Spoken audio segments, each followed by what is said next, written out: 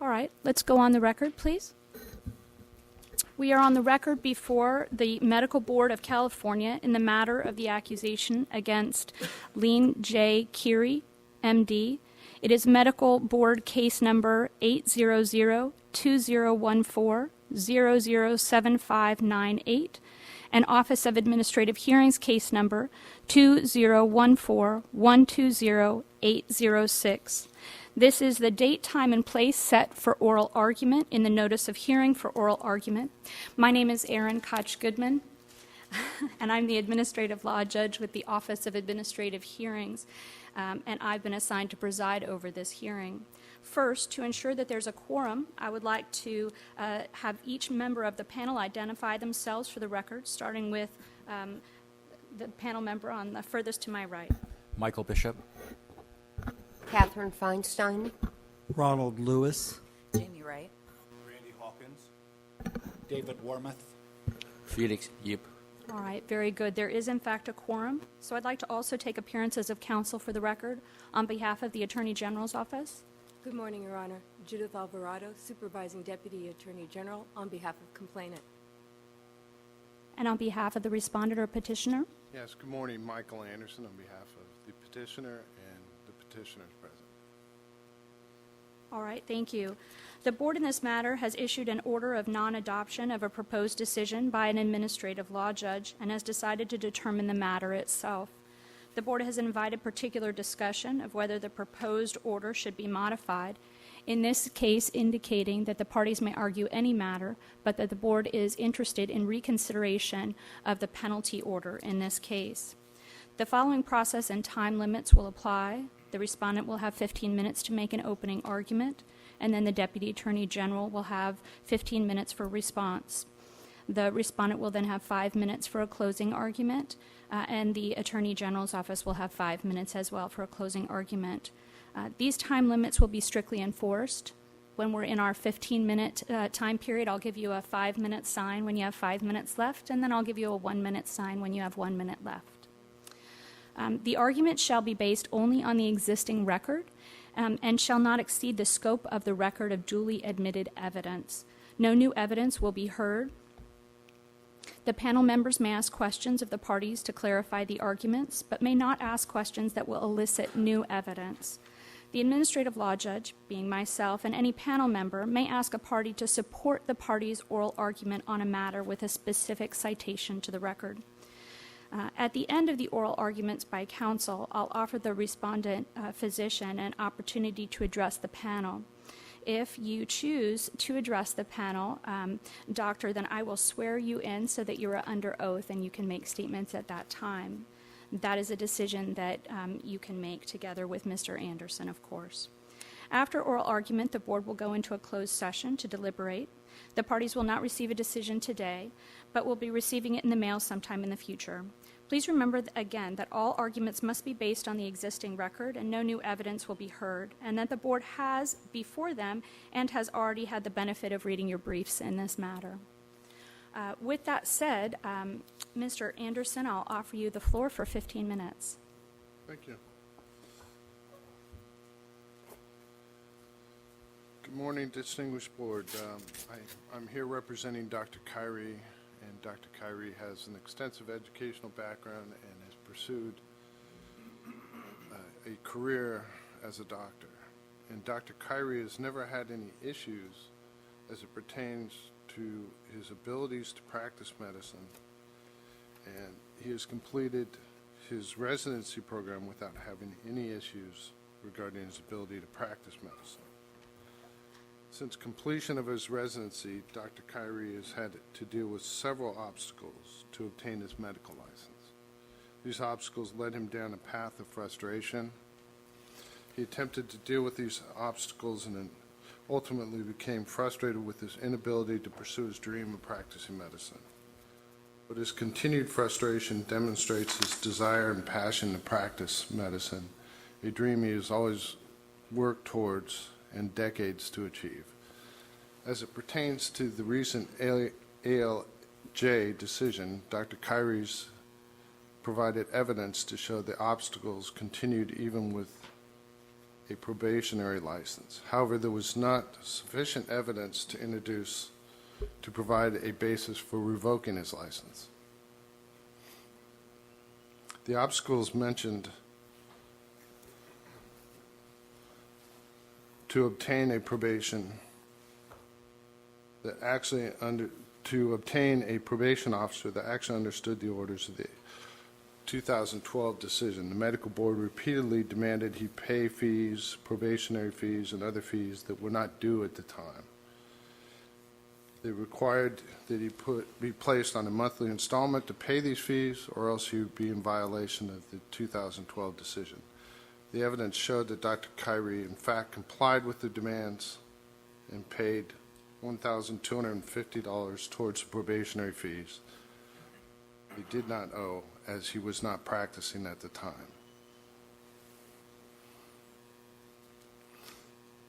The evidence has showed that when he asked the medical board probation unit to apply the monies towards the probationary fees and put it towards renewal costs, the office refused.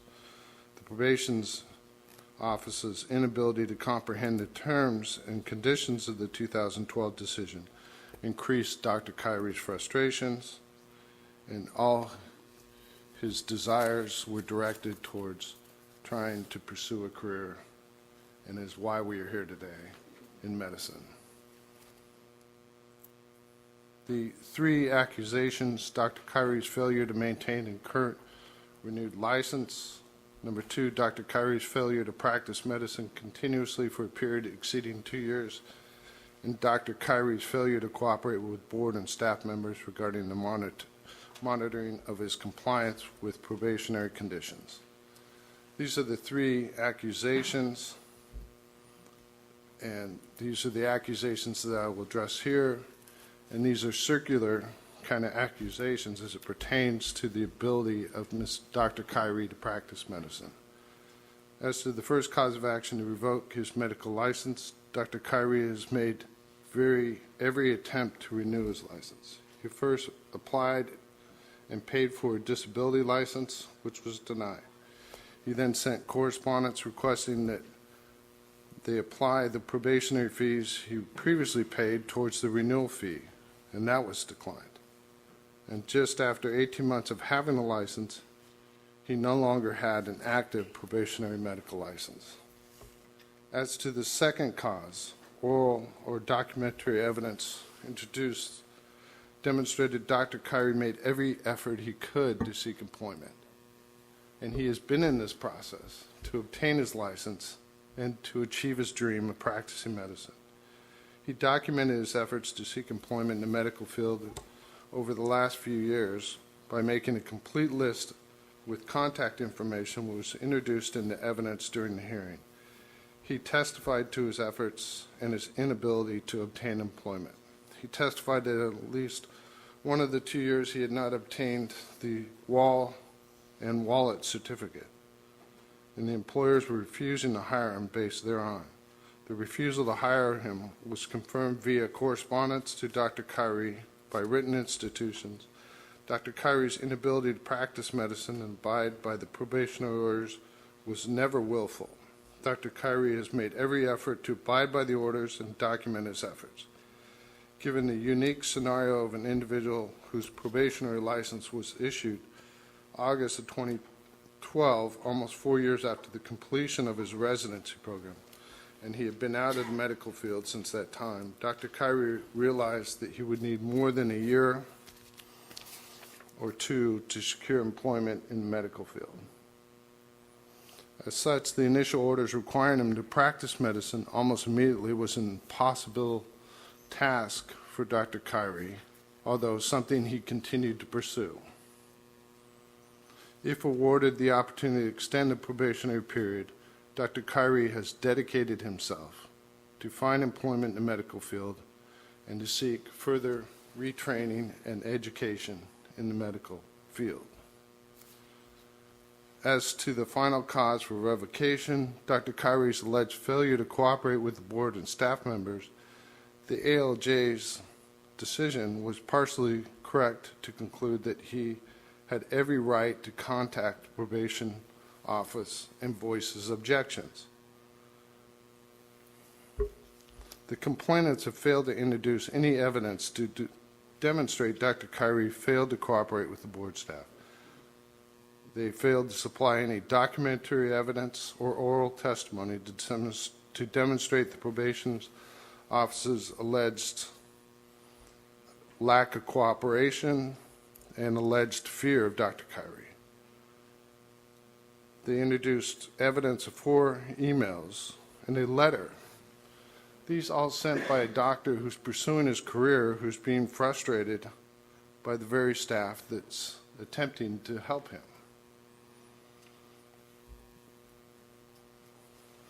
None of the conduct that is alleged in the accusations made by the complainant give rise to or relate to Dr. Kyrie's ability to practice medicine. And the conduct is not related to his qualifications, functions, or duties as a doctor or a surgeon. To the contrary, Dr. Kyrie has worked as a resident medical doctor and has demonstrated the ability to practice medicine. His encounters with patients were never an issue and were not a basis or any basis for his probationary status. Dr. Kyrie's livelihood and wholehearted passion for the medical profession hinges on this license. Evidence demonstrated during the hearing portrayed a man who had become frustrated with his inability to practice his life's dreams. The medical board has continued to send letters requesting payment of monies that weren't due at the particular time that they were making their demands. There has been no evidence that has been provided that Dr. Kyrie failed to comply with probationary orders or to cooperate with the board or staff members. And as a result, Dr. Kyrie's requesting that the medical board reconsider the recent decision and deny complainant's request to revoke Dr. Kyrie's license. Dr. Kyrie will pay for any and all fees due to the medical board that are duly due and requests that the court reconsider the decision of the ALJ. Thank you. Mr. Anderson, does Mr. Kyrie want to make a statement to the board? Yes. He All would. right. I need to swear you in first. If you'd raise your right hand, please. Do you solemnly swear or affirm that the testimony you're about to give is the truth, the whole truth, and nothing but the truth under penalty of perjury? I do. Good morning to the members of the board. Let me first tell you why I want to become a doctor in the first place. The mission we serve as caretakers and custodians is a very necessary one, and one I have always taken very seriously. The oath I took to be a doctor is one I steadfastly believe in because watching someone suffer needlessly while doing nothing goes against every instinct that makes us who we are as human beings. It is simply not decent just to allow someone to suffer when we have it in our own power to ease their suffering. This feeds into our most deepest sense of humanity and sense of justice. When we see something wrong, we do what we can to fix a problem and ease suffering of others because we value human life and feel compassion and empathy for our fellow human beings. And our duty to uphold that mission, especially to those who entrust us with their very lives, is one that first has to have significance within ourselves if what we do is to have any meaning at all. Not only is it our duty and our obligation to ease the suffering of others, but it is also our duty to do what is just, to tell the truth when confronted with an ethical or moral dilemma, and to stand up to do what is right, especially on behalf of those who come to us at their time of greatest need, no matter what the repercussions may be against our own self-interests. Thus, no one person nor institution who portrays this mission to serve the greater good is too big to fail, nor are they ever considered more important than the mission itself that they are entrusted to undertake on behalf of others. A good doctor serves this purpose because this kind of altruistic mission has great worth, and a good doctor only has worth if he or she serves his or her mission faithfully And that's something none of us should forget in undertaking any meaningful mission we take on in life. If any endeavor is to have any value, then it must serve the greater good, holding everyone accountable for their actions, and being applied justly and equally with faith and compassion. That is my goal in being a doctor, because that specific mission entrusted onto me has worth, and I believe I have worth as being a doctor because I have served that mission faithfully and earnestly to the best of my abilities.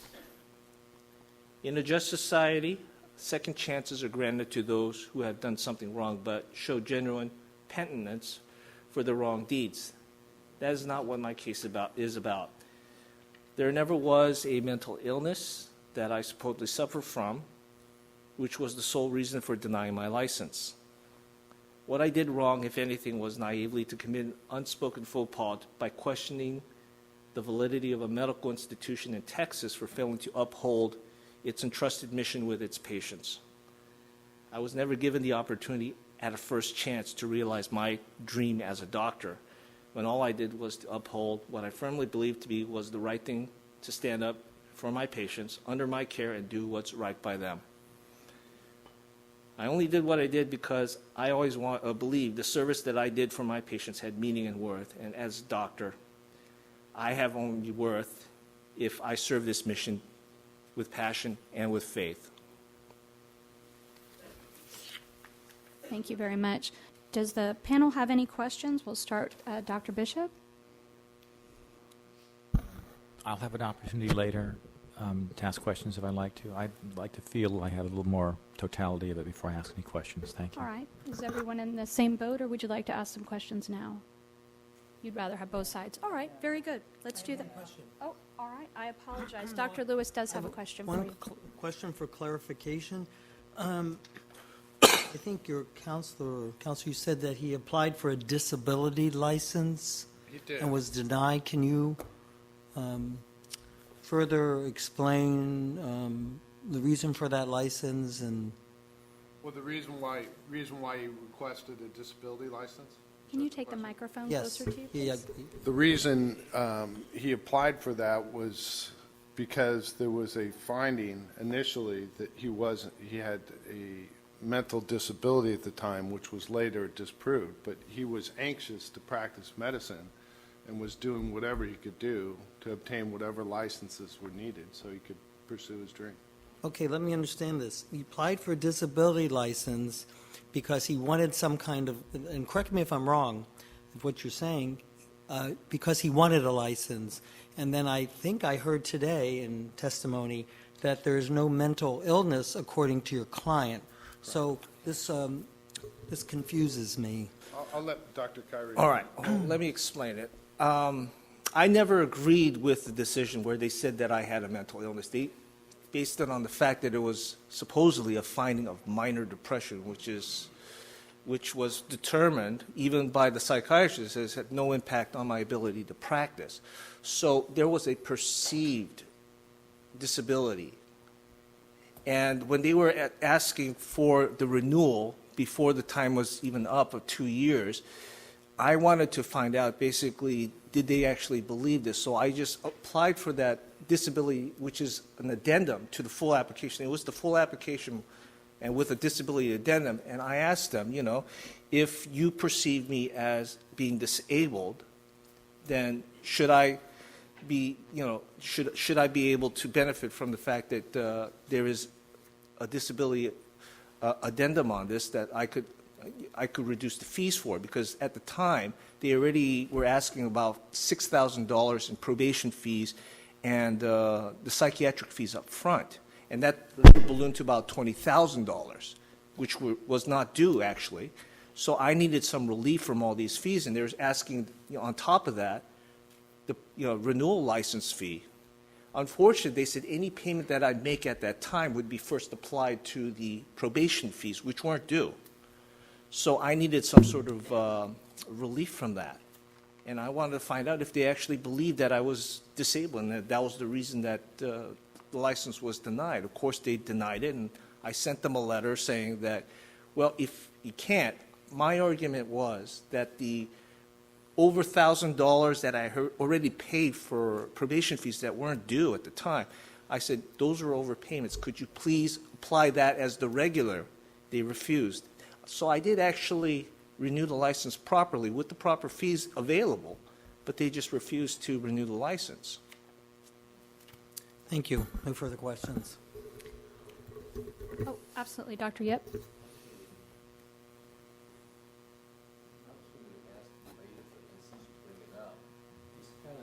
Sounds like the board declined the request for that, but then when I read the proposed decision, number 22, sounds like you didn't want to get the state license. I'm sorry, I didn't hear. Oh, well, that's false, because I did renew the license. Let's hear him. Oh, well, I'm sorry. We need to get it on the record first. Give us just one moment. If you could repeat that, Dr. Yip, Sure. please. From what the discussion was, sounds like the board denied you the disability license, but what I read in the proposed decision, number 22, let me see. Respondent testified that he received a disability renewal application by mail and submitted the application and a $25 fee to the board. He denies, however, he's disabled and testified that he intends to comply with the requirement and pay the full renewal amount. So not that the board denied, right, sir? Okay. Well, like I said, that renewal application, it was the full renewal application, and I filled it out, but there was also an addendum that was an option, if you have a disability, to try to reduce that fees. I wasn't practicing at the time, so I filled out the addendum as well to try to relieve some of the fees. But the thing is, when they denied that disability application, I told them the full application is there, and I already had an overpayment of about $1,000. Could you please apply that fee to the full renewal license? They just refused, and they did not go any further with that. So I did renew, and I did try to get the disability application. The thing is, that wasn't the claim of a disability wasn't from me. I've always denied that I've had any disability, including this diagnosis, which the board-approved psychiatrist actually backed me up on, that there is no diagnosis. But the thing is, that was one that was perceived on me from the state. So I wanted to see if basically they would go for that fee reduction at that time. They refused. And they wanted to apply any of the fees first to the probation fees that they were demanding. All right. Any other questions at this time? All right. So, Ms. Alvarado, we'll give you the floor, 15 minutes. Thank you. Good morning, Your Honor, board members. Revocation is the appropriate and only discipline for this case. Ms. Alvarado, can I just make sure your microphone is on? Can you hear? Hello? Can you hear me? There we go. All right. That's better. Thank you. I'll start over. Good morning, Your Honor, and board members. Revocation is the appropriate and only decision for this case. The evidence before the board demonstrates the respondent has no respect for the board, for its orders, or for the board staff. In its decision after non-adoption on the Statement of Issues, effective March 23, 2012, the board extended respondent the second chance he comes before you today here seeking. He was issued a 5-year probationary license following the hearing on the first amended Statement of Issues. The probationary license became effective on August 17, 2012. Nevertheless, respondent has never practiced as a physician in California. He has never offered a good explanation as to why he has not practiced as a physician in California. Instead, he has continued to blame the board, probation staff, and other board staff members for why he has not practiced in California. He has blamed the fact that he hasn't had a wallet license, a wall certificate, that he has been asked to pay the cost of a psychiatric evaluation, that he has been asked to pay probation monitoring fees, and that he has been asked to renew his California physician and surgeon's license as grounds for why he has not been able to secure a job as a physician. He has also started a campaign of noncompliance, manipulation, and harassment of the board's probation staff, and to such an extent that his probation file had to be transferred from Southern California to Sacramento because the Southern California probation staff were so afraid of him. During the Statement of Issues hearing, respondent testified under oath that if the board was willing to grant him a probationary license, that he would accept any terms and conditions the board chose to impose on that license. He didn't mean it. At his very first meeting, the very first time he met with a probation inspector back in 2012, respondent was combative. He refused to sign the intake forms, including the acknowledgement of the decision, which meant that he went over every single term and condition of the board's decision and order and acknowledged that he understood and accepted those terms and conditions. Ultimately, he conceded and signed, saying that he acknowledged them, but not that he agreed with them or accepted them. He questioned why he was placed on probation. He questioned why he was placed on probation. He has called his probation bogus. He has called the decision after non-adoption false, wrongful, and libelous. Still, 4 years later, today, even today, at the hearing on this current matter that we're here before this tribunal, and today before this tribunal, he's still saying, I don't know why I was placed on probation. I didn't have a disability. At the hearing on this matter, back in 2016, he did concede that he was placed on probation because a diagnosis of depression was rendered by the experts. Whose experts? Not the board's experts. The board's experts said that he was suffering from delusion. His experts, respondent's own experts, testified that he was suffering from depression, and the board accepted those experts' testimony as more compelling than the state's experts. That is why he was placed on probation and given a probationary license. Otherwise, he would not have gotten a license if he was suffering from delusion. If he was suffering from a severe mental disability, he would never have been given a license in this state. Instead, his expert's testimony was found to be more compelling. He was found to be suffering from depression. He was found to be deserving of a probationary license with terms and conditions that he said that he would abide by, and has not. Respondent's behavior toward the board staff has been exactly what those experts testified to back in 2011. He has inappropriate behaviors. He has strong underlying tendencies to rationalize hostility. He covertly blames others. He externalizes problems away from himself. Therefore, revocation is the only appropriate discipline in this case, as probation has not worked. The clear and convincing evidence presented at hearing demonstrated that respondent is guilty of unprofessional conduct insofar as he has shown hostility and a lack of cooperation to obey or comply with his probationary requirements and directives from board staff.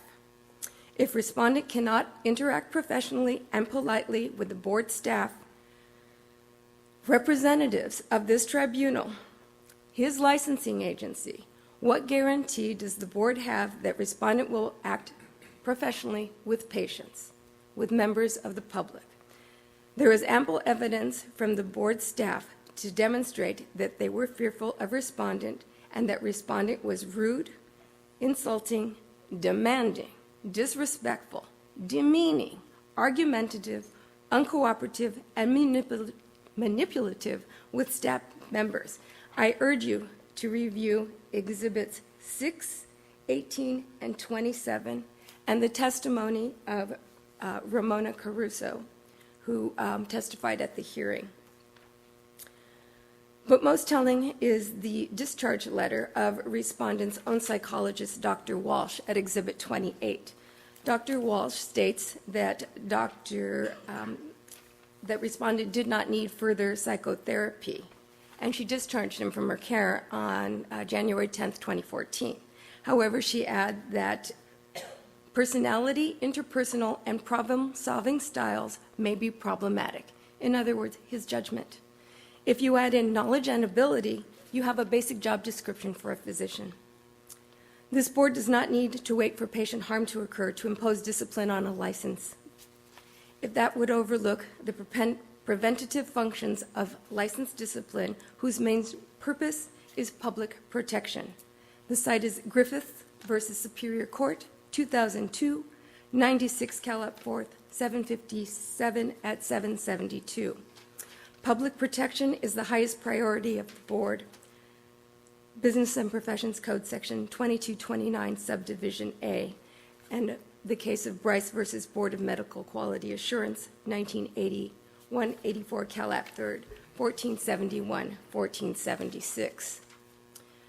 Also compelling was the testimony of California Highway Patrol Officer Jeremy Tolan.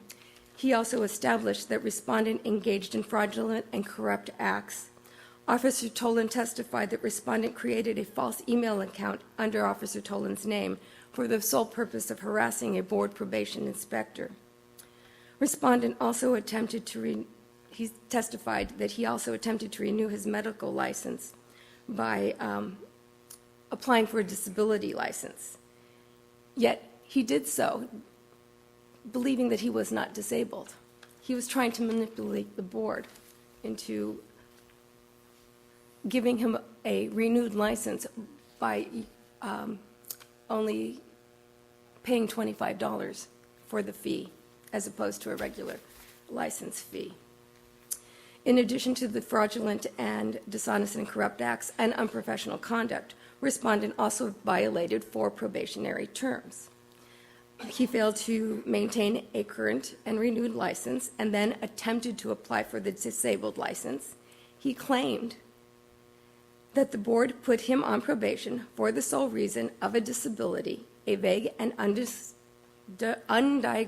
mental illness that affects his ability to practice, and no other conceivable legal reason, according to the medical board's decision, and that was at Exhibit 27. He violated the period of non-practice, which exceeded 2 years. He failed to cooperate with probation, and he failed to obey all laws. By virtue of the fact that respondent failed to comply with these 4 probationary terms, it is also clear and convincing evidence of unprofessional conduct and failure to obey all laws, which was the board's decision after non-adoption of 2012. Respondent also states that the conduct he's accused of committing has nothing to do with patient care. There's case law that says that conduct occurring outside the practice of medicine may form the basis of imposing discipline on a licensee because such conduct reflects on the licensee's fitness and qualifications to practice medicine, and that's the Wyndham case versus Medical Board of Quality Assurance, 1980-104, Calap 3rd, 461, at 469 through 470. 5 minutes. Thank you. Importantly, respondent's testimony at both the administrative hearings, the one in 2011 and the one last year, he was found by the administrative law judge to be not credible. An administrative law judge's findings of credibility are held to be persuasive, and it is a valid finding pursuant to the government code and case law. So he has already been adjudicated to be dishonest, and the board should take that into consideration when reviewing the testimony that he gave at the hearing last year and in considering the statement that he gave to this tribunal today. Also, every time that he signs a probation quarterly report, he's supposed to be signing those documents under penalty of perjury. So when you're reviewing Exhibit 6, those are his probation quarterly reports. They are very interesting, and a lot of them he's signing under protest. And every check that he paid 4 checks for his probation fees, probation monitoring fees. He wrote on every single check paid under protest. So he really was never compliant with the board's probationary orders. He didn't feel he needed to be on probation. He felt probation was unfair. He didn't respect this board's orders. So whenever he signs anything under penalty of perjury, you have to wonder whether it was signed under protest or not, was his statements believable? There's more to being a licensee, a licensed professional, than mere knowledge and ability. Honesty and integrity are deeply and daily involved in various aspects of the practice. The citation is Goldie versus Fox, 1979, 98, Calap 3rd, 167, 176. The state has the right to require that those licensed to practice medicine be of good moral character, reliable, trustworthy, and not given to deception of the public or to the practice of imposing upon credulous or ignorant persons. The citation is Shea versus Board of Medical Examiners, 1978, 81 Calap 3rd, 564, 577. The clear and convincing evidence established that respondent is not of good moral character. He is not reliable or trustworthy. He is given to deception of the public and is dishonest. Dishonesty is incompatible with the practice of medicine. The citation is Business and Professions Code 2234, Subdivision E, and the case of Wyndham versus Board of Medical Quality Assurance, 1980, 104 Calap 3rd, 461 at 470. For these reasons, the board should issue a decision revoking respondent's physician and surgeon certificate. Thank you. Thank you very much. All right. Questions from the panel? Dr. Bishop? All right. Judge Feinstein? Just to the To anyone. Attorney General. Mr. Kyrie, I have a question for you, sir.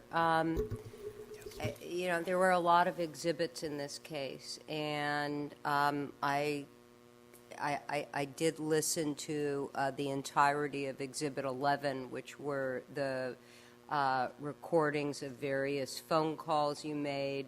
I believe your encounter with the CHP officer, I presume at your home or at another location.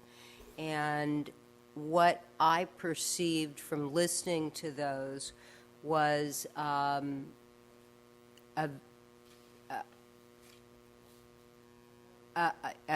real sense of temper and an inability to control that temper and an anger that was there because of, well, I can't say why it was within you. I can say how I perceived it. And I'm curious to know from you, you know, you throw around a lot of legal terms when you're talking to people, search and seizure and unlawful entry and First Amendment and incorrectly, as a matter of fact, but you do it with in a very intimidating, aggressive way. And I just would like to know whether you perceive yourself as having a problem controlling your anger or your temperament, because I do think that that goes to judgment if you're going to be a physician working with other people, be it patients or colleagues, because these were very concerning to me. Well, let me just say this.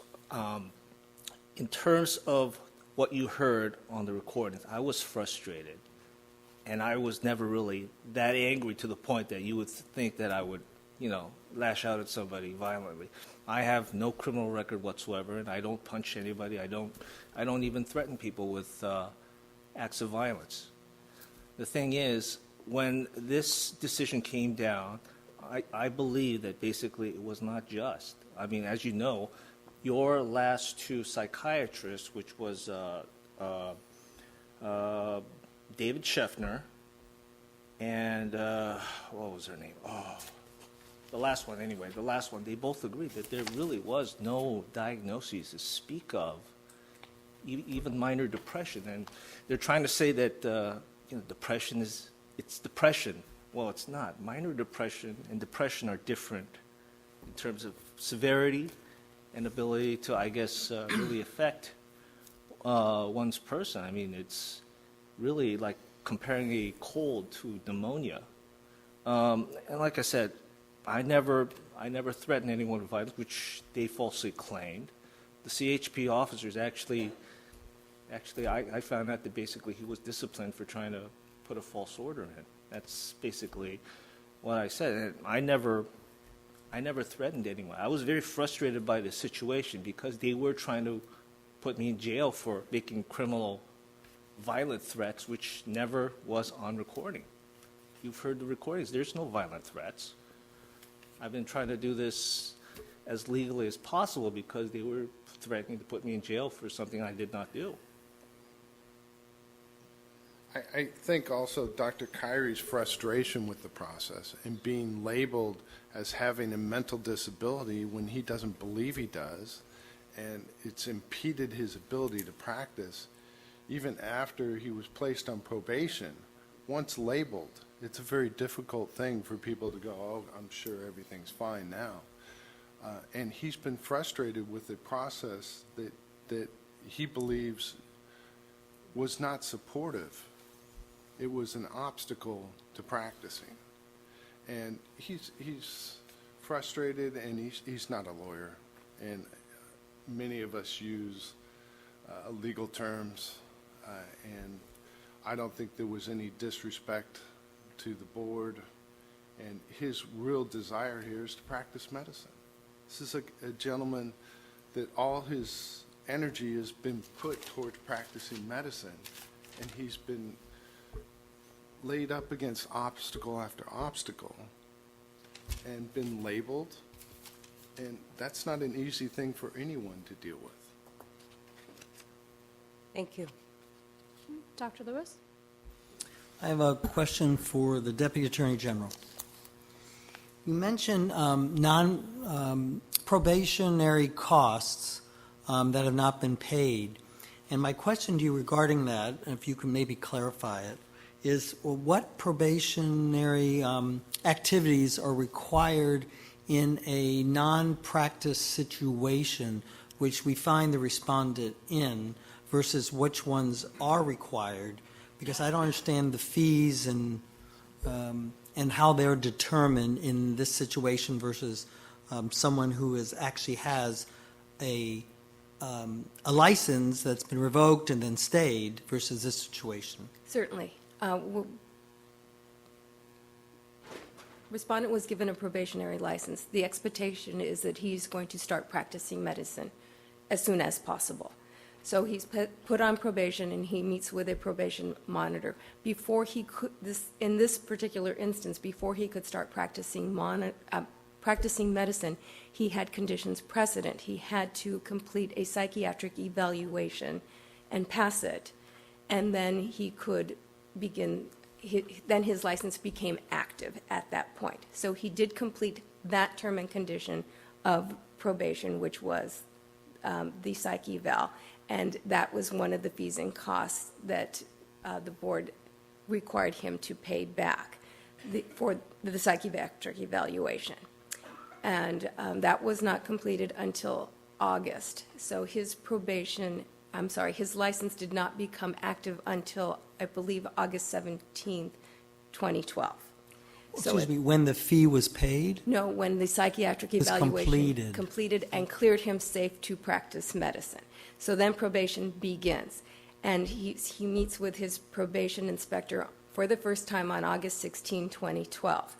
And at that time, the expectation is you're cleared, you're going to get a job, you're going to start practicing. So we're going to go over all your terms and conditions, and you need to start paying your probation monitoring costs because we're expecting you to start practicing medicine. So the fees are accumulated quarterly. When you begin a period of non-practice, so when you can't find a job or for whatever reason, or you don't want to work, you are allowed a certain period of non-practice. And when you engage in the period of non-practice, then everything becomes stayed. You do not have to pay fees and costs.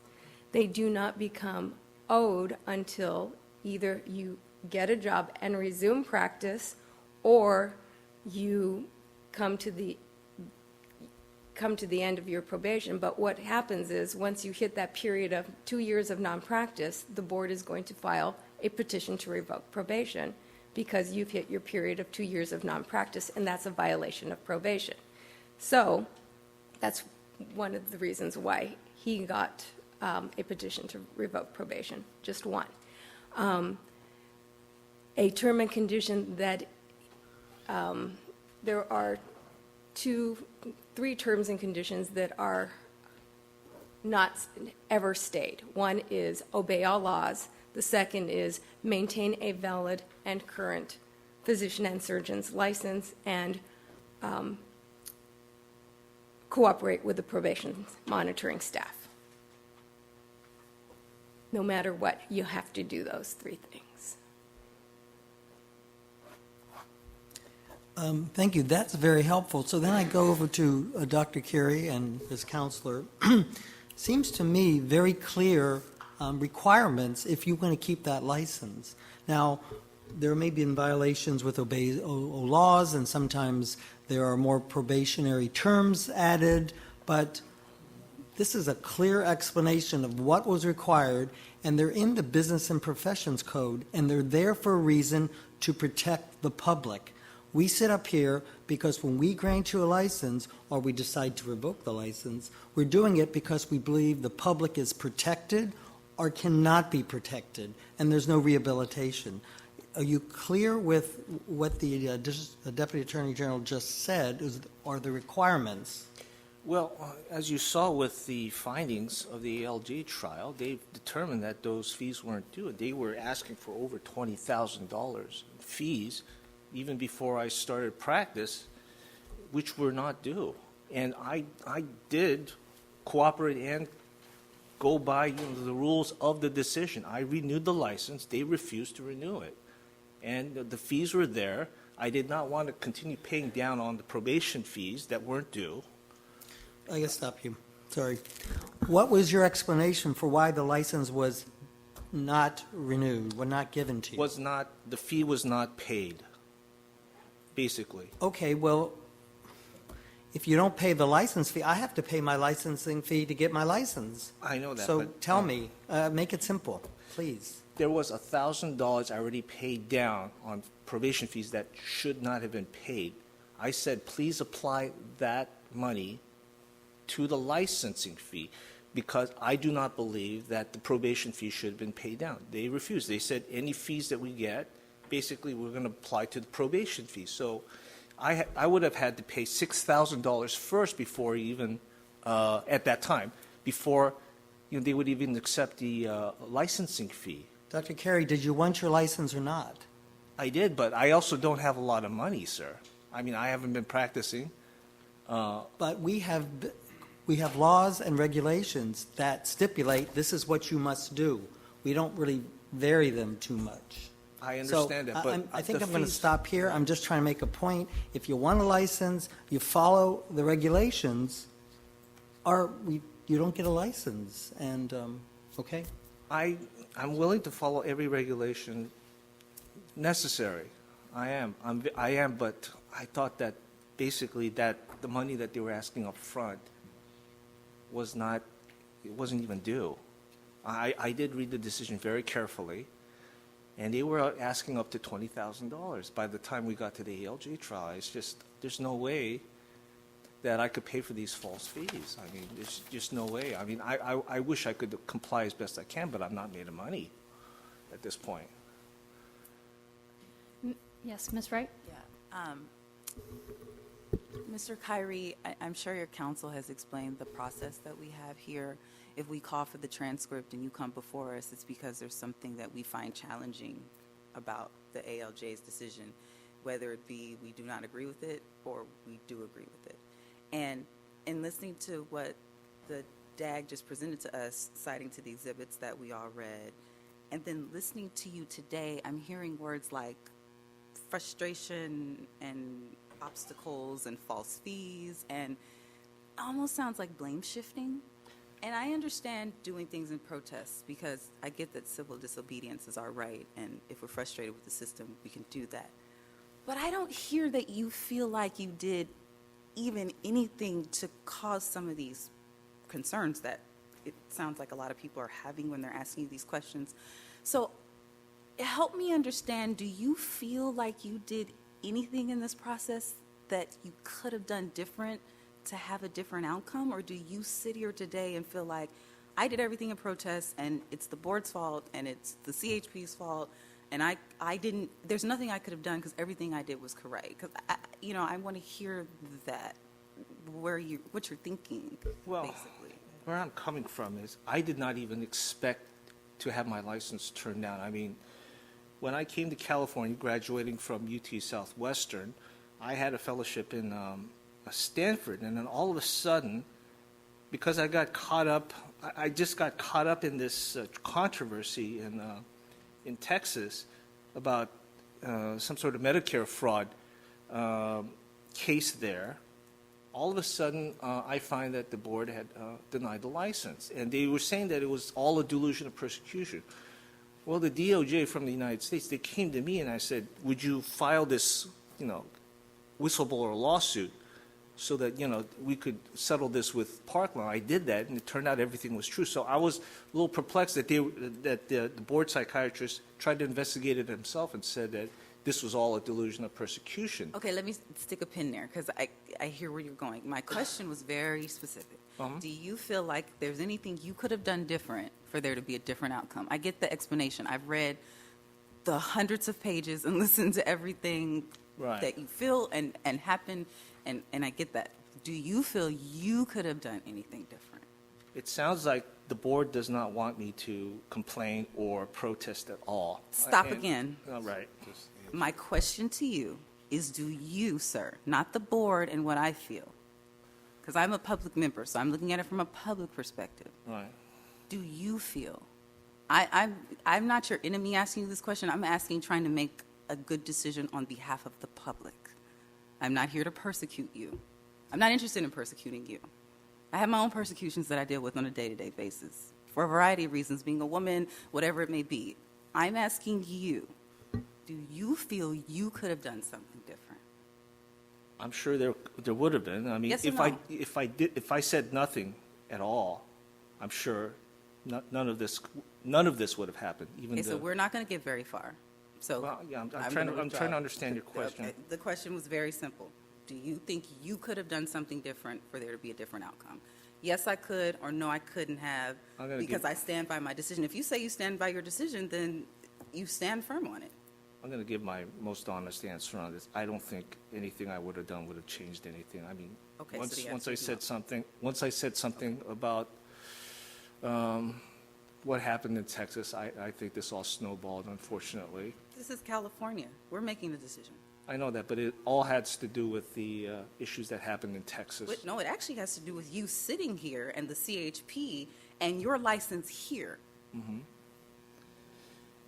Well, like I said, I mean, if I didn't protest, I don't think anything would have happened. I mean, if I didn't put down, I disagree with this, or I made my opinion, if I did not express my opinions that I disagreed with any of this, I don't think, all these troubles would have happened. But that's not perjury, though. Okay. I don't think that there's anything that has come up, and as a representative of the public, that addresses a public safety concern from a practice of medicine standpoint as it pertains to a license for a doctor here in California. I've heard a lot of discussions about what he did or didn't do as far as probation, fees not being paid, applications not being filed, but I don't hear anything that pertains to a public safety concern that was established in ALJ or established factually.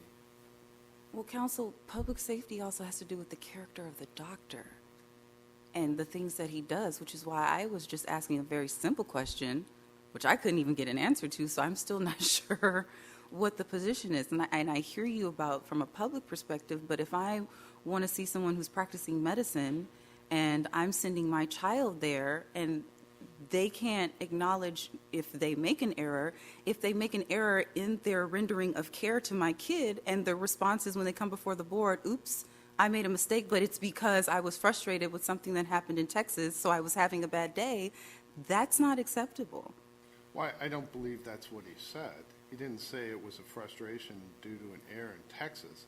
It had to do with allegations and wrongdoing that was upheld in Texas.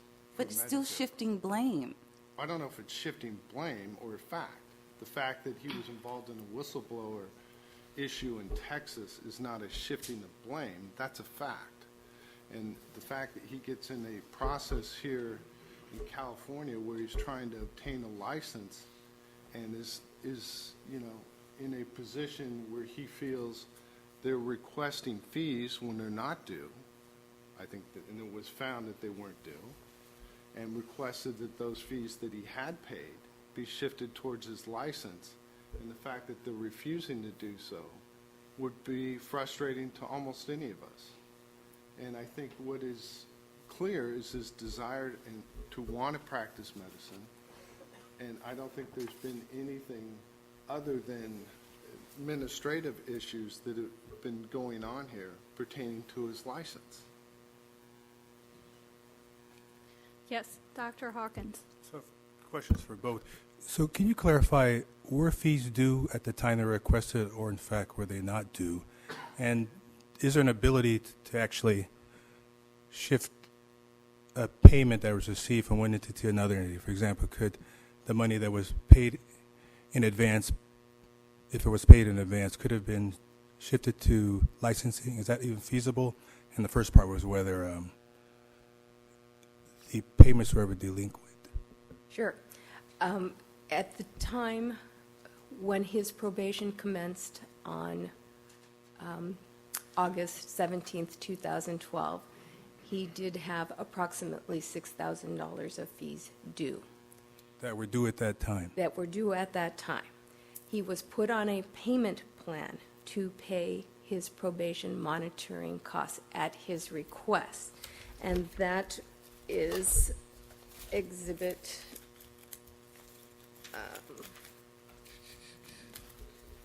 it's in Exhibit 6 at page 12. He started paying off his probation monitoring costs at $511.45 at his request, Quarter a month. quarterly. Okay. I'm sorry, monthly. Monthly. It says monthly. And he sent in 4 checks, for the amount of $256.33. So Sorry, I want to be clear. What was requested and what was paid? he paid $256.33 in 2013. He never paid anything in 2012. His Oh, payment total, plan okay. started in Okay. 2013, and he made 4 payments. He presently today owes $3,068.75. He never owed $20,000. I don't know where that number comes from. Okay. The shifting dollars, so he paid probation costs that he owed as he was active on probation at that time. It was anticipated that he would be getting a job, so he was on active probation. His probation wasn't stayed or told at that point. So no, the fees that he paid towards his probation monitoring costs were not able to be shifted towards the fees for a renewed license. Or not be able to. No. Thank you. So my question to Mr. Kyrie is a couple. Can you tell us your understanding about why you were on probation at UT Southwestern? And did you have the ability, when you did have a license, to work, say, between the time that you finished at UT Southwestern and before you were to start the fellowship at Stanford? Did you apply to any jobs? Did you have any jobs? Give us a little more detail about that, but please start with what happened in Texas regarding the probation. Well, in regard to the probation in Texas, during the first week, I was put on, my first rotation was a consultation service for the PM&R department at Parkland. They were, basically, what they were doing was they were consulting on patients without a request from the doctors. And I asked around about that and found myself in a lot of hot water because that was supposedly a very sensitive subject. So within that first, I believe, review meeting, I was put on probation for, Can I ask you a quick question? yes, How do you know there was no consultation requested? because I was looking at the forms, the original forms for consultations. The consultation forms were for physical therapy, speech therapy, and what else is there? And occupational therapy. So they were the therapists, they weren't to physicians.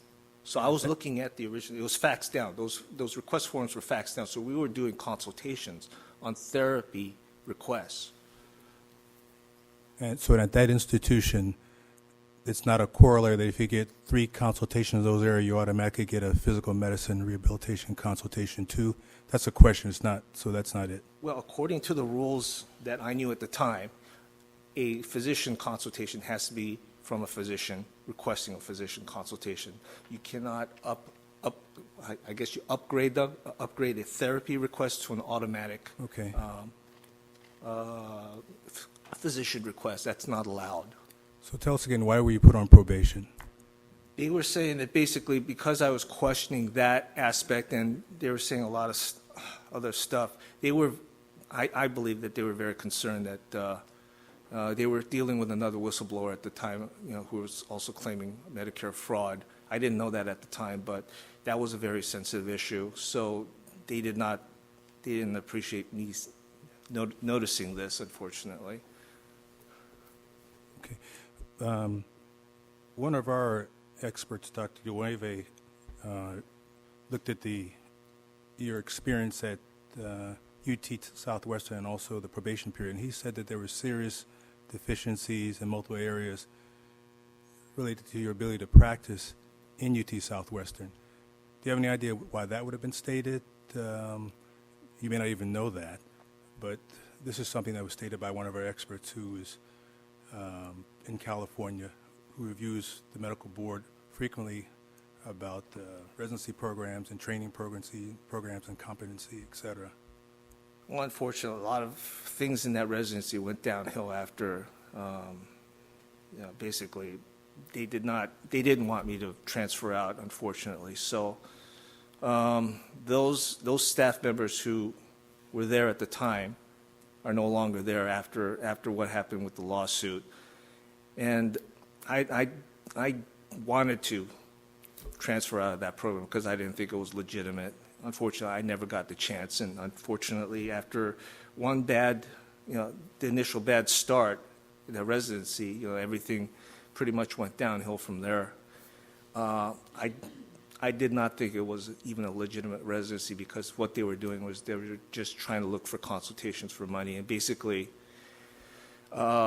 that hospital was proven to have done a lot of harm. They lost their deemed Medicare status at one point and had been put on 2 different types of probation. One was called a Systems Improvement Agreement, and another was called a Quality of Care Corporate Integrity Agreement because of the problems that they were.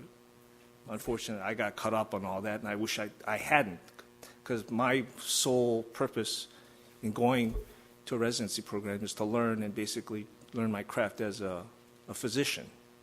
So my last question is, you took a written exam for physical medicine rehabilitation. You passed that examination. Yes, I did. Do you think you didn't get good training at that facility? I passed because I'm a very good, I study very well from books, and that's what I passed on based on knowledge from what you read in books. Unfortunately, I didn't have the chance to do what you call in-person exam with the second part. I've not had a chance, and that institution has a history of being, in the PNR program, doing very poorly on both exams, actually. So I wish I had gone through a legitimate residency program. I didn't, and unfortunately, the consequence of that is that they didn't appreciate my talents, and they didn't appreciate what, I guess the reports that I put out against them about their consultation services, and I find myself in a position now that I can't even work as a physician. I wish I want to go back into training in a legitimate program and, try to be a doctor. Fortunately, those doors are getting shut at this point. Thank you. Mr. Wormuth, any questions? Okay. I'd just like to ask, you stated several times that you paid probation fees that were not due. I would like to know what's the basis for your saying that those fees were not due, and if they were indeed not due, would that amount have been sufficient to pay for your license renewal? Yes, the amount that I had paid by that time, that 1,000 would have sufficed, more than sufficed, to pay for the renewal license. The basis that I'm saying why I did not have to pay probation fees at that time was that one clause in that decision that says during time of non-practice, provisions of this decision do not apply. The judge agreed with me on that, as you saw in his decision. I did read that correctly, and the $20,000 that she does not recall was actually put out by Deputy Attorney Tam Trent in his statement of arguments. He said that I owed, because 4 years had passed, I now owed about $20,000. Unfortunately, that's not what the decision said, and that's what I was arguing, that they were trying to get fees that weren't in the decision. And that's the only reason I protest, because I disagree with that, because the language to me was very clear in that decision that it wasn't due during the time of non-practice. And even the psychiatric fee could be delayed. I believe it was 6 months or something before. I don't have the decision in front of me, but it was due 6 months before the end of probation, or the conclusion of probation. So I tried to read that as carefully as I can, and I tried to stick with what was given to me, and not what they were telling me necessarily, because I didn't necessarily believe everything that they were telling me. And is there a response? Yes. Dr. Kyrie paid his probation monitoring fees between March 2013 and July 2012 and March 2013. Those are Exhibit 6, pages 24 through 27. His license renewal fee was sent in February 2014. So we're talking about a year later.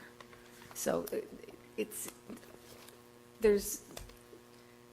not overlapping, so it's not at the same time. So it's not like his license expired in 2013 and he said, well, I shouldn't have even been paying these probation monitoring fees during this time.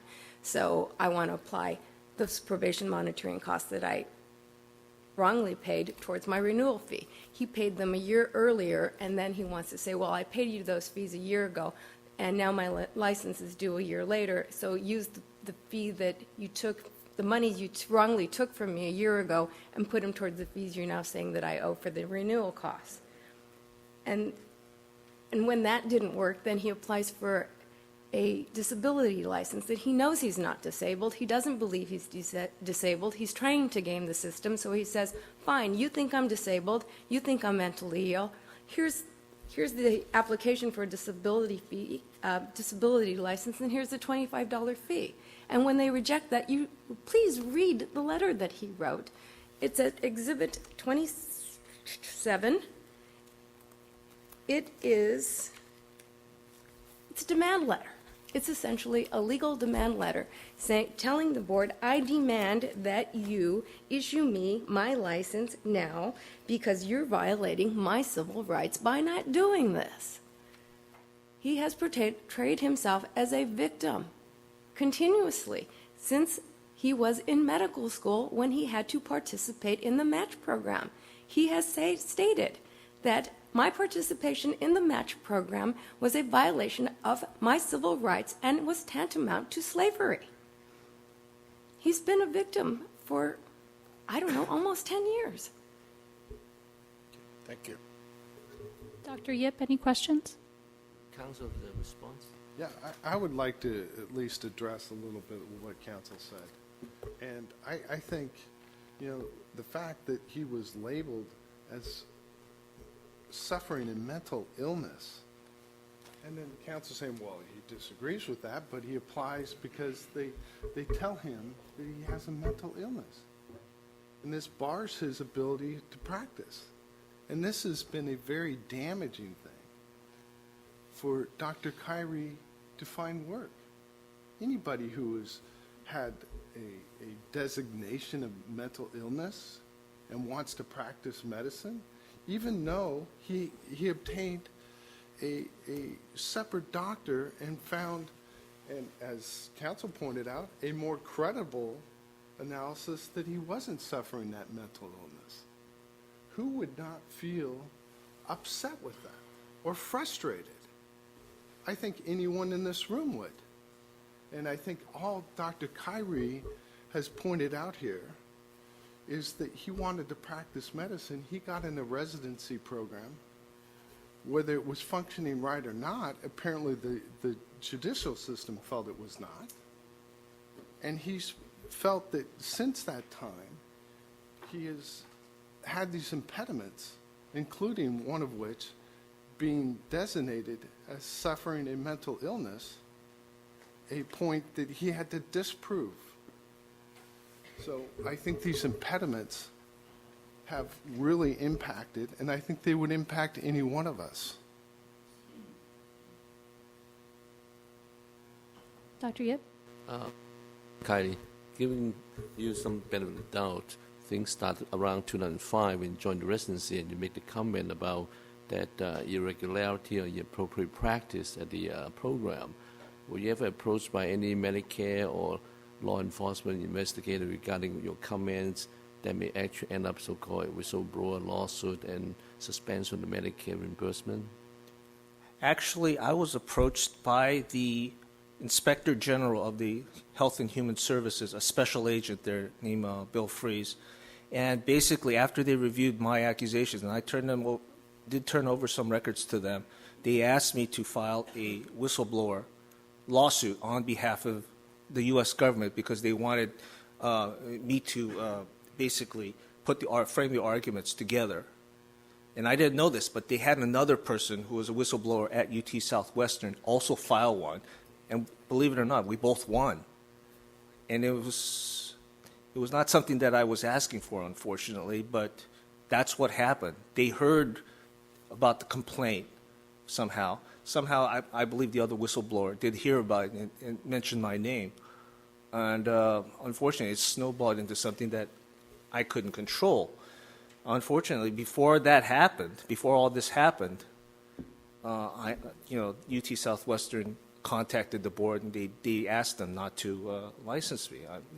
This is unfortunate because I was looking forward to practicing at Stanford and continuing my education there, but unfortunately it never happened. The interview took place before 2008 or after 2008? It was after. I was contacted after. So the interview did not take place during your residency, that your program director or faculty were aware of? Well, it did happen because it got to the other whistleblowers' attention, and somehow my name got in with the Inspector General and also the Department of Justice. Thank you. Absolutely. Dr. Bishop? This is very complex, and I've tried to read all this, and I have empathy for both sides. It almost, well, I'm not going to give a judgment on that, but I guess my final question is, my biggest concern is, let's assume for the sake of argument we just put all this behind us and say, okay, we've both made mistakes, both of us could have been a little bit nicer. If we craft a decision that in some fashion, if some way we allow you to not be revoked, will you be able to go forward? Will you be able to let go of all the past, the angst, the disappointment? Because I can feel it and I understand it. Will you be able to get past that and actually do what we asked you to do without nitpicking, without confrontation and argumentation? That's my biggest concern. I mean, and I understand your frustration, and I can't judge for myself at this point how much is valid and how much is not. I suspect both sides. But that's the key, because this is something that it's critical in my decision, at least. Can you let this go? I get the sense you're the kind of guy that has a strong sense of right and wrong. You kind of see things in black and white, and if it's right, you want to go after it, and you've found out that sometimes that doesn't work. Do you have the ability to let this go and move forward in a positive way? I would like nothing better than to basically hit the reset button on this one. My only goal was to continue and practice medicine. I never got that chance, so I would love to do that. Fortunately, I don't know what to do at this point. I mean, We will give you some guidelines what to do if we so choose, but yeah, that's the answer. But I mean, but you have to be ready. Mm-hmm. All right, any other questions? Dr. Yip? Last question. You mentioned we both won the whistleblower lawsuit. Did you get any money reward? I have, and it's basically going to this guy right now. I mean, all of it. It's not a lot of money, because Parkland said that since they're a public charity hospital, that they didn't have all this money. They put all their money in the new hospital. So I didn't get a large amount, but whatever I have, I've only saved and basically paid attorney fees for up to this point. And the purpose was not to get money. It was never to get money, because it wasn't a lot to begin with. The purpose was because, the Department of Justice asked me, please tell us what you know about this, and if you could please file a whistleblower lawsuit on our behalf, get an attorney basically to help you organize the arguments, it would be a great help to us.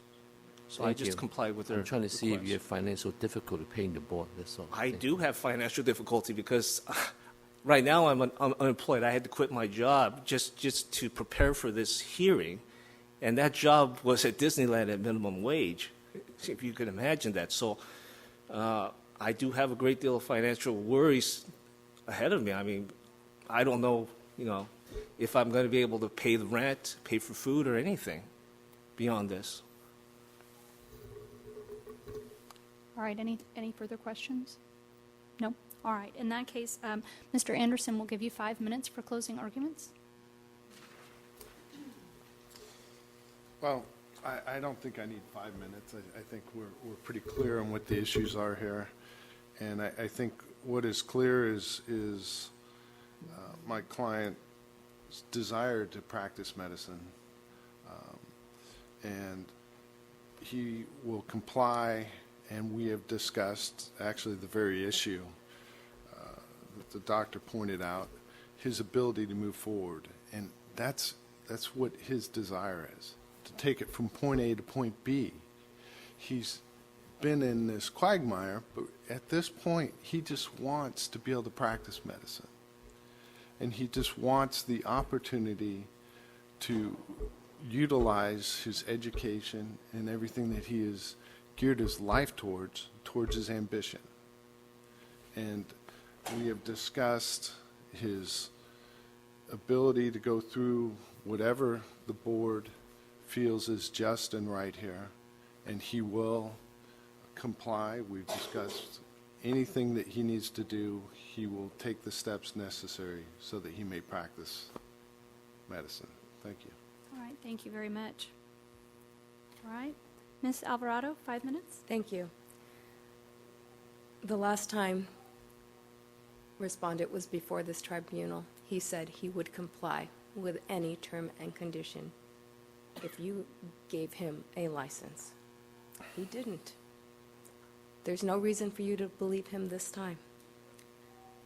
He couldn't even answer Ms. Wright's question. It was a simple yes or no.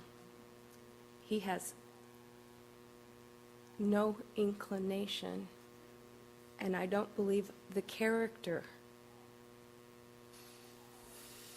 or the temperament to not be combative or to not fight over a comma. And there's no reason to think that he is not going to be uncompliant with the board again, or with patients. He's had 5 years as of now, because the board's decision originally was about March 2012 to seek employment as a physician. He says that he's applied at a bunch of places to try to find a job, but it's the board's fault that he hasn't been able to secure a job as a doctor. But sending out a resume to 100 different places isn't looking for a job.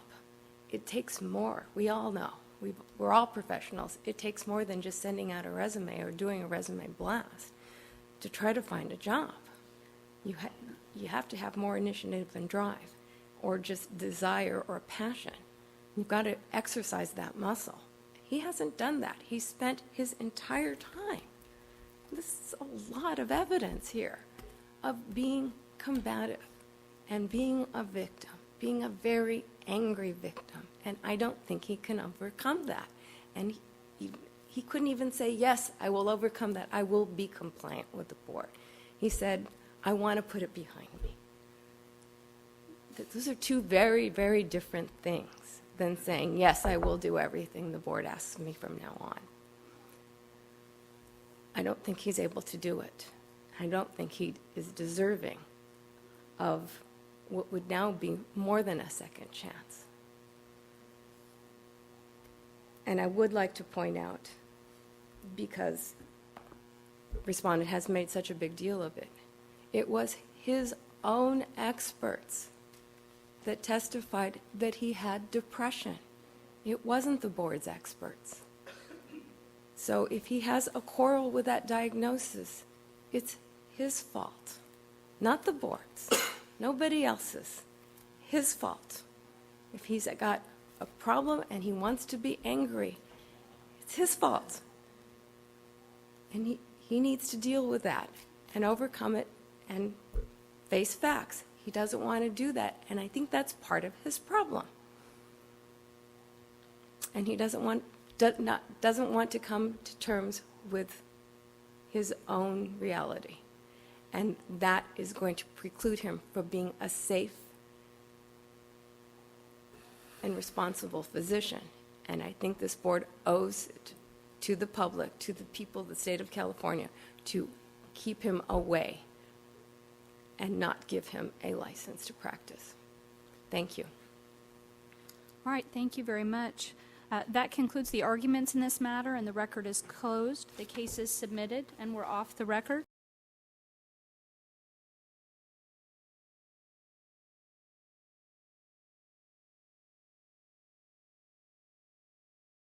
Good afternoon. I'm Dr. Randy Hawkins, and welcome to the Public Outreach, Education, and Wellness Committee meeting. I have a script I have to read first. I want to ask all of us to please turn off our cell phones to silent and make sure they're off the table so we can avoid feedback noise. You may notice committee members assessing their laptops during the meetings. They're using their laptops solely to assess the board meeting material that are in electronic format. This is an official business meeting of the Medical Board of California. As such, disruptions of the committee's business will not be tolerated. We have a designated time on the agenda for public comment and ask for public comment on each agenda items. I ask that you be respectful of the need to conduct the committee's business. Should anyone disrupt the meeting, I will ask the person to conduct himself or herself in such a manner that permits the committee to transact its business. This meeting will be available via teleconference. Individuals listening to the meeting will have an opportunity to provide public comment and will be assisted by a moderator who will be facilitating the teleconference process. For those members of the public participating via teleconference, please wait until the moderator has introduced you before you make your comments.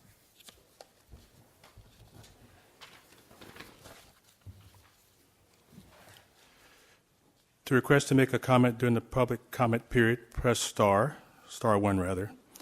You will hear a tone indicating you're in the queue for comment. If you change your mind and do not want to make a comment, press the pound sign. Assistance available throughout the teleconference meeting. To request a specialist, press star 0. Each person will be limited to 3 minutes per agenda item. However, during agenda item 2, public comments on items not on the agenda, the committee has limited the public comment period for individuals on the teleconference to 20 minutes. In addition, public comments from individuals here at the meeting will also be limited to 20 minutes. Therefore, after 20 minutes, no further comments will be accepted. During public comment on any agenda item, 10 minutes will be allowed for comments from individuals on the teleconference line and those in the audience. After 10 minutes, no further comments will be accepted. Business service staff will be assisting me with receiving the public comments via teleconference during this meeting. The committee welcomes public comments on any item on the agenda, and it's the committee's intent to ask for public comment prior to committee taking action on any agenda item. If for some reason I forget to ask the public comment on an agenda item and you wish to speak on that item, please raise your hand. You'll be recognized. I'd like to request all speakers complete presenter slips so I can call you by name at the appropriate time, and that the record on this meeting can be full and complete. However, this is voluntary. Please give the speaker slips to Ms. Simones. Ms. Simones, could you identify yourself? I'll do my very best to call upon everyone who has supplied a slip for the agenda item and recognize those who wish to make a last-minute comment. I want to remind all speakers to please stay on topic and keep your comments to 3 minutes or less. This meeting is being called to order at 12:54. Ms. Tu, please call the roll. Dr. Hawkins? Present. Dr. Kraus? Here. Dr. Levine? Here. Dr. Lewis? Present. Ms. Pines? Here. Ms. Sutton-Wills? Here. Mr. Wormuth? Here. Thank you. The next agenda item is public comments. I have the following speaker slips. Any speaker slips? This is public comments on items not on the agenda.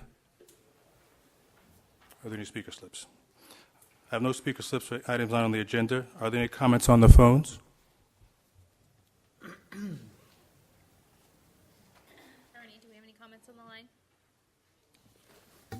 No comment from the telephone.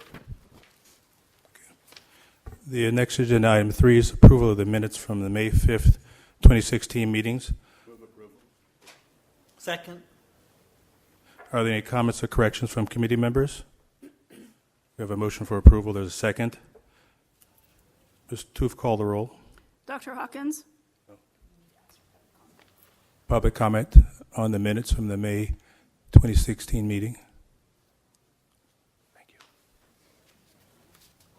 Comments from the phone? No comment from the phone. This is Dr. my- Hawkins? Yes. Dr. Kraus? Aye. Dr. Levine? Approve. Dr. Lewis? Aye. Ms. Pines? Yes. Ms. Sutton-Wills? Yes. Mr. Wormuth? Aye. Thank you. So this is my first meeting as chair, so I'll be helped along repeatedly, I suspect. My intents are good, though. I would like to, at this time, welcome Dr. Searles, who's going to give us a presentation on physician burnout.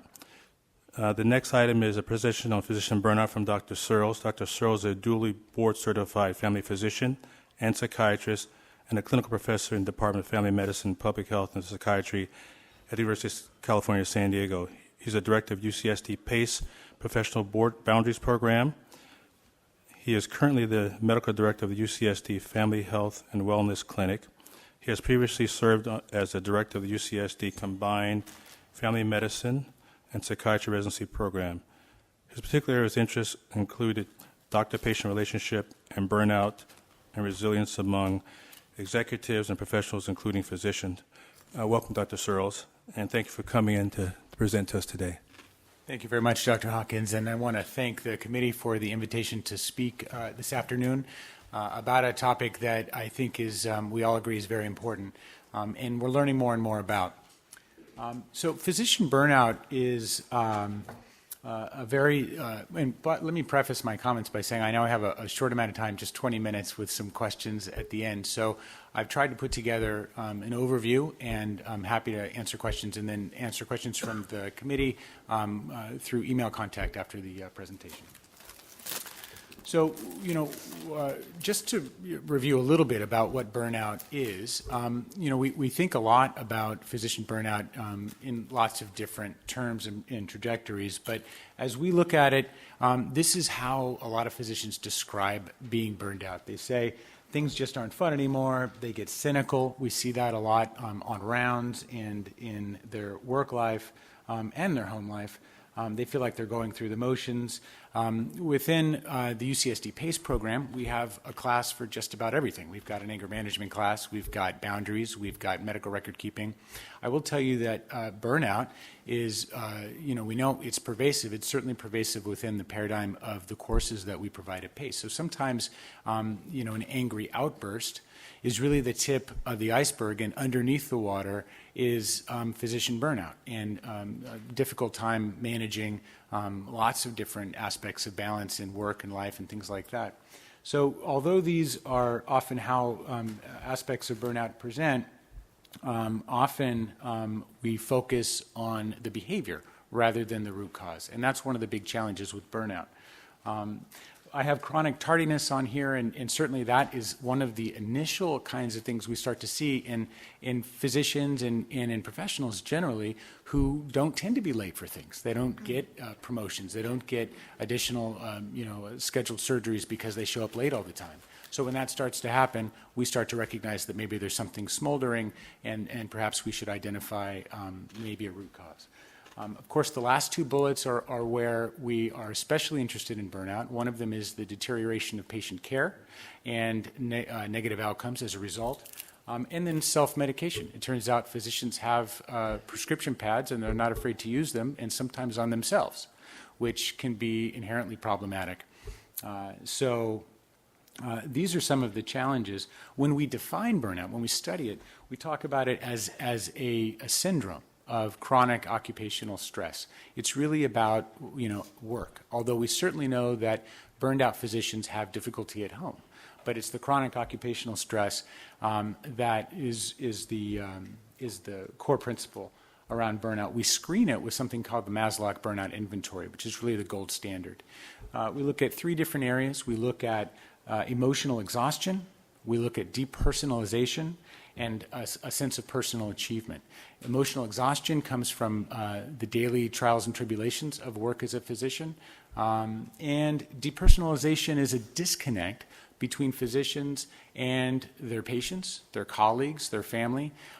It's really a wedge that's driven between them and the sort of touchstones of interpersonal relationships, sometimes that brought them into medicine in the first place. So it's very insidious and very damaging. And then that last aspect is really the fundamental question of, does what I do make a difference? So it's hard to get up every day and do what you do when you think that at the end of the workday that what you've done that day hasn't made any difference.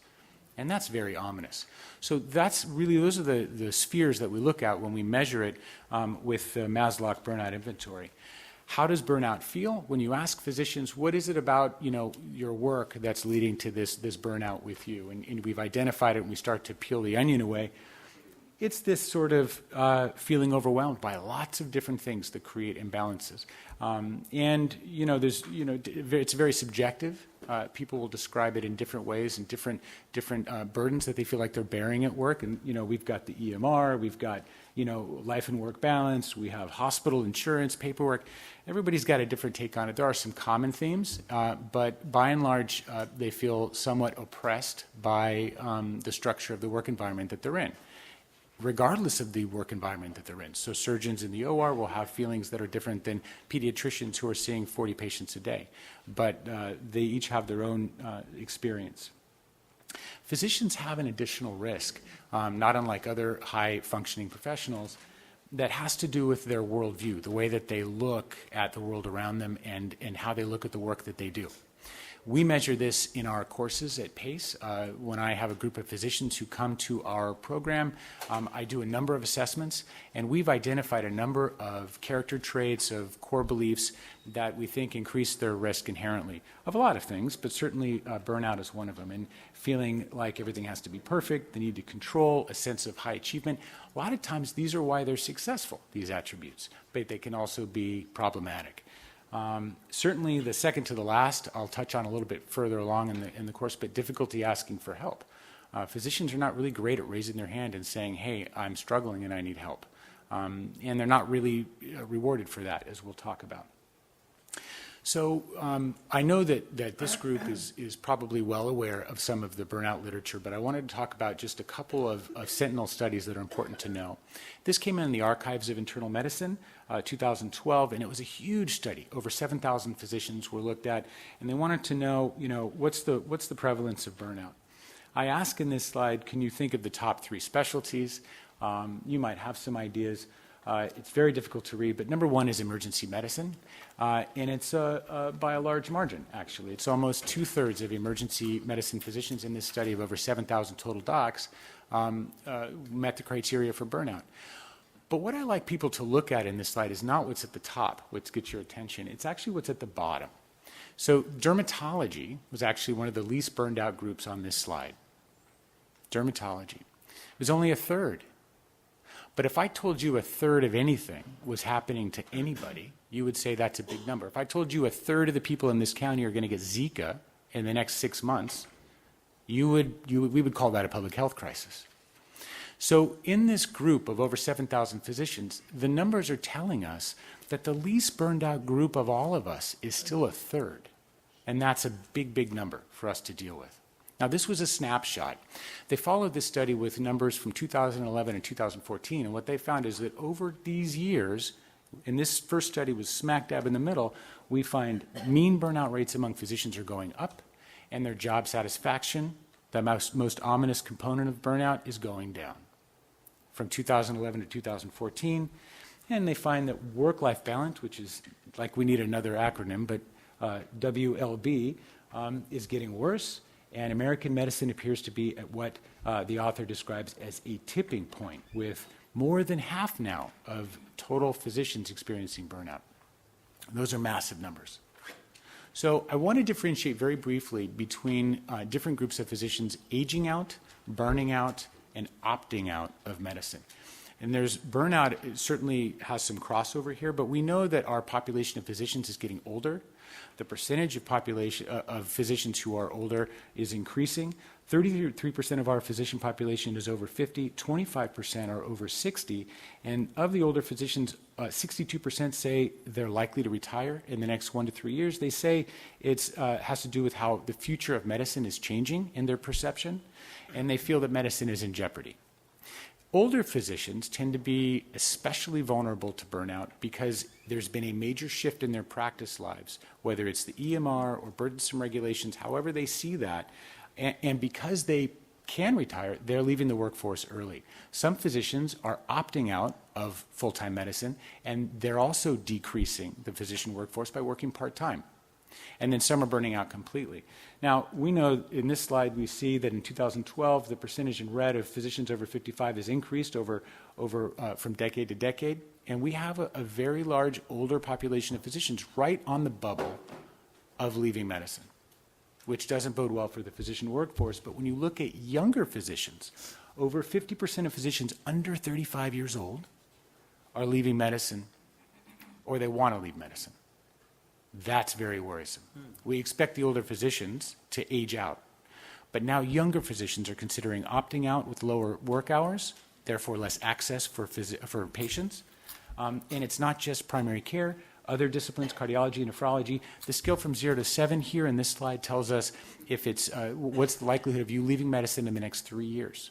And over half of each of these groups plan to leave in the next 3 years. That is not okay. So I was asked to talk about medical errors and burnout. Is there a link? There absolutely is a link, and there has been. These are studies that I've listed just that highlight this over the last, since 1985 all the way through 2012. And in these slides, what we find is there's a very strong link. And I picked these studies, and they're there in your slide set to look at. They represent service learners, including residents. They represent primary care physicians. They represent specialists, and they represent several different practice paradigms. And in all of these studies, there is a link between physician burnout and medical errors that cause patient harm. Now, in the last 2 or 3 years. And in fact, in the last 2 or 3 weeks, the top study was released just 2 weeks ago. We're starting to see some pushback in the literature. The first study shows, and what I want to do is I want to just very briefly talk about what's new, because we're starting to hear, well, maybe there isn't a connection. And I want to pick through this and leave you with this criticism of this. And the first study highlights one issue. There's 54 service learners that are studied here. They gave them a survey, and after the second survey, about half of them dropped out of the picture altogether. And what they found in the study is that actually, if you're burned out, you have a decreased risk of making medical errors. And part of the challenge with a study like that is the numbers are very small, and the return rate of additional information very small. And so that's an inherent problem with a lot of these studies. They're not very well powered with lots of people being asked the question. The second study looked at the aspect of depression and burnout. We have a major crossover of major depressive disorder with burnout. And there's a lot of crossover in symptomatology. So it's very hard, and this study points out, it's very difficult to parse out a depression disorder and burnout. And because they go along together so frequently, they're usually both in play for many, many physicians. The third study looked at a review of many, many studies to make the link, and it found that, yeah, there certainly is an absolute link, but they also noted, rightly so, that there's a paucity of studies that look prospectively. What we do is we look at errors and we go, gee, was that person who made the error burned out? Well, yes, they were. But what we don't have is a lot of studies to follow physicians to look and see if they make errors if they're burned out. And it's a very difficult thing to study. The last thing we look at is whether or not keeping the same structure with work hours and sleep hours and time away from work, but making more flexibility happen, will that help? And the answer is, well, it doesn't hurt. And so we've lowered the bar a little bit by simply saying, well, it probably isn't going to hurt more people if we do that. But we haven't raised the bar to say we can continue to protect patients at a higher level with intervention A, B, or C. So these studies are a little problematic, but more than anything, it's actually what we're not looking at all that's the big problem. So we're not measuring some very important things. So let me give you an example. If I have a physician who's burned out, who is struggling in some way, and they give an additional dose of medication in the IV, that's an adverse drug event. But if I have a physician who sees a patient at the end of the day and writes them MS Contin, even though it may not be clinically indicated, because that patient is the only thing between them and getting home and they're just tired of being at the office, that's not recorded as an adverse drug event. It's not even recorded as a patient error. It's recorded as a style of practice, which means it's not recorded at all. So many things are happening with burned out physicians that we don't measure. If a physician gets angry in the OR and throws a scalpel across the room because they are having a hard time managing life and work balance, that's not recorded as a patient error. It may be a disruptive physician, but we're not capturing that data. If a physician chooses not to adequately document in a medical record because they just don't want to make the time, that's not recorded as a patient error. So I will tell you, the problem is lots of things are happening. And we know in PACE when physicians come to us, we are measuring them to a person, they are struggling with burnout. But they're coming because they're considered disruptive in some ways and not in ways that we're measuring in terms of patient errors. But absolutely this increases patient risk. And it's very difficult to know what's happening there because we're not studying it well. So where have we been? This is a quick study that looked at orthopedic residents and faculty. They found in orange that residents tended to be more burned out. But I will tell you the faculty in blue were not off the hook altogether. In fact, half of them had that aspect of depersonalization, which is that wedge between them and the people they interrelate with, which is a very challenging aspect of burnout. And that was in the seasoned faculty. So even though they're working less hours, they're still struggling in many ways. When they looked at this study, they found that aspects that increased the risk of burnout were work hours, conflict between work and life balance, discord with other team members, and debt, which I want to come back to. And debt was an independent risk factor for burnout. Protective factors being a parent, which is an interesting aspect. spending time with a spouse, having a physician parent, but also deriving satisfaction from connecting with other people and rejecting isolation. I tell physicians all the time, isolation is always bad for you. And if you tend to connect with people well and avoid isolation, you tend to be more resilient. So a quick cartoon from Child Psychology. You're spending the best years of your life doing a job that you hate so you can buy stuff you don't need to support a lifestyle you don't enjoy. That sounds crazy to me. And so there is a necessary recalibration of priorities, which when I sit down with physicians individually or in workshops or groups in some way, I ask them, tell me what's important to you. And I think we would all agree that if you look at this slide, those look like really important things. And then I ask them, what do you do with your time? And the mismatch between what they value and how they spend their time is palpable. So there are lots of drivers for this, which I'll touch on briefly. But when we look at the pipeline of making a physician, there are lots of aspects to talk about here, but just three that are salient for us. One of them is that physicians, they tend not to reach out and ask for help because they grow up in a learning environment where they're not rewarded for not knowing something. They're not rewarded for being vulnerable. I don't know something, pick me. That's not how physicians roll. The way that physicians roll is if you don't know something, you're quiet. And you hope somebody else gets picked on because you saw what happened the last time you didn't know something. That carries through all the way through into practice and into life. So when physicians are struggling, they don't ask for help. Another aspect, and I do a lot of this teaching with medical students and residents, a lot of, when you look at how physicians become physicians, we are high school students, we go to college, we go to medical school, we go to residency, you become a doctor, you make 6 figures. A lot of students, when I poll them in a room, how many of you have ever had a job? About half of physicians who are going to be physicians have had a regular job, have had a paycheck and had to deal with a paycheck and deal with how to deal with the money that you get from a regular paycheck because they've been doing one thing after another until they graduate from residency. Okay, so that creates an environment where physicians tend not to be great at managing money or doing anything other than being in school. And that's a little bit of a problem when it comes to all of a sudden being a physician leader, having a lot of responsibility, and maybe not having all of the coping skills to deal with it. Physician leaders become leaders because they're physicians, not because they have leadership skills. And this is a very challenging moment where you have all the responsibility with less than the necessary skills. Very frustrating and very risky.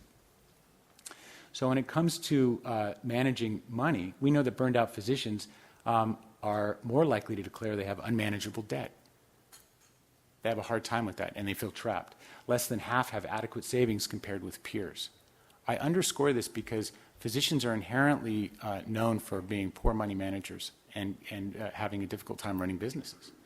And so they feel often trapped by that. Burned out physicians of any age, when we look at life and work balance, they're more likely to be obese or overweight. They're less likely to exercise. They're less likely to spend time volunteering. And they're far less likely to take vacations. Burned out physicians who need them are far less likely to take them.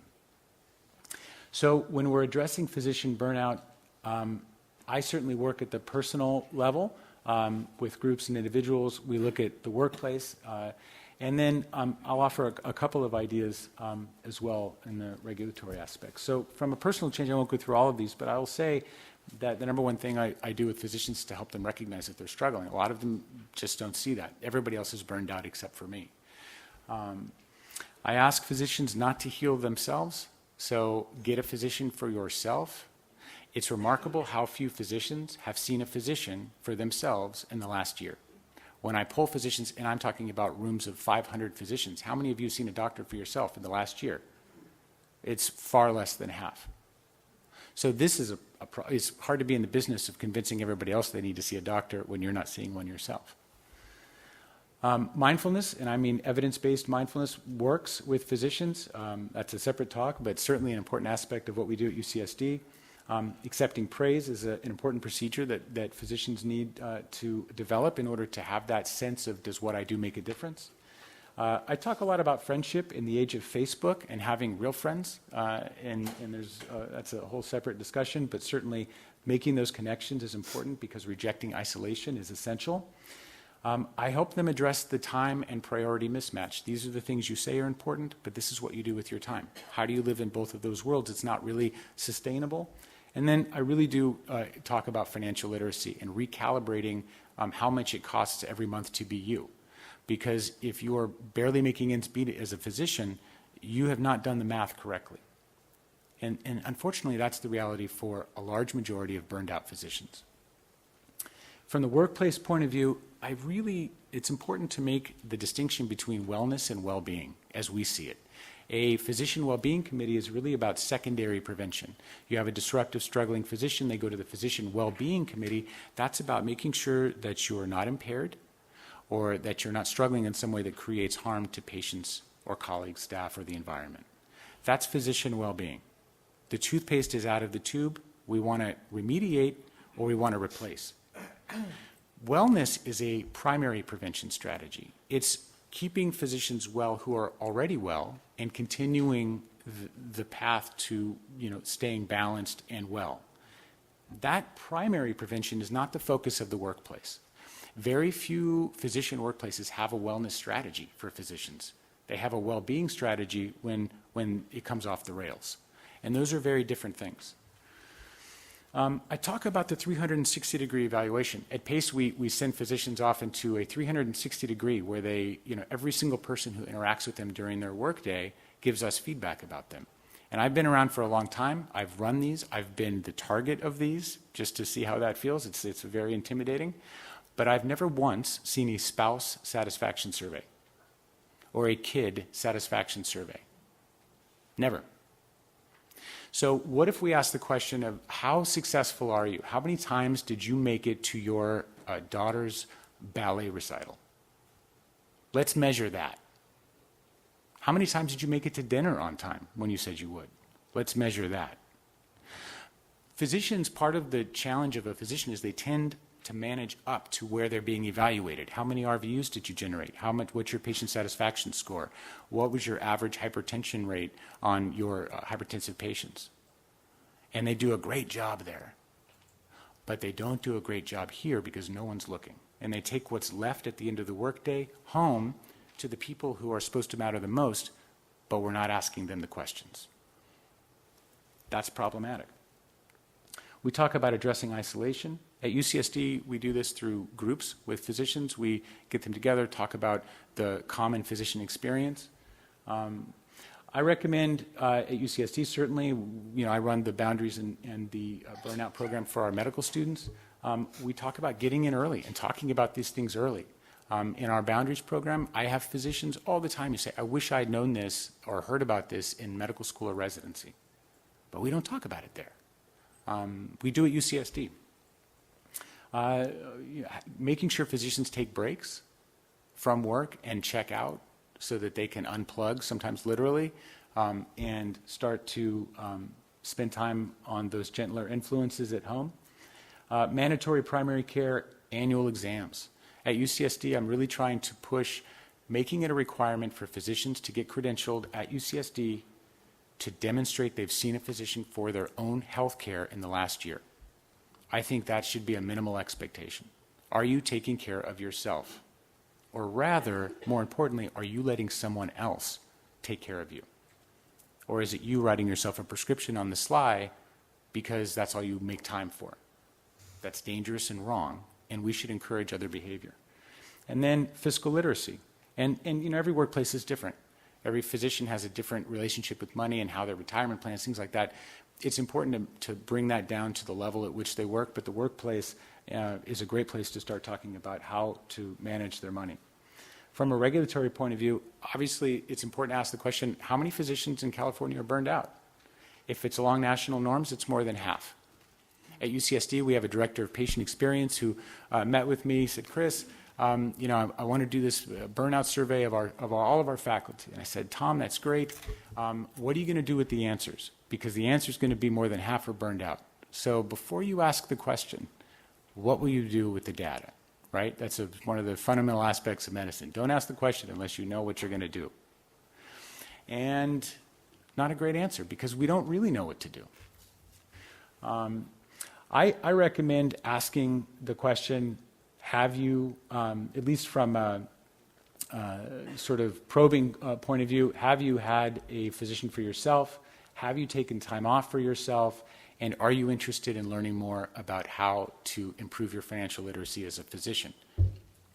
Those three questions go to where the data tells us we're really lacking with physicians. Self-care, time for yourself, and managing your money in a way that doesn't make you feel trapped. I would consider highly recommending primary care for physicians, making sure they have that, and then moving toward mandating. I think personally it's very reasonable to require physicians, in order to practice medicine in the state of California, that they've demonstrated that they are approaching self-care in a meaningful way. I would recommend that physicians who take care of physicians have specific guidance about how to do that, along the lines of the aviator medical exam. Pilots have a specific exam they're required to go through in order to fly a plane. We have people's lives in our hands. I'm not saying that you should mandate, but it's very helpful to give physicians taking care of physicians some guidance about special questions, special aspects you might want to consider in the care of a colleague. Not the least of which is boundaries and limit setting, because that's a big challenge if you've ever had a physician as a patient. But having that special list or algorithm it can help guide them and keep people literally on the same page. Policies that help differentiate between wellness and well-being, and encouraging workplaces that are where physicians are making their livelihood to support them in wellness, not just in identifying secondary measures in terms of physician well-being. I think that is an important top-down approach. And then we really need to measure burnout among physicians who are considered disruptive. And I will tell you, my experience after measuring this in hundreds of physicians is that the vast majority meet the criteria for burnout and are also referred because of disruptive behavior. We integrate a mini burnout curriculum in some of our PACE courses, like anger management and boundaries. I think it's important to actually carve out a burnout curriculum for disruptive behavior and make sure that it's measured and addressed, and not just pepper it in to the program like, you're here for this disruptive behavior. Let's leave it up to the CME provider to decide whether or not we're going to add elements of burnout. I'll tell you, my experience and the data tells me 85% of these physicians are burned out. We should be dealing with it with every disruptive physician. And so with that, I'll end, and I thank you for the extra time. A pleasure. Dr. Searles, thank you for agreeing and giving this very, very important topic to us. It's clear we're going to have to visit this on a regular basis. Are there comments or questions from the board? Dr. Levine? So thank you so much. That's a very exhaustive review of the literature. And just one point or one question for you. The association, as you pointed out, is not causality.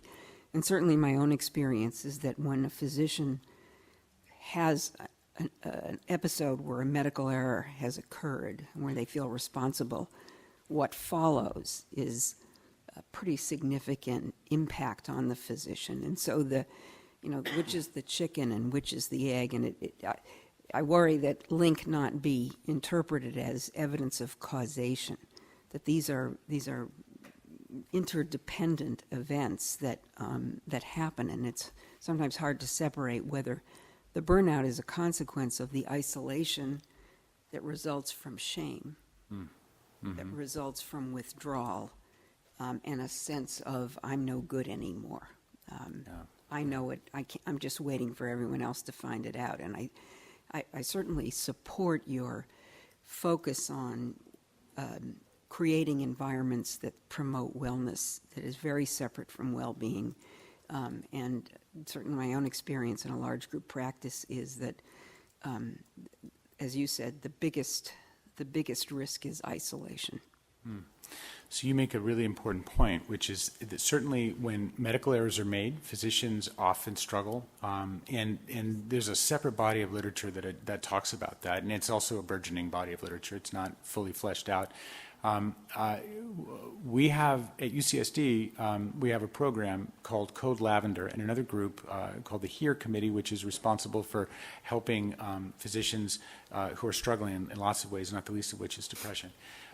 But Code Lavender places a number of peers in various workplace environments, and when adverse events happen, after we do our debriefing and things like that, we continue to engage the physician or sometimes nursing staff or what have you, so that we can make sure that we are supporting them as much as possible.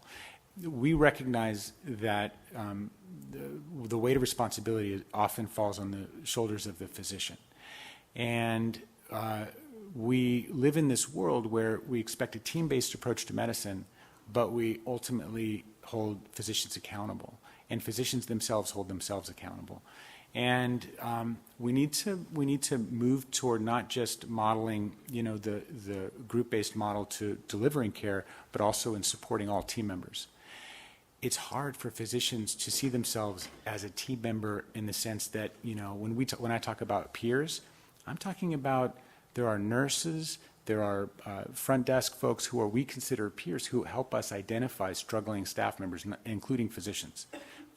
The narcissism is probably too strong of a word, but there's a certain aspect among physicians that say, well, that's not my peer. But we're all in it together, and the support has to be bidirectional. And so I think that's an important aspect. We tried to lay down some of the structure to offer that support when there are adverse events, but it is a real challenge. Dr. Kraus? Thank you so much for being here. Stress and burnout doesn't begin after you get your MD or your medical license. It begins in medical school, if not before medical school. Are you working with the medical school to incorporate this into the curriculum and the medical student experience? Yeah, that's such an important point. And we accept medical students to medical school because they get great MCAT scores and GPAs, and they have a great interview and a great application, and those are all important attributes. But we don't really ask them, how resilient are you? And we try to kind of look at it in different ways. But physicians are people, and we all struggle in very human ways. And putting on the white coat does not bestow any magic, for sure, in that regard. But to answer your question, yes. So at UCSD, I developed the curriculum for resilience and burnout for physicians, as well as the professionalism curriculum, and we'll be running the clinical foundations curriculum at UCSD that encompasses the first 2 years that covers those topics. I will say those things are at UCSD partly because I'm at UCSD. It's not universal to the medical student experience that those things are addressed. From a residency director point of view, where I played that role for a number of years at UCSD, the ACGME hands over a residency director a mandate to teach professionalism. But how that looks is very different. And the reality is that doesn't get as much play as the check boxes that, are the number of procedures you've done or those other mandates in terms of training. So we have to weight the training of professionalism for service learners on par with other aspects of medical training. We need to protect the time for that and develop engaging curriculum. And those things are happening little by little, more in some places than others, but very essential to, I think, developing fully functional physicians who will stand the test of time in the world that they're practicing in. Dr. Lewis? Yes, to me this is the best of all worlds. You have a system already set up, you have a university, but in many of us, we're in environments where either non-physicians determine our performance evaluations and criteria and numbers, or there are non-practicing physicians that are involved in our performance numbers. And until those people recognize how it is to be on the front lines, these things won't change. And I can give you an example in the Palm Springs there at Eisenhower. They have a thing called Press-Ganey scores, and other places have, things like patient satisfaction. And there's such a drive and stress to achieve those high patient satisfaction scores, that causes a lot of stress, and it's tied into compensation. So until the administration recognizes that these problems will occur because you've created them because of the economics in medicine, we're going to have a problem with physicians leaving. They're leaving in the Department of Corrections, the burnout, the stress. So I don't know how you really address that.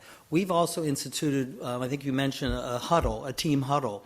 That takes away a lot of the isolationism, and we treat everybody as colleagues. Mm-hmm. So if you have any comments. Yeah, about that, I have a couple of comments about that. So this is certainly true that, my computer is, there's some security things. I apologize. So I didn't know that popped up. It is true that this is a different world. So physicians at the university, physicians, with a lot of resources in a group that's run by physicians can be very different. I take this message on the road, though, quite a bit to small hospitals in rural areas that are run by, non-physicians. And part of the language that I use there is that, one of the other things that we look at very carefully is physician empathy. So how empathic are physicians in their doctor-patient relationships? And burnout certainly also relates to that. And when you look at malpractice risk and risk to a hospital setting or to a group setting, it's much higher when a large percentage of that practicing body of physicians is struggling with burnout. So the language that groups like that will hear is that managing your physician's wellness is a risk management strategy. And it turns out that if your physicians have high empathy scores, and if your physicians are practicing in a way that they feel like what they do makes a difference, meaning they're not meeting the criteria for burnout, and you've addressed that in a systemic way, your malpractice risk is less, your patient satisfaction scores are higher, and the things that you measure that are tied to how you're paid as a physician actually get better. And that is usually incentive enough to start looking at the question. And it may not be, I would love to be able to say, I go in there and say, you should create a wellness program for your physician's sake. That might not work. But you should create a wellness program because it decreases your malpractice risk, increases your Press-Ganey scores, and drives patient satisfaction. That's a message that they hear.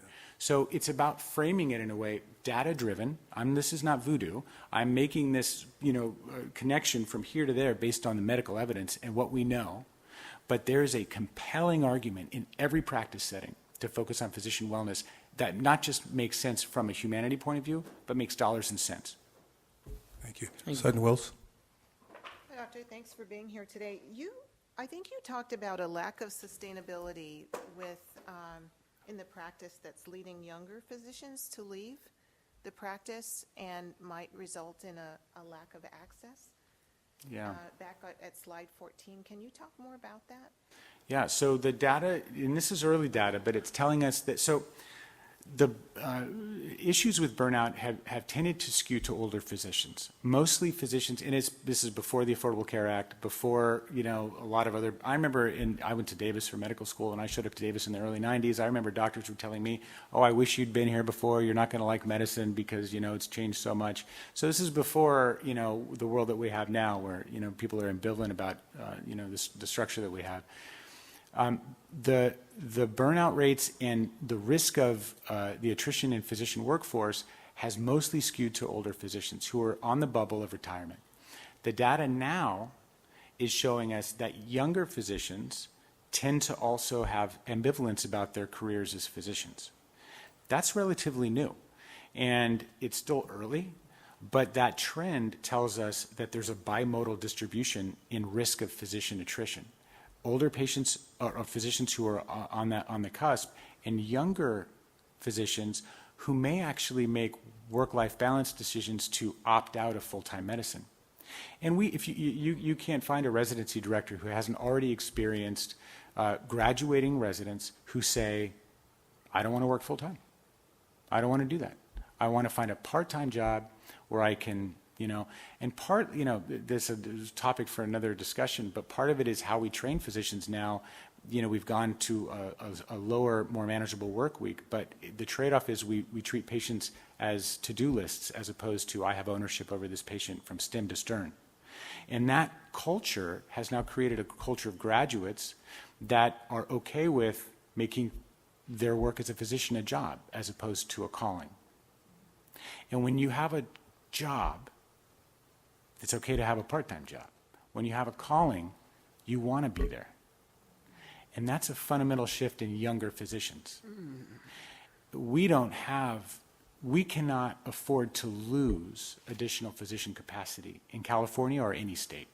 We don't have enough now. So that's when I say that's a worrisome trend, that's what I mean. And we don't, just like when you look at job numbers in general, how many people are no longer looking for work? How many physicians are no longer looking for full-time work?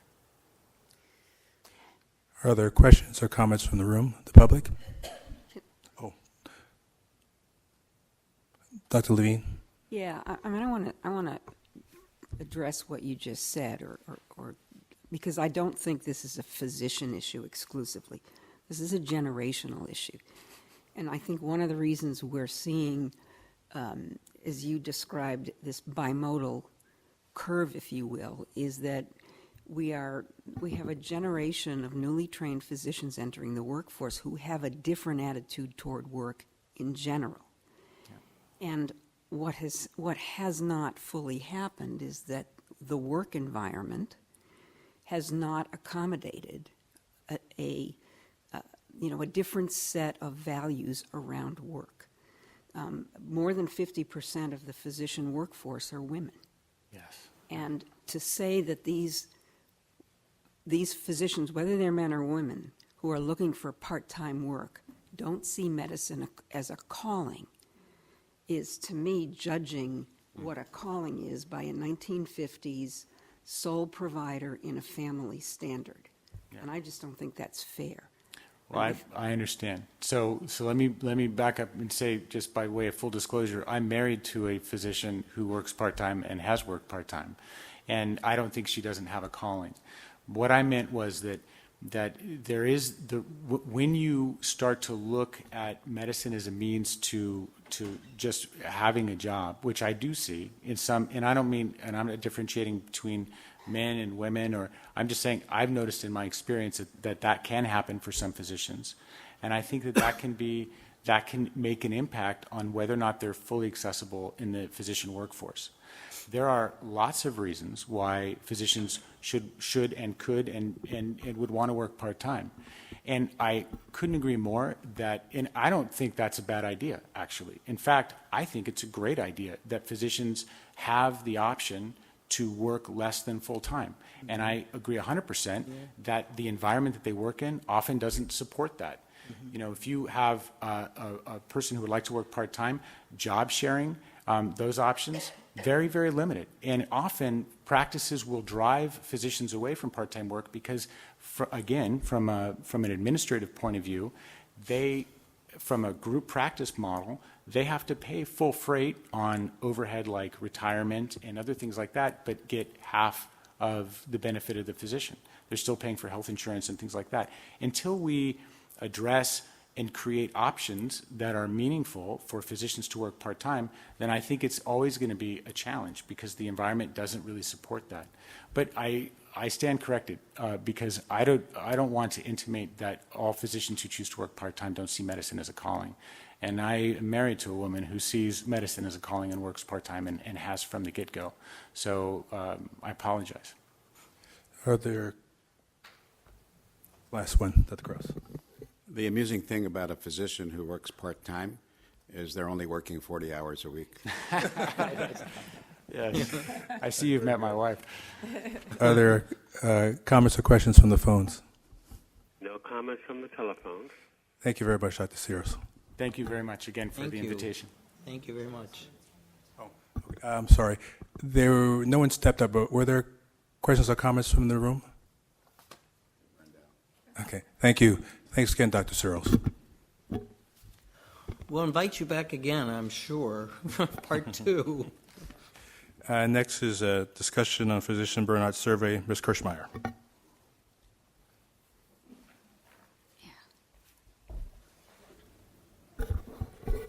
Well, good afternoon, members. Actually, I think Dr. Searles kind of queued up my comments today to some degree, and then I'll have to think about the reasons why afterwards. But anyway, so as some members may know, the leadership of the board of the Federation of State Medical Boards, their chair, Dr. Hanger, has actually made physician burnout and wellness a priority for the Federation and an issue they're actually been studying this past year and will continue to study. In addition, the reason we had Dr. Searles here today is because this is an issue of concern for our board as well.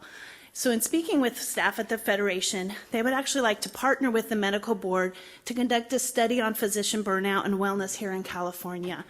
The state of New York is actually already conducting a study on this issue, and on pages POEW 5-1 to 4 is a copy of the survey from the Medical Society of the State of New York. As you may be aware, the board has assisted with several physician surveys, as the board is the entity that reaches all physicians. As you will hear this afternoon in a presentation at the full board meeting, the board has partnered with UCSF for several years to gather information on Medi-Cal and electronic health records. In addition, the board recently worked with UCD on a survey regarding the CARES program. Because this is an issue of importance to the board, I believe that the board could send out a survey on physician burnout to physicians with their renewal notices to obtain data on physician burnout in California. While the board may not want to use the same survey as New York, and I would recommend actually making modifications, it could definitely use it as a guide. This information from two of the largest licensing boards in the United States could actually assist not only the Federation with their study on the issue, but could potentially identify ways to reduce physician burnout based on the findings. We could use this information to even help encourage physicians to find help. One thing I was just thinking as Dr. Schultz presented is, it was interesting with the opioid epidemic, it wasn't until it went higher for those deaths than car accidents that it really became an issue actually for America. I'm just thinking, maybe if we can put data behind some of the information, it might encourage individuals to go out and find help. I don't actually need a motion to move the survey forward, but I would like to get input from the members on such a survey and also find out if I could have a member of this committee or even of the board who would be interested in assisting with the development of such a survey. And then I would work with the Information Systems Branch staff to also develop that survey so that it could actually be implemented online. And with that, I'd like to open it up for questions or if I have anybody who would volunteer for such a survey. I'm volunteering. You're volunteering. Thank you, Dr. Levine. Yeah, and I have a comment, not a question. That's okay? Please, Dr. Levine. I do think that how you word questions on a survey like this that are not leading but in fact enable you to get information is very important. And I've had a lot of experience with homegrown surveys. Do you earn are you paid fairly? No. Would anybody answer that? Yes. Are you probably worth not. more than you're paid? Yes. Are you working too hard? Yes.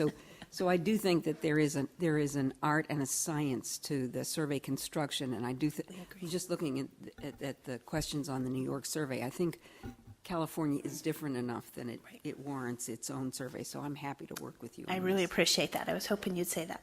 Ms. Kirschmeyer, do we know how the Federation is using these surveys? Have they told us? They haven't. At this time, I think they're really in a gathering information point. I think New York's just actually went live, but they had reached out to me when I was back in Philadelphia for the USMLE. When I went back there, I talked to their individual that's really over research, and he said, this is something that's coming up in New York. It really is something that the Federation is taking on, but we really do need some data. So because we're the first largest, and then New York is the second largest, I think that's a good picture. So, additional comments from the board?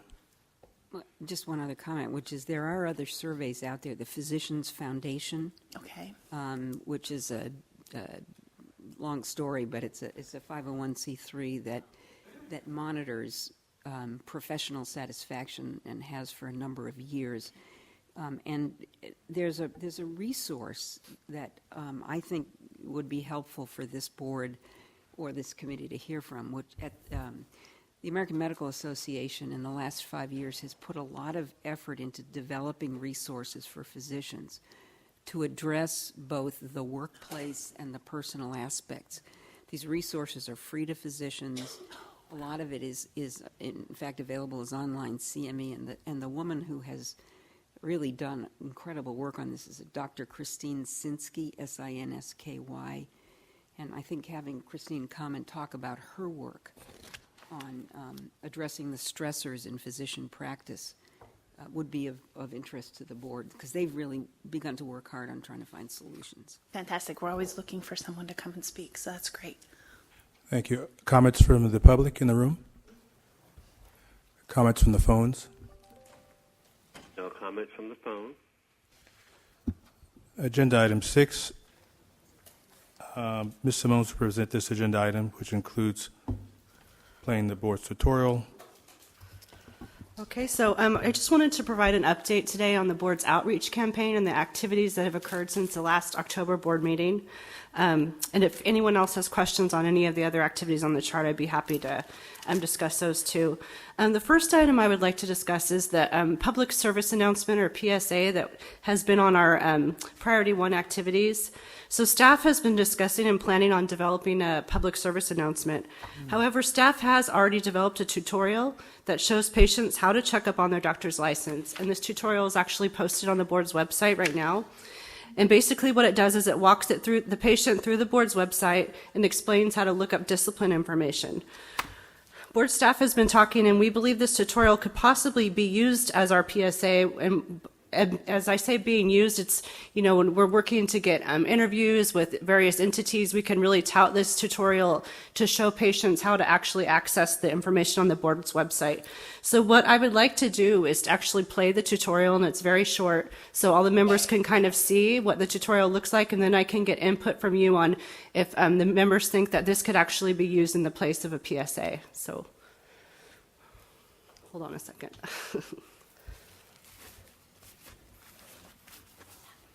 Who's the audience for the PSA? So basically we're encouraging patients to look up their doctor's license on their website. So this is geared towards a patient, like this is how you do that. I've done that on the website. Is this something in addition? No, I don't think everyone's looked it up on our website. Okay. We'll just take a quick second. Have you seen it on the website? It's really You don't need a stethoscope or any other special equipment to check up on your doctor's license. All you need is a computer and a few minutes. First, go to our website, www.mbc.ca.gov. Click on License Search. This can be done at 2 places on the main page, here or here. Click on Physician and Surgeon. Click on Search by Name. Enter your doctor's last name. Make sure you have the correct spelling. Enter the first initial of the doctor's first name, then click Search. Scroll down to see if any disciplinary actions are listed. If not, you will see none found. If there are actions, you will see Found, and it looks like this. If you have any questions about what you are seeing, go to the Physician Profile Description page. You can also email your questions to webmaster@mbc.ca.gov or call the board at 1-800-633-2322. Thank you. Okay, so for purposes of a PSA that's really geared on this outreach campaign, we're kind of struggling with what we can do to make it different other than just walking them through how to actually do what we're encouraging them to do. So our thoughts have been, I know we're talking about the outreach campaign here, but to maybe work on a PSA on the board in general, not just geared towards physicians looking at their doctor's license, and also maybe doing a tutorial on walking patients through how to file a complaint. And so those are the 2 things we've been kind of thinking about, but I really want to get your input if you think we still need to develop another PSA or if this tutorial could suffice in that. So I listened to this last week again, and I mean I know how to do this, so I'm thinking with a different set of eyes. I just think it's a little fast, and I would maybe pause more often to give people a chance to, okay, here's where I need to go.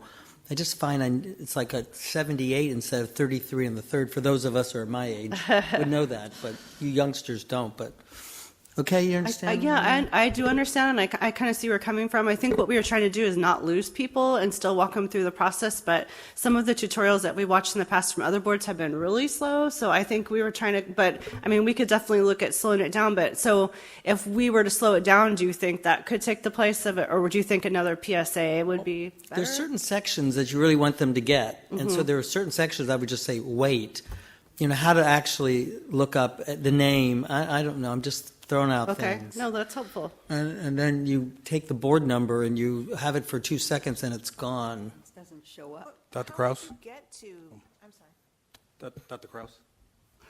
I think it's great, but I agree with Dr. Lewis. Too fast. And I will share with you that as I was watching it, I found that musical background to be terribly distracting and incongruous. Would you rather it be silent, or? No, some background is okay, but So we'll do some music research? I was expecting to see, you know, some smiling animated character pop up into the screen. Okay. So work on that. Okay. That's Sutton Wills. How would you get to that tutorial? So it's actually on our homepage, and it's on the homepage, and it's I think it says check up on your doctor's license tutorial. It's right if you go to our homepage. I wonder if that's preaching to the converted. Maybe if you reach different audiences and just say, perhaps to radio audiences or other audiences in specific markets, did you know that you can look up your doctor? And I think that's what we were kind of planning with the PSA, which is why I'm coming here to you today. Do you think this tutorial could be used? So we were planning on reaching out to like iHeartRadio and certain, you know, places like that where we could say on our website is this tutorial, or even show the tutorial. So I guess what I'm trying to get from the committee is, do you think this could actually work as that if we kind of look at some of the things that you guys are suggesting now? Or do you think we should do a whole new PSA? And if so, maybe if you have, we don't have to do it at the committee meeting today, but if you have ideas of what that separate PSA would be, staff would really be, it would be really helpful if you could let us know what your ideas were. Dr. Warmoth? Will you finish, Sutton Wills? Well, to continue, I think that I would find it helpful as a community member just to hear that you can look up your doctor at this website. Okay. And then when you get to the website, there's a tutorial. Okay, so just something that's more general and broad and encouraging people just to look on our website. Okay. Yeah, and then it's very accessible once you get there. Okay. Dr. Warmoth? Along the same lines, I would say first off, the main point is that we want to get them to our website. Okay. And because the website is actually pretty clear about how to actually go through the process. Okay. It's to get them there, so having it as a tutorial on the website. So it sounds kind of like we're hearing the PSA would be more of like getting them to our website, and then once you get there, you have the tutorial. Okay. And one thing that I would add along those same lines, much like they did when you had a question and they told you to go to the webmaster, there was a crawl that said, you know, printed it out. Okay. We should be doing the same thing when she speaks about mbc.ca.gov. Okay. It should be printed there. All right, that sounds good. Dr. Levine? So building on my colleague's comments, I think that the purpose of the PSA should be, 3-inch headline, which is, did you know the Medical Board of California ensures that doctors who are licensed in California are entitled to that license, not this language, obviously, and that when there is a problem, the medical board investigates, and basically talking only about licensing and enforcement, the main purposes, in the name of consumer protection, and then using a PSA to drive traffic to the website. And I think Kim wants to say something, but that's kind of what we were talking about when we were talking about a general PSA on more of the board in general, not just on this outreach campaign, but I'll let Kim kind of... No, I think exactly what you're talking about, Dr. Levine, is what we want to do about what the board does. And so maybe we can actually incorporate how Jennifer was saying we want to spend time on this PSA about the board, maybe we turn that into what you're looking for the outreach campaign. It won't really be for the outreach campaign, but it'll drive them to the outreach campaign, basically, is what you're saying. I know when we had gone to the board member orientation training, when they did the video on DCA, that's what we were talking about, let's do one, and then maybe, I don't know if it's possible, but then we could branch it off, like, sending people to go check, this is what we do, one thing we can do, and then there's a tutorial here. And then for the complaint, if we kind of run it with our next thing that we really want to do, which my complaint unit is wanting to do, talking about a tutorial for complaints, then we can drive it actually to those two items, which are the main functions of the medical board. Does that sound like kind of the idea? Yes, and to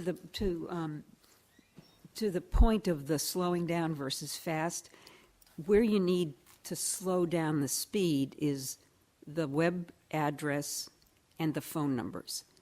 So I can't tell you the number of times I've tried to scribble a phone number I heard on television, usually for the wrong reason. But in any event, slowing down the or the reading of the web address and slowing down the speaking of the phone number to contact would.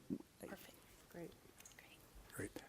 Comments from the public? Marianne Hollingsworth?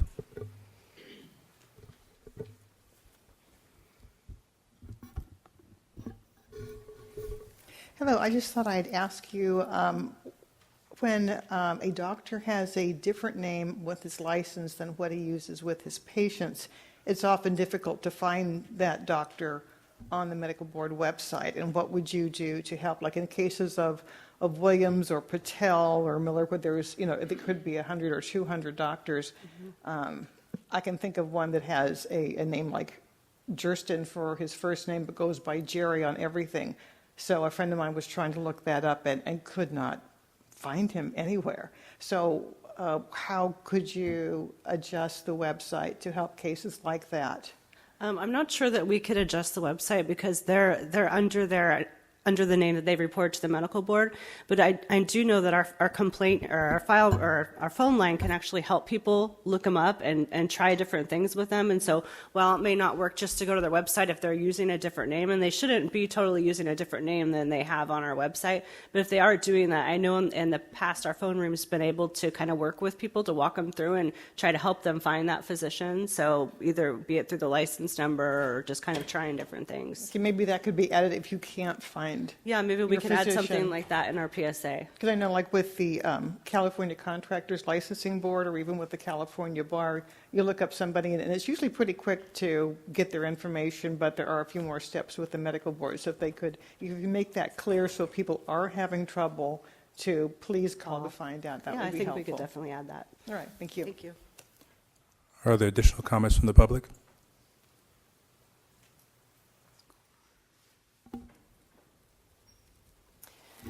Thank you, Dr. Hawkins. I'll fill out a slip later. Julie D'Angelo Felmuth from the Center for Public Interest Law. I've only seen this once, so it was fast. But it seems to me that one of the most important aspects of your website and one of the most important opportunities you offer to the public is you had the list of not found, nothing found, nothing found, nothing found. Then you had found too. I think you need to go and say, if you click on that, you can read actual disciplinary decisions so that you can make an informed decision about whether you want to visit this physician. That's a good idea. So And just go one step further about found. what you do, what happens when you click that. Okay. Yeah. Great, thanks. Appreciate the input. Additional comments? Are there comments from the phones? No comments from the phone. Okay, so I'm going to continue on with my update. That was just the first little box. Okay, so the next update is board staff actually developed a color flyer entitled Be an Informed Patient, Check Up on Your Doctor's License. This flyer is actually included your packet in the last page in this tab, page 8. And this flyer also includes a quick response or QR code that can be scanned by an electronic device, and the browser will be taken directly to the board's website. This will allow the board to obtain statistics on the number of individuals who use that QR code to get to the board's website. These flyers are actually going to be included, printed, and sent to the state controller's office to include with pay warrants for all active state civil service employees and UC employees on March 1st. And that's about 265,000 individuals. March 5th through 11th, 2017 is National Consumer Protection Week, and the board can also use this flyer for other outreach as well. The next update, again with the pay warrants, we're also going to have another little global message. I don't know if you remember, we did this last year on the April 2017 state warrants, and that will again reach everyone that gets paid by the state, which is 440,000 individuals. In November, copies of our outreach campaign materials were sent to the Los Angeles County Health Department, as they are planning a broad web-based healthcare outreach program for LA County consumers, and they are interested in using these materials and linking to some of the board's resources. So that's another contact that we made. An article written by the board's public affairs office regarding the board's checkup on your doctor's license campaign was submitted to DCA for their winter issue of the Consumer Connection magazine, and I think Lisa handed these out to you. Yeah, perfect. And it's actually now in print and posted on the board's website, so this is what the front of the magazine looks like, and we actually got a whole page in there, so that's pretty nice, and this is geared towards consumers. And there's actually handouts in the back too. And the outreach campaign, we're continuing to partner with stakeholders to encourage patients to check up on their doctor's license. And we will be continuing to reach out to counties, cities, unions, other large community organizations, and legislative offices. And that includes, I'll be meeting with, attempting to meet with all the new legislators, which is a lot. We're kind of doing our sunset meetings first, and then we'll be hitting the new legislators. So we will be sure to, talk to them about this campaign and encourage them to have their constituents check up on their doctor's license. So that concludes my update. Is there any questions? Great work. Comments from the Thank you. public? Comments from the phones? No comments from the phone. The next agenda item is update and discussion on public affairs, office outreach activities. Ms. Kirchmeier, you need to be a better steward of the time. It's 2 o'clock. I can speak quickly for those of you that know. I would like to take this opportunity to point out some outreach activities that are outside the board's outreach campaign that I believe are a great success for the board. As was briefly discussed at the last meeting, we have several medical associations and societies that have been reprinting our newsletter articles in their publications. Articles such as mandatory reporting requirements for physicians and others, telehealth and the law, common questions received by the medical board, Through Your Patient's Eyes, which actually was an article addressing the opioid misuse and abuse issues, frequently asked questions about cures, news to use, physicians encouraged to use care when advertising, are just a few of the articles that have actually been reprinted. We also recently had requests to print an article on human trafficking in California, what role can a physician play, and a few other articles from our fall newsletter. So those are all getting reprinted. In regard to presentations, I think we have had a tremendously successful 2016, and 2017 has actually even started out better. Board staff have provided presentations to UCFS residents with the help of Dr. Lewis. We've provided presentations to medical assistant associations regarding the scope of practice of medical assistants, and provided presentations to the Southern California chapter of the American Academy of Psychiatry and Law on the board's enforcement process and 805 reporting. HQIU medical consultants gave a lecture to staff at Kaiser Santa Clara regarding strategies for physicians to remain in compliance with the law, and board staff provided presentations at other DCA board meetings on End-of-Life Option Act and the board's expert reviewer program. Continued presentations at the California Ambulatory Surgery Association annual meeting, toured an ambulatory surgery center, and then provided information on the board's processes pertaining to outpatient surgery centers. We've provided presentations to seniors at crime prevention fairs and provided information on the board to the California Association of Medical Staff Services. Staff has provided presentations on the board at several town hall events in association with the local legislative members, and provided a presentation at the Coalition for Physician Enhancement meeting, and provided several presentations on the board's guidelines for prescribing controlled substances for pain with board members. Thank you, Dr. Bishop, for assisting me. I'm also providing these presentations. This is just a few of the outreach events the board has conducted. We already have several lined up for 2017. In addition, we have built partnerships with local law enforcement agencies and other state agencies, including DCA boards.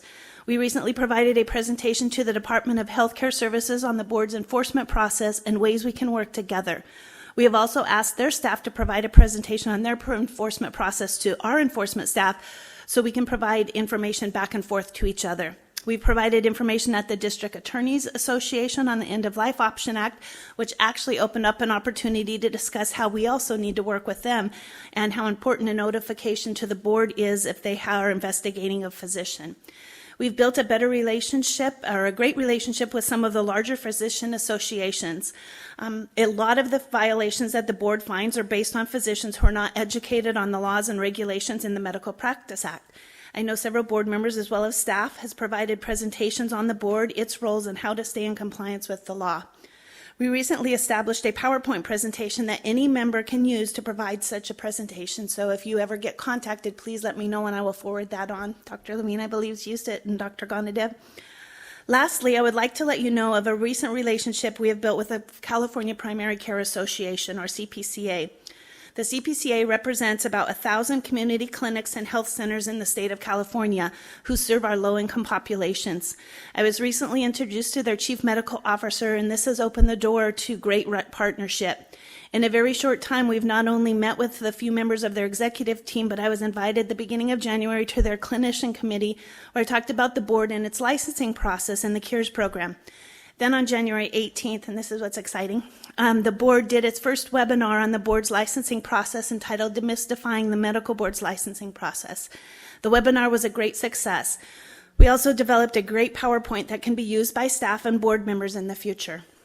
In addition, through this partnership, CPCA has agreed to disseminate information to physicians from the board or other notices for physicians. We recently sent information on potential changes to the DEA renewal process to CPCA, and also information on the CARES 1.0 decommission. We also are able to send these types of notices to the California Hospital Association, where we've also built a very good relationship, as well as the California Medical Association. While the consumer outreach campaign has enhanced the board's mission of consumer protection by notifying patients of the importance of checking on their physician and encouraging them to make a complaint if they believe there's a violation of the law, I believe that educating physicians on important laws and changes in laws will also assist in the board's mission of consumer protection, and that's one of our goals. And for this committee, it's a goal of the board. So with that, are there any questions? Thank you. Is that fast enough? Comments from the board? Comments from the public? Comments from the phone? No comments from the phone. Agenda item 8. Do committee members have any agenda items for the next meeting? Future agenda items. Dr. Kraus? Either in the context of our committee or the full board, and if it's not agended for this full board meeting, we should have an update on the physician health and wellness program. And at some point, either through a task force or through a committee meeting, we need to begin to take another look at physician use of marijuana, especially in light of California now allowing recreational marijuana, and what our concerns may be regarding increased access and potential increased use. That'd be an ideal topic if we could find a physician scientist who could actually give us a presentation to have us understand as a committee more fully the impact and mind-altering effects of marijuana before we make any decisions about it.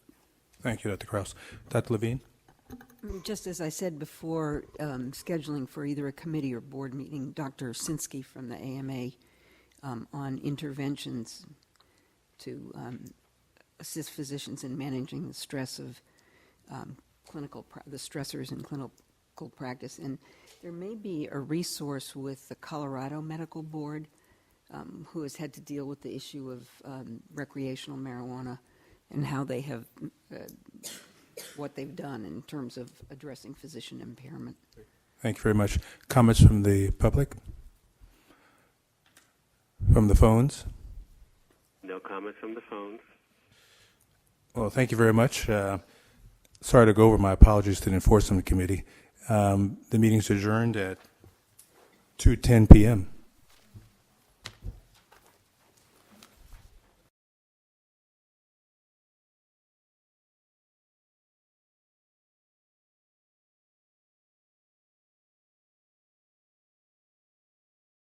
I would like to welcome you to the Enforcement Committee session of the Medical Board of California. Today is January 26, 2017, and the time is 2:20 p.m. I'm Dr. Felix Yip, Chair of the committee. I would like to ask all of us to please turn our cell phone to silent mode. For the committee members, please make sure they're off the table so we can avoid feedback noise. You may notice committee members accessing laptops during the meeting. They are using the laptops solely for the purpose of accessing the committee meeting material that are in the electronic format. This is an official business meeting of the Medical Board of California, and as such, disruption of the committee's business will not be tolerated. We have a designated time on the agenda for public comment, and we'll be asking for public comment on each agenda item. I ask that you be respectful of the need to conduct the committee's business. Should anyone disrupt the meeting, I will ask that person to conduct himself or herself in such a manner that permits the committee to transact the business. The committee welcomes public comment on any item on the agenda, and it is the committee's intent to ask for public comments prior to the committee taking action on any agenda item. If for some reason I forget to ask for public comment on the agenda item and you wish to speak on that item, please raise your hand or come forward and you'll be recognized. I would like to request all speakers complete a presenter slip so I can call you by name at the appropriate time, and the record of this meeting can be full and complete. However, this is voluntary. Please give the speaker slips to Ms. Tove. Ms. Tove, please identify yourself for the audience. That's kind of far away. This meeting will be available via telephone conference. Individuals listening to the meeting will have an opportunity to provide public comment and will be assisted by a moderator who will be facilitating the conference process. For those members of the public participating via telephone conference, please wait until the moderator has introduced you before you make your comments. To request to make a comment during the public comment period, press star 1. You will hear a tone indicating you are in queue for the comment. If you change your mind and do not want to make a comment, press the pound sign. Please remember to mute the volume on your screen to avoid feedback. Assistance available throughout the teleconference meeting. To request a specialist, press star 0. Each person will be limited to 3 minutes per agenda items. However, during agenda item 2, public comments on items not on the agenda, the committee has limited the public comment period for individuals on the telephone conference and those present here today for 20 minutes. Therefore, after 20 minutes, no further comments will be accepted. During public comment on any other agenda item, 10 minutes will be allowed for comments from individuals on the teleconference line and those in the audience. After 10 minutes, no further comments will be accepted. Staff from the board's business service office will be assisting me with receiving the public comments via telephone conference during this meeting. I would like to remind all speakers to please stay on topic and keep your comment to 3 minutes or less. I would like to call this meeting to order and have Ms. Tu please call the roll. Dr. Bolot? Present. Judge Feinstein? Present. Dr. Levine? Present. Dr. Lewis? Present. Ms. Wright? Present. Dr. Yip? Present. Thank you. And I would like to welcome the 4 new members of the committee, and 2 of them are public members. Thank you. Moving agenda item 2, public comments on items not on the agenda. Do I have any speaker slips? I see no speaker slip items not on the agenda. Are there comments on the phone?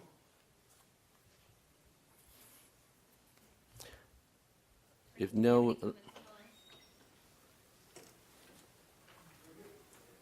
if not, okay, let's move to agenda item 3, approval of minutes from the July 28, 2016 meeting. I move to approve those minutes.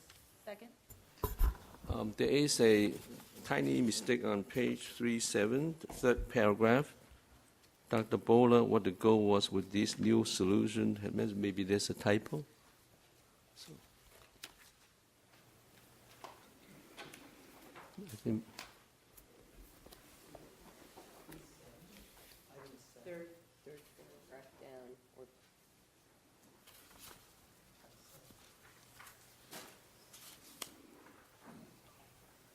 Ms. Dell will correct that for us. Yeah. Okay, great. Second? Okay, great. Great. Are there any public comments from those in the audience? Any comments from those on the phone? No comment from the phone. Ms. Tu, please call the roll. Dr. Bolat? Aye. Judge Feinstein? Aye. Dr. Levine? Aye. Dr. Lewis? Aye. Ms. Wright? Aye. Dr. Yip? Aye. Thank you. Minutes approved. We'll now move on to agenda item 4. Ms. Delp will provide an enforcement program update.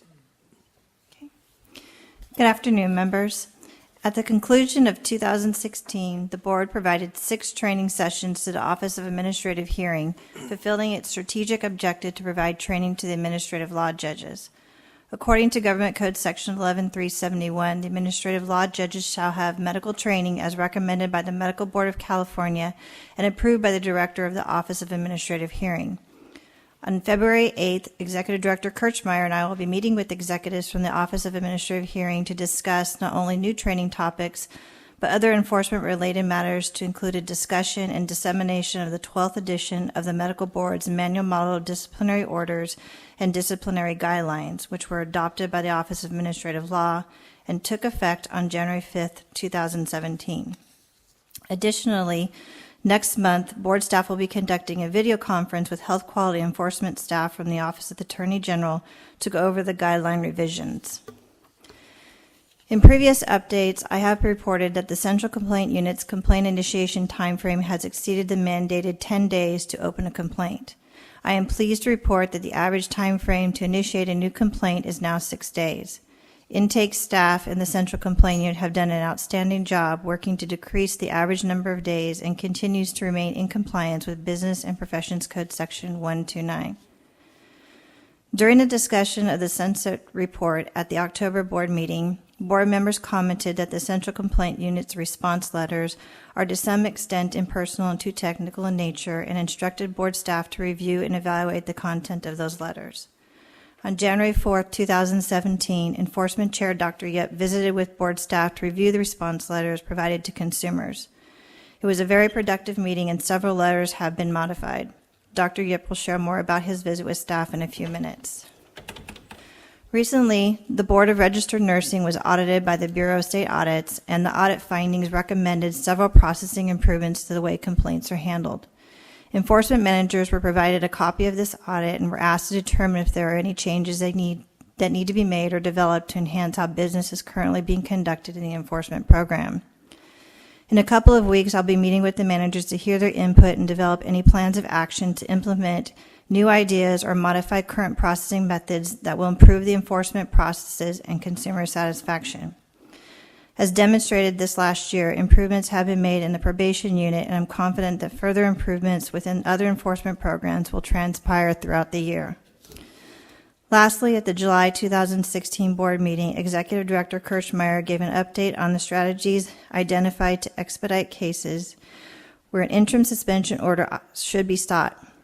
During this update, Ms. Kirchmeier stated that some of the 14 improvements or policy changes identified have been implemented, while staff was in the progress of completing the rest. I anticipate at the next committee meeting that the remaining improvement policy changes will be implemented or completed, and a full report of the ISO project will be provided to members. Additionally, members asked for an update regarding the prohibited practice condition of probation, specifically seeking information as to the types of restrictions and whether probationers are complying. This update will be provided at the next committee meeting. Thank you, and that concludes my enforcement update. Thank you, Ms. Delp. Any questions, comments from the members? No. Actually, for the members, tomorrow meeting, item 11B is a very good comprehensive write-up from Ms. Delp. So good breakfast meeting tomorrow. So, breakfast reading. So, any public comments from those in the audience? Any comments from those on the phone? No comments from the telephone. Okay, moving to agenda item 5, Ms. Delp will now provide an update on the expert reviewers training and recruitment plan. At the July 2016 board meeting, I presented an expert reviewer recruitment plan. The plan consists of 3 phases, and each phase involves tasks to enhance the board's recruitment of physicians into the expert reviewer program. Phase 1 included enhancements to the board's website, enhancements to the board's newsletter, the development of a recruitment letter, and the creation of an expert reviewer brochure. Except for a couple of the website improvements, all other tasks have been completed. The recommendations to interchange the graphic located on the board's homepage that advertises the expert reviewer program, as well as the recommendation to add a graphic to the physician and surgeon link found under the Licensee tab, are currently in progress. The board's Information Systems branch reported that these 2 tasks will be completed by mid-February. Please turn your attention to Agenda Item 5 on page ENF 51, the Expert Reviewer Brochure, and I also handed you the actual one a few minutes ago. It's on your front of you. This newly developed brochure contains entertaining graphics and is informative. It provides the key requirements to become an expert, the qualities that exemplify a good expert, and identifies what responsibilities the board expects from the experts. The brochure also highlights quotes from actual physicians that are experts for the board. This brochure will be disseminated at recruitment events, and I'm very pleased with the creation of the pamphlet. And we have actually used it at several events already. I would like to personally thank staff from the Expert Reviewer Program, the board's Public Affairs Office, the department's Office of Publications, Design, and Editing, and the physicians who provided quotes about their experiences as experts for their help in putting together this brochure. It was truly a team effort, and I think the finished product is phenomenal. Analytics were added to the summer newsletter and the graphic on the board's website to track how many individuals were directed to the board's website, Expert Reviewer homepage. From July 1, 2016 to January 24, 2017, the homepage was reviewed a total of 764 times. Going forward, all newsletters will have an analytic embedded so the board can continue to monitor the volume of views directed to the Expert Reviewer program page.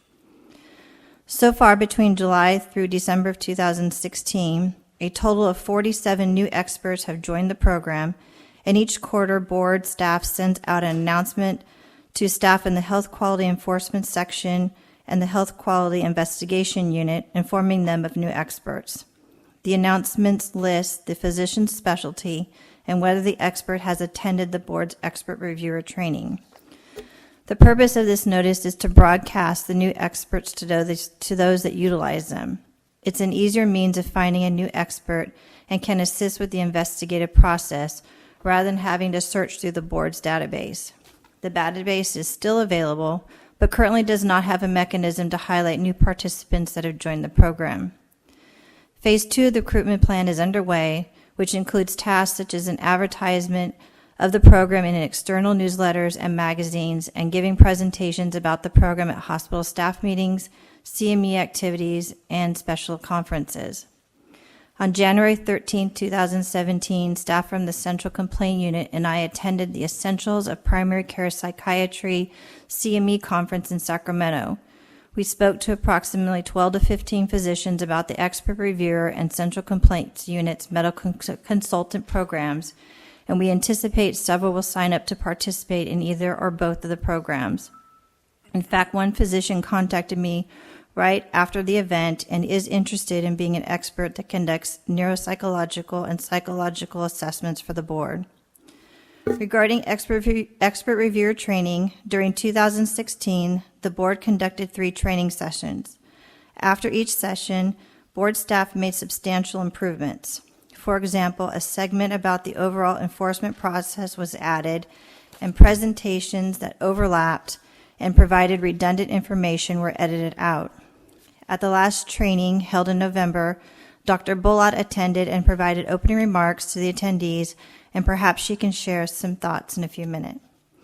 The 3 trainings focused on getting experts currently enrolled in the program to attend.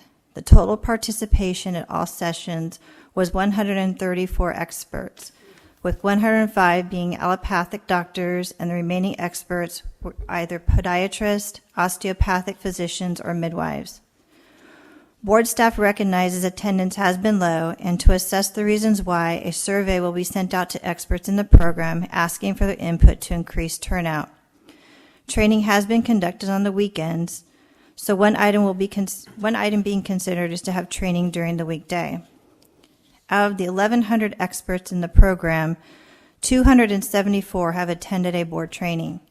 The training is really worthwhile, as seen by the feedback that the board receives from attendees. For example, one participant sent an email that stated, "I want to send a brief personal note expressing my appreciation for the outstanding expert reviewer session. The professionalism of the course, organization, and outstanding content was impressive. I've been writing reviews for around 10 years, and it was extremely helpful to gain better insight into the process. What is most gratifying is to see firsthand that bright and talented people are managing the state review process with wisdom and integrity.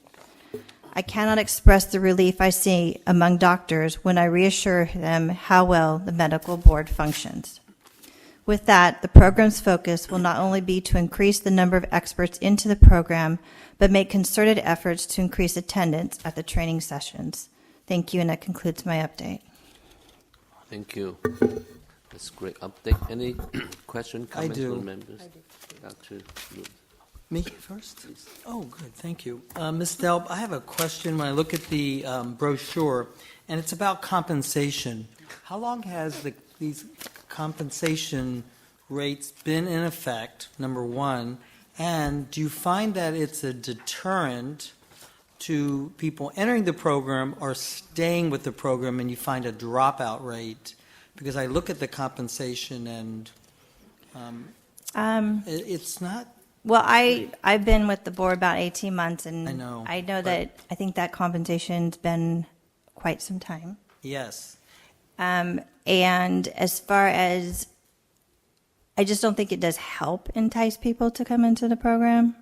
I don't have anything to say that it is those that are in it are dropping out for that, but I don't have anything. I believe it's not an encouragement to go into the Along program. those lines, I would recommend, and it may be in statute, it may be with DCA, that you look at the compensation rates, because when you take the taxes out, they're working for $75 an hour. Right. And we realize that, and you're not going we- to find people leaving their practice and especially people at high specialties, subspecialties.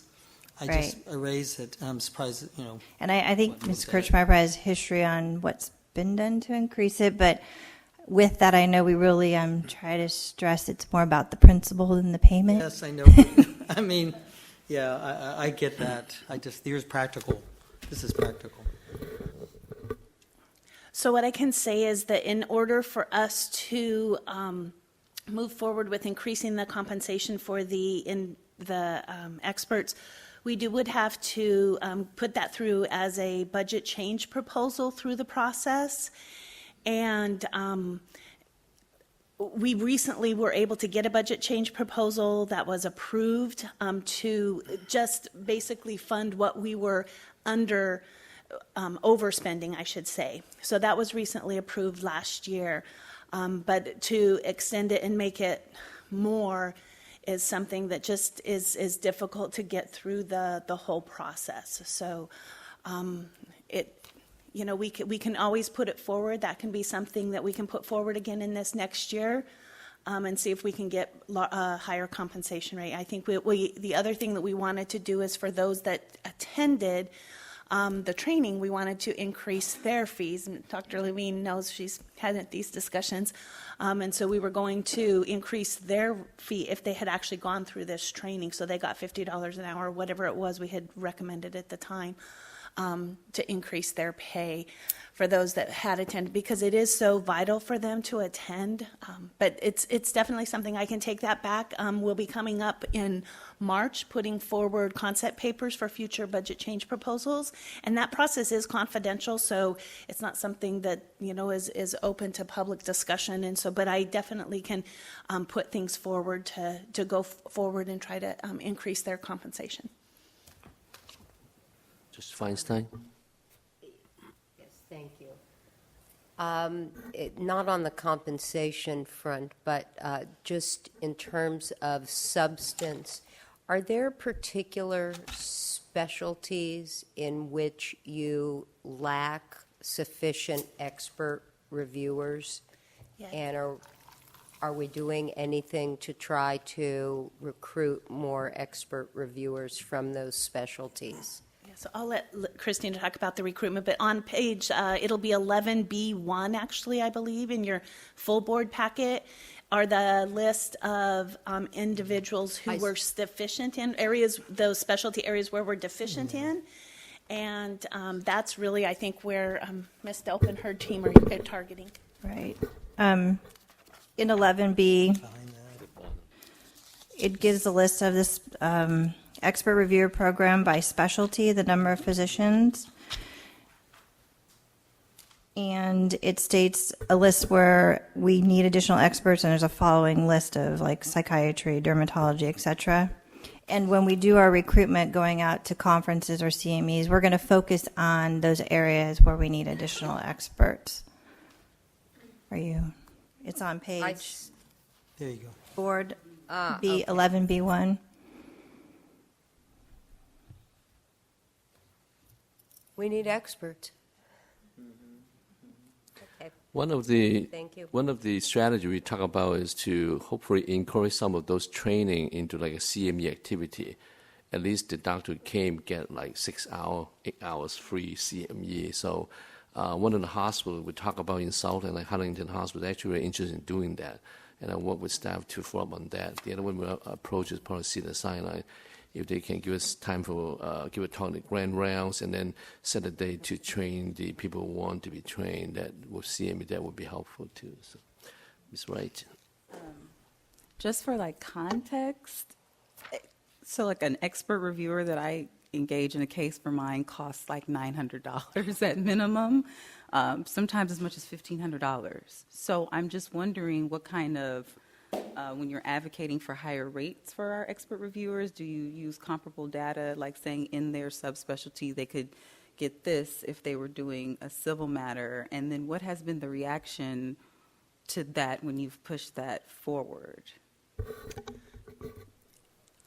I think it just hasn't moved forward. I'm trying to be very, very careful about how I talk about it, but it's just one of those issues that we can look at. We'll look at if we could absorb any. I don't think so because of where our budget is right now, with possibly increasing it and see where we get with the absorption. But when we've looked at it in the past, we've looked at increasing it like $50, $100, and then actually for, I think it's neurologists that we've looked at to increase them even more, so where they were like getting like the $300 an hour, and then if they were testifying, increasing it to $400 an hour, because it's really the testimony sometimes that, is the important part to pay for. So, And not that the public interest, a public interest, of course, is paramount, but to convey that to a doctor that can go elsewhere and get more, I'm concerned about the cost. Yeah, and I think, and I'm going to ask Dr. Levine to back me up, because I know we've talked about this before. I think one of the things that we've talked about, and it's been with other members too, is that really an individual who is being an expert for the medical board is an individual that really wants to do their job to protect the public, and they're really taking on that role more as something as their way to pay back to the community. I don't think a lot of them are looking at it as a cash cow, obviously, but it's really, I think they're really tied in, going back to their calling. That's really their calling, to help out in that role for some. But that's not a reason not to compensate them appropriately. Yeah, Dr. Levine, Kristen. Yeah, I think that's right. I mean, public service, and part of the Hippocratic Oath is I commit to contributing to the maintenance of the profession. And in many ways, service on the board, service as an expert reviewer, is a very palpable way of contributing to the maintenance of the quality of care delivered by the profession. That being said, I do think that with our experience on the panels, the quality of the expert reviewer is probably the single most important thing in terms of public protection. And so I think we hopefully can make a strong case for using a differential pay rate to pay experts who actually spend the time attending the expert reviewer training. And that is CME approved, isn't it? The training, the expert reviewer training? Yes, actually, for this last round, we gave 6 hours. 6 hours, yeah. Of CME. Which is another, Up to which 8 is for- another yeah. inducement, but signaling that the work they do, oftentimes a case, our ability to protect the public depends on the quality of the expert reviewer and their understanding of what their role is. And unfortunately, once we, for the board, once we've sent the case out, and if it comes back, we ask for them to put it in writing right away. So if we have an expert, when we send them out a packet, we give them this is what the report should look like. This is what we want you to do. Try a sample report. Here's what it is as we sign them up. But unfortunately, it's till that first report comes back that you see the quality of your expert, and so that's kind of obviously not a benefit to the board. That's why we want them to have that training actually before they would even sign up. Great. Dr. Bowler? Yes, I want to do 2 things. One, I want to just mention that I had spent a good decade being an expert reviewer, and I really, speaking to the giving back, I really enjoyed it, but not to be, but to discount the issue that in the same building or office I had colleagues that might be being paid tremendous amounts of money. So it comes down to, where are you? And I think that part of, my mission when I was meeting with my legislators was to say, how can we leverage our academic institutions? And I think that's a real opportunity, to which I'm going to mention, I thought that the event that I attended back in November was really excellent. And I really appreciated the staff from our medical board being there and providing really outstanding, clear information. But what was even more striking were the conversations and the questions. And we had a broad range of different subspecialties, psychiatry. I think we had someone that was maternal fetal medicine, and everybody in between. And I thought it was very enriching. And I do like Dr. Levine's comment in the conversations regarding those additional benefits for attending. I think that's a great carrot, and I think the CME, for a lot of us, it was a great and pretty straightforward CME. Not straightforward because it was easy, but it really helped stimulate our thinking, and it was not too much. It was just about the right amount, so thank you. Last question, please. Oh, thank you. I just need to ask a follow-up question. And perhaps I'm not understanding something, but when I look at 11B, the attachment A, it lists the specialties, it lists the number of cases reviewed by experts, it lists the number of experts and how often they were utilized, and then the number of experts in a particular field. That wasn't quite what my question was, and perhaps I was inarticulate in asking it, but I'm trying to ascertain where we're lacking in experts. So can you look at 11B1? That's actually the list that we've contacted our expert reviewer program. So it's before attachment A. It's in the narrative section. We have a list there of all of the specialties where we feel that we need more experts. These are the ones where when we get cases in these areas, these are the ones where we're needing experts because they either make our cases hold up because we don't have an expert because they're working on these other ones, or we are looking for somebody that's particular, maybe they have, because a lot of these that are specialties, they'll have conflicts because they'll know the individual, it's a well-known doctor, those kind of things. And so that's where most of it lies, where we need the increase in experts. Understood. Thank you. Did that answer it? Yes, it did. Thank you. And any public comments from those in the audience?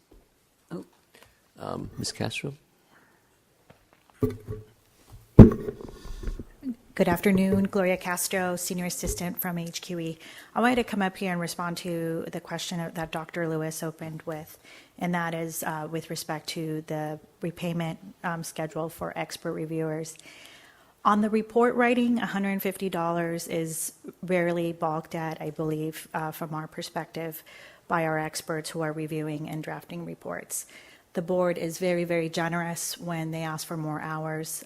Initially, I think most of them will get an X amount of hours, and if they go beyond, they have to come back to the investigator and request more hours. And those are usually approved. It's a passive activity that is undertaken in their free time outside of their practice. But where the rubber hits the road is when there is testimony. This case is not going to settle. We are going to hearing. And that is where the testimony rate of $200 really hits home. And the reason is we're asking our experts to take a busy day out of their schedule, cancel surgeries, do whatever needs to be done to appear at the Office of Administrative Hearings, for which they're compensated $200 an hour in testimony, and of course they get the per diem and the hotel and all that covered. But they are there wearing the white hats with us to help explain standard of care in a very contentious environment, and usually one that involves battle of the experts, where the defense may have come in with, you know, the experts being paid $1,500 an hour and staying at the Ritz-Carlton, and meanwhile our expert is getting paid $200 and staying at the Homewood Suites. And they do come to those hearings willingly and able, and it is very powerful when our own DAGs do ask the experts on the other side how much they're getting paid. And it's, you know, very obvious that they're there for the good reasons. However, I will say this, that because the Office of Administrative Hearings is not in an advocacy position, they're judges, right? And they are maintaining the due process. Due process can mean that respondents will settle their cases at the last minute. At the last minute, meaning that doctor, who is a surgeon, is not going to be able to recover that Monday of surgeries. They're just going to be out a whole day of work. And that's where it matters. And there's really nothing that we can do. Due process is due process, and some of our DAGs say, no, take it or leave it, this is my deal, drop dead date, month ahead of time. But OAH does ask, as soon as my DAGs show up to Office of Administrative Hearings, is, have you discussed settlement? And of course we have. And if there's even anything giving the ALJ an inkling that it could settle that day and we could prevent the massive use of public resources in a hearing that we don't need to have, they will bring in the settlement judge, and we may even settle on the, quote, courthouse steps. Where does that leave our expert? High and dry. Our contract with experts can be refined to explain cancellation policies on our experts, and I would strenuously suggest that that may be a place where you look at not necessarily the report writing of $150, but rather the $200 per hour testimony fee, but more importantly, the cancellation. Because that's where our experts, who are very good, and they've been with the case for 3 years at a time, maybe by the time that it goes to hearing, it could be a significant amount of time. They spend time with my DAGs, and they've put in a lot of commitment. They will come in and testify. They're there under subpoena. But my concern is that they may never come back, and therefore all this time and energy that we put into a great expert, he or she is left with a bad taste in their mouth, and they may think twice before they take another call from Ms. Getzinger asking them to review another case. So for retention purposes, please look at the cancellation. If we're canceling less than 5 days before the testimony date, we may have to think about what to do. DOJ does have a cancellation, and we do pay our experts. Yes, Dr. Levine? So is what you're saying, if it's canceled, if this is settled on the courthouse steps, the expert isn't paid at all? No, they're not testifying. Well, they're not testifying. Well, we'll certainly take it into consideration. So thank you for the comment. Oh, Kim is going to make a comment? No, okay. Are there any comments from those on the phone? I did just want to clarify that they're paid for the work that they actually did, but not for that if it's canceled on a Friday, they're not paid for that Monday day, which is an issue. Or if it's canceled Monday morning before they actually get to Monday testify, That's right. they're not paid, That's right. even though they've lost a day of work. Right. It seems to me that should be remediable.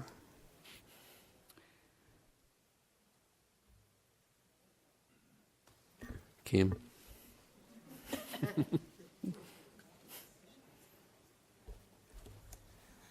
So this is actually through contract with these individuals.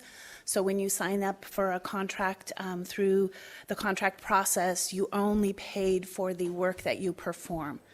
So if they weren't there and if they were there, we'd pay for their travel, obviously, because they had traveled there and they didn't know, but we would not pay them for the day because they did not perform any work during that day. We've worked with legal counsel on this. We've taken it up through the chains, and that's the way the contract works. I guess it's no surprise we have a retention problem. I'm not sure we open a can of worm, but probably sometime we should do a survey of existing expert, departing expert, and also people come to review and see what they think would be more valuable to them. What the problem we have, like it's a good point that we bring up, retention is a problem too. So, Dr. Bola? I just want to make two comments. The first one is you were really happy when the settlement occurred, so you weren't on the witness stand. That was very challenging. But the other piece is that the cancellation, I would be in support of looking at what might be done. It's kind of like the work RVU for physician payment. Unless it's done, you don't get paid. So thank you. Thank you. Are there any comments from those on the phone? No comments from the telephone. Thank you. Move to item number 6. Ms. Romero will give a presentation on the Central Complaint Unit's complaint handling process.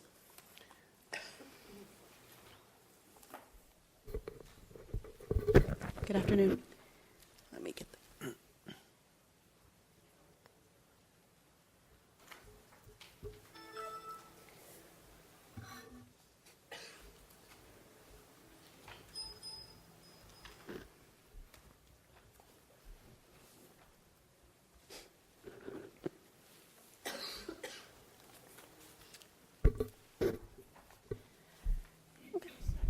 Good afternoon, new members. My name is Paulette Romero. I'm the Enforcement Program Manager that is over the Central Complaint Unit. So we're going to talk today about the complaint unit process.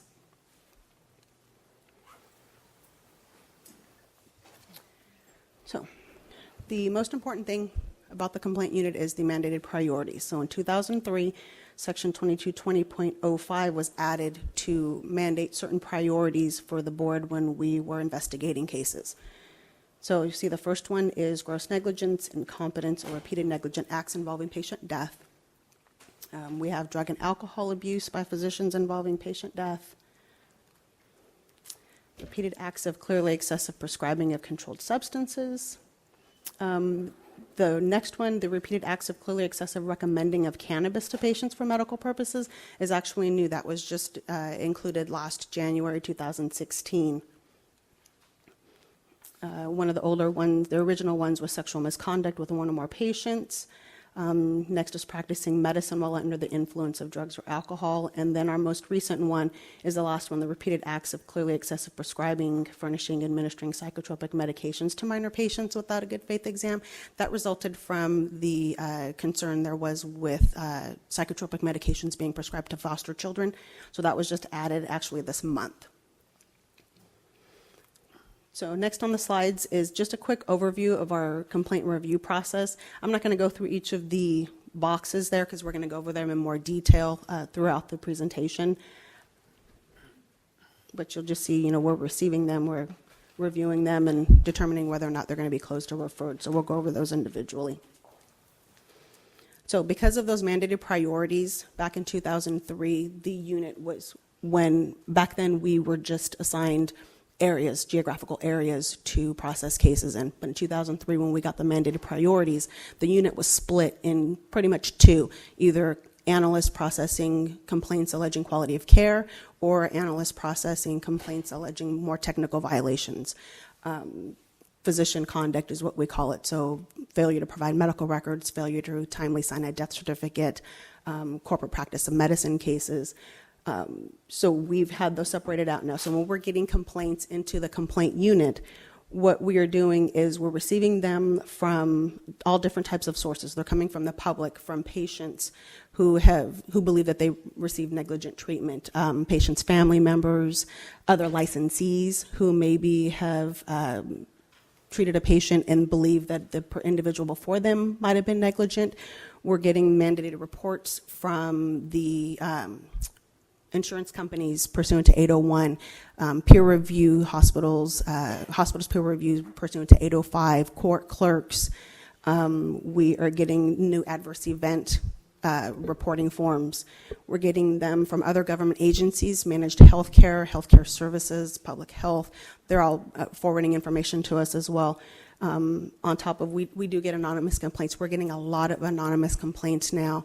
Those are coming from other physicians. They are concerned with maybe a colleague. They're coming from individuals within offices. There's a lot of different types that are, you can tell by the way that they're being written that those are where the anonymous ones are coming, in addition to other public ones who could be patients that maybe don't want to become involved but want us to make situations aware for us. So the first thing we're doing when we get the complaints in, they are being assigned to they're being given to individuals that are what we call our intake staff. They are processing the complaints. They're putting them into the system for us so that we have the control number to reference. We can determine where the case is coming from, what geographical area it's occurring in, and what complaint type it is. So we're looking to see if it's meeting those mandated priorities that were set forth in the Business and Professions Code, and if so, it's going to certain analysts. So there's analysts that are handling quality of care complaints to ensure that they are looking at it as quickly as possible, those high priority complaints, the patient death or serious bodily injury.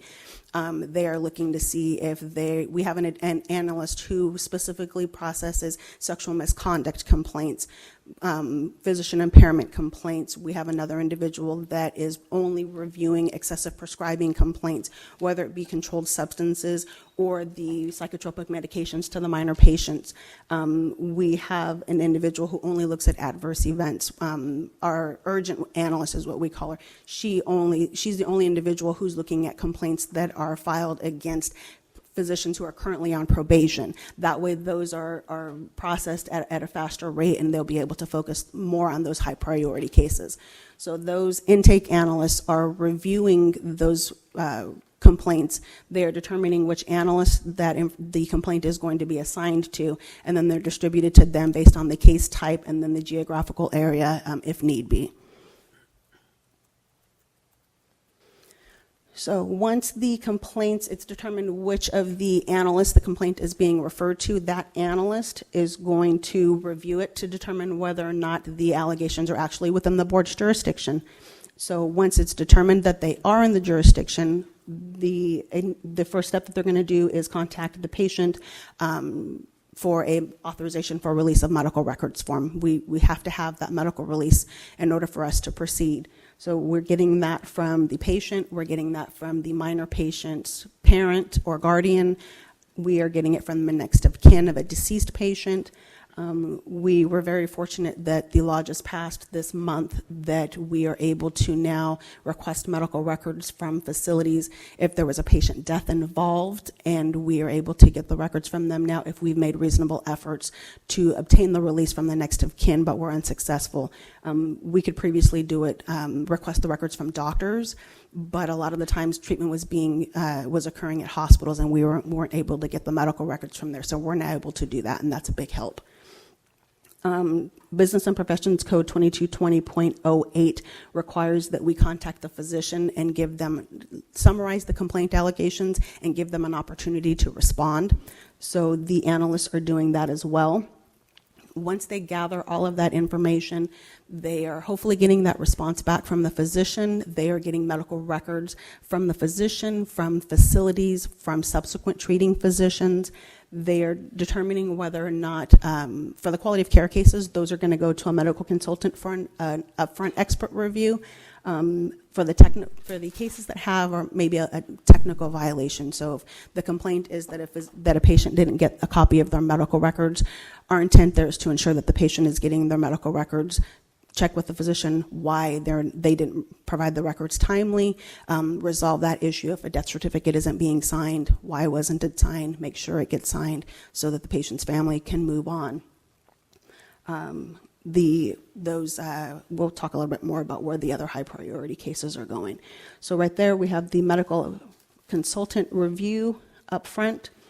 2220.08 requires that we have those quality of care complaints alleging negligence reviewed by a medical consultant who's within the same specialty as that subject physician, to ensure that that it's reviewed by them. We are able to refer a complaint straight to investigation if it meets the criteria. So if that physician already has a complaint that's currently under investigation, or if an accusation has been filed against them, we are able to bypass that upfront expert or consultant review and send it straight to one of the field offices.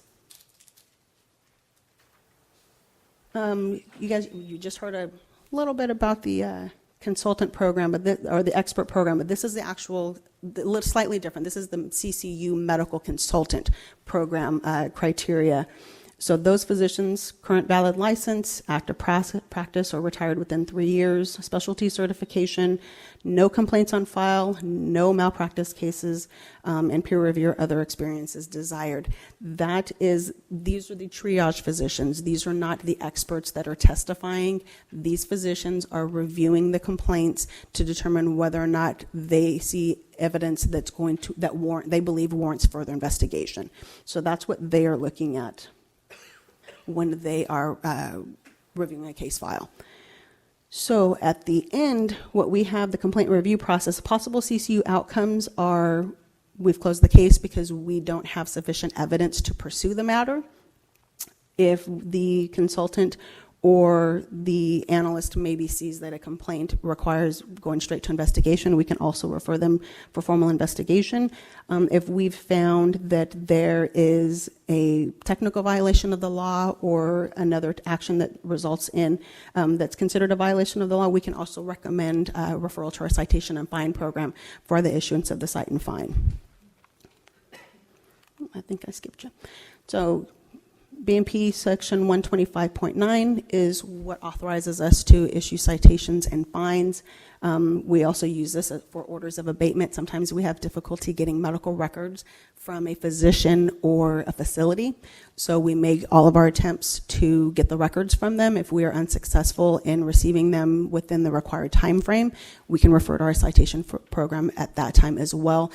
The most important thing is the order of abatement, ensuring that we can get those medical records to pursue the complaint review process. We will make sure we get the records back, but at the same time, we're still issuing that fine for not providing the medical records timely.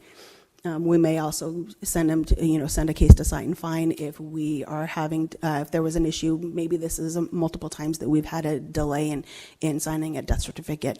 There could be a records. We have a consultant who's determined that after their review of a complaint, they believe that physician is not maintaining medical records accurately, so they could recommend a citation for that as well. So we could be issuing the citations for those instances.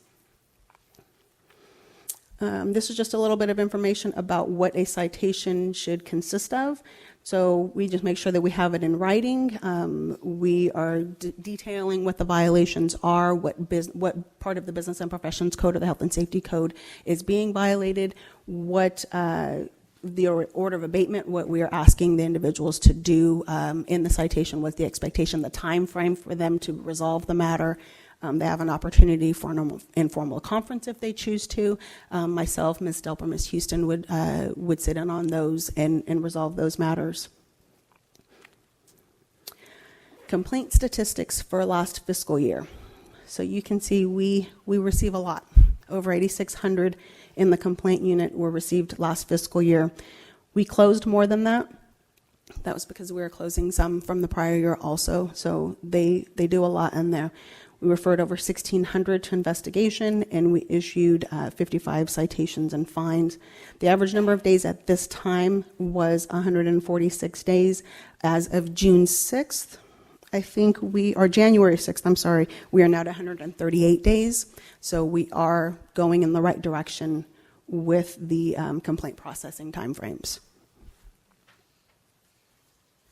And Dr. Lewis. Dr. Lewis. Oh, yes. The slide before that? Yes. Out of the 1,600 referred to investigation, how many actually come before the board for review in a year? What percentage of that? Ooh, it's a small one. Kim, do you have a It's very small, isn't it? But what is it? 400. It's always about 400 actually come before us for Correct. final approval, right? Yes. So out of 8,600 complaints, we see about 400. Very Yes. small. Okay, thank you. Any other question, Dr. Bowler? Yes, thank you for this information. I'd be interested to know a little bit more about your CCU triage physicians, because that's another group of experts. In fact, I learned about them at that November meeting when someone was both a CCU triage person and also an expert reviewer, who they are. Also, I suspect you might have some lack of certain specialties. Yes. And so if you could speak to that, and then I have one more question after that. Okay, yes, I actually checked with our medical consultant analyst before I came, and she let me know we have about 230 medical consultants right now working for the complaint unit that are active. She said that they're in need of neurosurgeons, gastroenterologists, and nephrologists. That is where they're having some difficulty. A lot of our complaints go to the general internal medicine, family medicine emergency room. We have a lot of those, but those three we have a shortage of, and they're working to recruit for those individuals. And do those individuals get paid, and if they paid hourly? Yes, they get paid as well. Same 150? No, they get 75 an hour. Okay, even lower. Okay. Yes, they're not testifying. They're not testifying. Correct. Are they writing reports? Yes, they're doing memos. I see. All right. The next question, I guess, with those numbers, how much, there's a difference between the 9,000 because that was a carryover. Yes. So I don't know if that carryover is always that delta between the 9,001 and the 8,679, but let's just assume for a moment it's 8,679 and 400 come to us. In terms of if you were to put a map up and you were to say, let's see where these complaints are coming from, are you able to provide something to let us look at where the health professional shortages areas are and where they're not, hospital versus non-hospital, and who may be the physicians, what the physician's specialty or the nature? It'd be kind of interesting for I can speak for myself. I don't know if I can't speak on behalf of my other colleagues, but to see exactly what this looks like, I think that would be very interesting. Like the geographical or? The geography, the health professional shortage areas, because you can do that by census tracker zip code, which ones where they fall, and then where if these are, what percentage is hospital versus non-hospital, and who are these doctors, what's their subspecialty or their primary care? That would be good to see. Yeah, we can obtain data on the source of complaints, on the geographical location of where the incidents are occurring. I don't know if we could get anything on on the specific individuals who are filing it's them. Anonymous. Yeah, I wouldn't. A lot of them are anonymous. A lot of them are duplicate. I wouldn't want to speak for our information systems branch and say, yeah, they can run that report for us, because I don't know for sure. But the complainant like I said, the sources we could get, just maybe not drilled down as specifically as you're requesting. Right, and then I did want to hear that we could put the type of complaint. You must have a basket. Oh yes, that's one of the options in our database as well as what complaint types. Yes. Thank you very much. How many of the medical are full-time and part-time? I believe some of those are full-time, right? The medical consultants? They're all contracted consultants that we contact them as we need them. They're not in-house. No, we have no in-house anymore. Okay, great. Yes. Um, Oh, no. Oh, I'm sorry. HQIUs. Yeah, Kim's referencing the medical consultants that are state employees in the HQIU district offices. They're state employees that are there, but ours are contracted, and we contact them to ship cases to them as needed. Right, thank you. Mhm. Are there any public comments from those in the audience?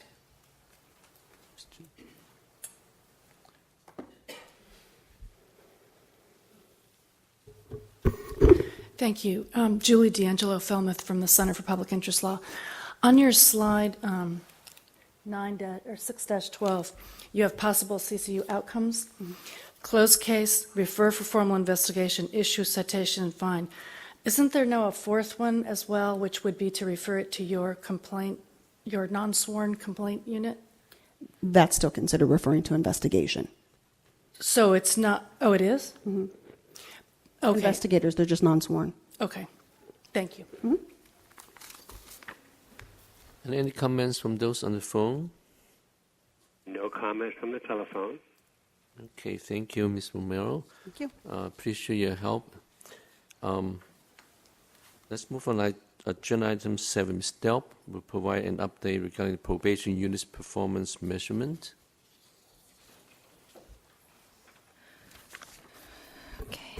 Okay. At the July 2016 board meeting, Enforcement Program Manager Susan Houston and I gave a presentation on the disciplinary actions taken for violations of probation and the timeframes it takes for staff to initiate and complete an action. Following the presentation, Enforcement Committee members asked what metrics are in place to ensure the probation unit is complying with the timeframes presented.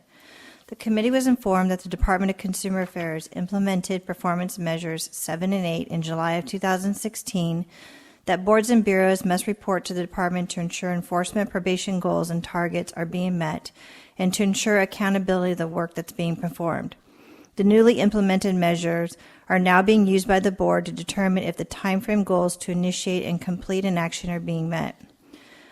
Performance Measure 7 tracks the initial contact cycle time, the average number of days from when the date the probation inspector is assigned to a probation case to the date the inspector first makes contact with the probationer. The department deferred the authority to establish what this target baseline would be to the boards and bureaus. Medical board management set a target metric of 25 days. After the disciplinary order is adopted, the probation case must be assigned, and the probation inspector must make first contact with the probationer within this target range. I'm happy to report that the probation unit is meeting this target, averaging 5 days. Performance Measure 8 tracks the violation cycle time, the average number of days from when an inspector confirms or supports with evidence that a violation of a term and condition of probation may have occurred to when management has provided approval for the appropriate action to be taken for the violation of probation. Again, the department deferred the authority to the boards and bureaus to establish what this target baseline would be, and the medical board management set a target metric of 10 days. Agenda item 7 demonstrates the board's efforts to meet Performance Measure 8. The first page shows the total number of probation violations that have occurred during January 1, 2016 through December 31, 2016. And as you can see, the biological fluid testing condition of probation is violated the most by probationers.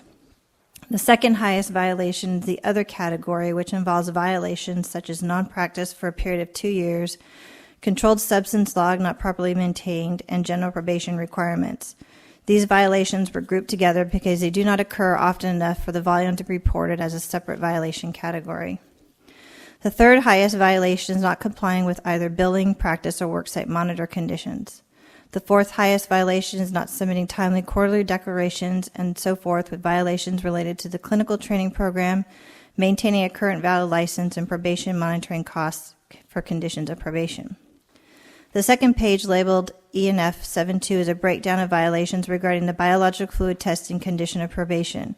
A probationer is in violation of probation if he or she fails to take a test when required, fails to call in daily to see if required to test, has a positive test, or fails to enroll into the biological fluid testing program. As you can see, failing to test when required is the top violation within this condition of probation. Page ENF 7.3 is a breakdown of the three monitoring conditions of probation. practice monitor, worksite monitor, and billing monitor. A cease practice order is issued when a probationer violates this condition for not having an approved monitor in place within 60 days after the effective date of the disciplinary order. It is important to note that the worksite monitor condition is from the Uniform Standards for Substance Abusing Licensees Terms and Conditions for Probation and is considered a minor violation of probation. Therefore, the issuance of a cease practice order is not the only action the board can impose for noncompliance with the worksite monitor condition. A few, but not all actions the board can take would be issuance of a citation and fine, order the licensee to undergo a clinical diagnostic evaluation, and or increase supervision of a licensee. Page ENF 74 is a breakdown of the clinical training program condition of probation. As you can see from the pie chart, most violations are a result of the probationer failing the clinical training assessment. The probationer cannot resume the practice of medicine until a final decision has been rendered and or an accusation or petition to revoke for probation and violation. Page ENF 75 is a chart that displays the top 5 board actions taken for the violations of probation conditions discussed on those previous pages. The highest action taken is issuance of a noncompliance letter. Second is a referral for a petition to revoke probation. Third is an issuance of a citation and fine. Fourth is issuance of cease practice order. And fifth is the issuance of cease practice order and a petition to revoke generated at the same time. The average time to take on any of these violations is 10 calendar days. On January 5th, 2016, the performance measures were shared with Enforcement Chair Dr. Yip. Management engaged into productive discussions with Dr. Yip about ways to improve upon the timeframes. Board management and staff take violations of probation seriously, and although the board is meeting the target metric for PM08, management is committed to and is constantly evaluating ways to decrease this time frame. That concludes my presentation. And do you have any questions? Any question from the members? They must be happy with your report. Are there any public comments from those in the audience? Any from those on the phone? Thank you. Thanks, Ms. Depp. Let's move on. Agenda item 8, future agenda items. Any members have agenda items for the next Enforcement Committee meeting? Are there any public comments from those in the audience on the future agenda items? Any comments on the phone? Do you have any comments on the line? No comments from the phone. Okay, great. We'll now move on agenda item 9, adjournment. I would like to... Oh, she's smiling already. I would like to call for motion to adjourn the meeting. I so move. Second? Any? Second, great. Thank you.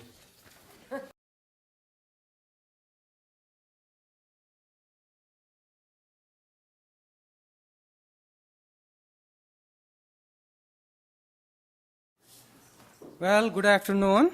Happy New Year to everyone. Thanks for coming to the quarterly medical board meeting. I want to ask all of us to please turn our cell phones to silent and make sure they're off the table so we can avoid feedback noise. I heard that it was difficult to hear, so please, for the board members, please speak into microphone when time comes. You may notice board members accessing their laptops during the meeting. They're using the laptops for the purpose to access the board meeting material that are in electronic format.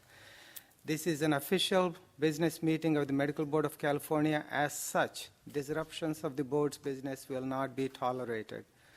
We have a designated time on the agenda for public comment and ask for public comment on each agenda item. I ask that you be respectful of the need to conduct the board's business. Should anyone disrupt the meeting, I will ask the person to conduct him or herself in such a manner that permits the board to transact its business. This meeting will be available via teleconference. Individuals listening to the meeting will have an opportunity to provide public comment and will be assisted by a moderator who will be facilitating the teleconference process. For those members of the public participating via teleconference, please wait until the moderator has introduced you before you make your comments. To request to make a comment during the public comment period, press *1. You will hear a tone indicating you are in the queue for comment. If you change your mind and do not want to make a comment, please press the pound sign. Assistance is available throughout the teleconference meeting. To request a specialist, press *0. Each person will be limited to 3 minutes per agenda item. During agenda item 2, public comments on items not on the agenda, the board has limited the public comment period for individuals and the teleconference to 20 minutes. In addition, public comment from individuals here at the meeting will be also limited to 20 minutes. Therefore, after 20 minutes, no further comments will be accepted. During public comment on any other agenda item, 10 minutes will be allowed for comments from individuals on teleconference line and those in the audience. After 10 minutes, no further comments will be accepted. Business Services Office staff will be assisting me with receiving the public comments via teleconference during this meeting. The board welcomes public comment on any item on the agenda, and it is the board's intent to ask for public comment prior to the board taking action on any agenda item. If for some reason I forget to ask for public comment on the agenda item and you wish to speak on that item, please raise your hand or come forward and you will be recognized. I would like to request all speakers to complete a presenter slip so I can call you by name at the appropriate time, and the record of this meeting can be full and complete. However, this is voluntary. Please give your slips to Ms. Toof. Ms. Toof. I will do my best to call upon everyone who has supplied a slip for the agenda item and recognize those who wish to make a last-minute comment. We plan to end the meeting around 6 p.m. I would like to introduce Kim to introduce in the audience today, just some special guests that we have is Karen Fisher, who's the Dental Board Executive Officer. We also have Sarah Mason, who's the consultant for the Senate Business Professions and Economic Development Committee. And then we also had Christine Lawley. So I think she just stepped out from DCA Deputy Director. Welcome. Thank you for coming. I would like to call the meeting to the order and ask Ms. Toof to please call the roll call. Dr. Bolott? Present. Dr. Bishop? Here. Judge Feinstein? Here. Dr. Hawkins? Here. Dr. Kraus? Present. Ms. Lawson? Here. Dr. Levine? Here. Dr. Lewis? Present. Ms. Pines? Here. Ms. Sutton-Wills? Here. Mr. Warmoth? Here. Ms. Wright? Here. Dr. Yip? Here. Dr. Gonadev? Here. We have Thank- everyone. Thank you. We have a quorum. Full. Moving to agenda item 2, public comments on items not on the agenda. Speaker slips, we have any? First one is Ruth Haskins, President of California Medical Association. Ruth, welcome. Thank you, sir.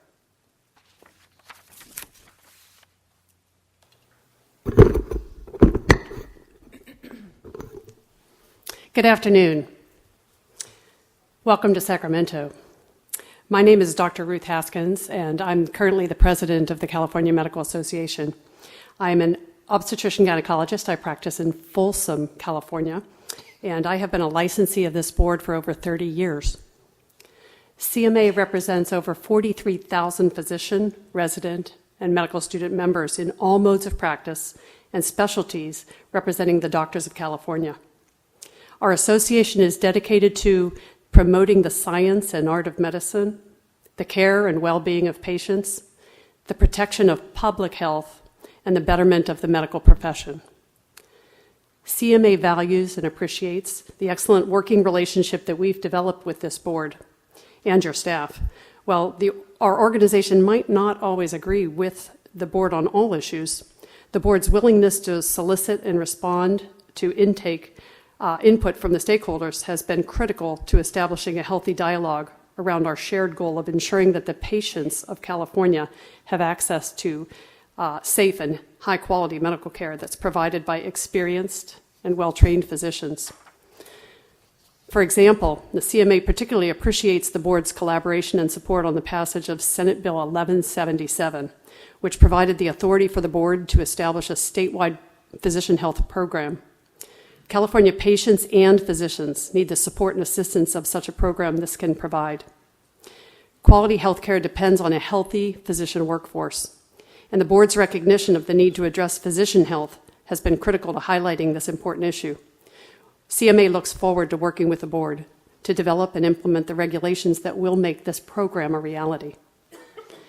As we enter this period of change and uncertainty for healthcare delivery, both at the state and federal levels, the board's role supporting physicians and their patients will be even more important.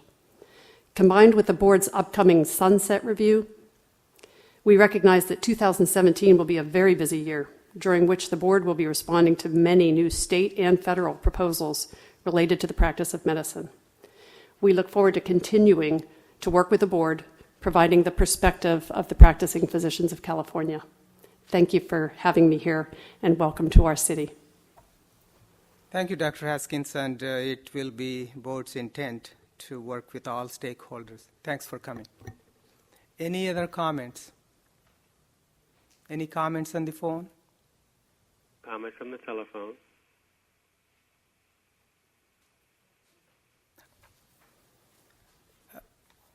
Just a point of information for the board, and Dr. Haskins' presence kind of reminded me of this. Next week, February 3rd, is the second annual National Women Physicians Day. This recognition occurs on February 3rd, which is the anniversary of the birth of Elizabeth Blackwell, the first woman to matriculate as in medical school in the United States. And I think California can be very proud of the extent to which it has incorporated and welcomed and included women physicians in every aspect of the delivery of care in this state. So just wanted to be sure board members were aware of this. Thank you, Dr. Levine, and we do also appreciate Dr. Haskins for involvement in that item. So for a long time. Yeah, I'm just still waiting to see any comments on the phone. Thank you.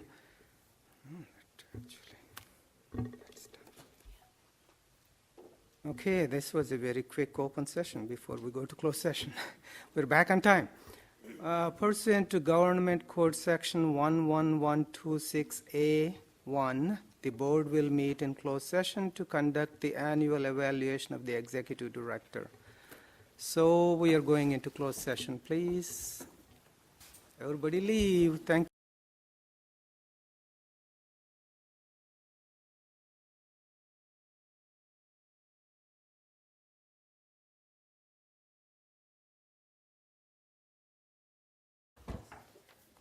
Okay, we are back in open session.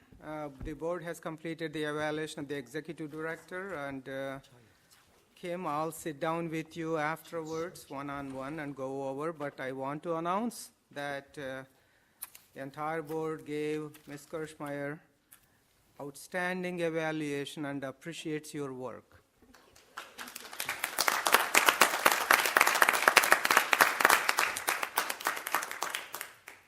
Thank you for all you do. We'll now move to the agenda item 4, approval of minutes of October 27, 28, 2016 board meeting. Move approval. Second. Okay, any discussion? Any comments from the members here? Any comments on the phone? No comments from the phone. Okay, Ms. Toof, roll call, please. Dr. Bolott? Aye. Excuse me, Dr. Bishop? Aye. Judge Feinstein? Aye. Dr. Hawkins? Yes. Dr. Kraus? Yes. Ms. Lawson? Dr. Levine? Yes. Dr. Lewis? Aye. Ms. Pines? Aye. Ms. Sutton-Wills? Yes? Mr. Wormuth? Yes. Ms. Wright? Dr. Yip? Aye. Dr. Gonadev? Aye. Thank you. Thank you. Now we'll move to agenda item 5, which is the President's report. In the past quarter, Ms. Pines and I worked closely with the staff to complete the board sunset review report and ensured it met the deadline submission of December 1, 2016. Well, all of you know that I'll be in the hot seat in the BNP committee, so I'm ready. I would like to take a moment to thank the board staff for putting together this document. It was a lot of hard work, and the board appreciate the hours that were put into it. In addition, Ms. Pines and I have continued to have telephone calls with the executive staff to discuss projects and issues that have arisen during the last quarter. We know that the next few months will be very busy with the board sunset hearing. We'll be meeting with the chairs and members of Senate and Assembly BNP committees prior to sunset hearing. Our goal is to educate the members on the board and its new issues, as well as to answer any questions the members may have.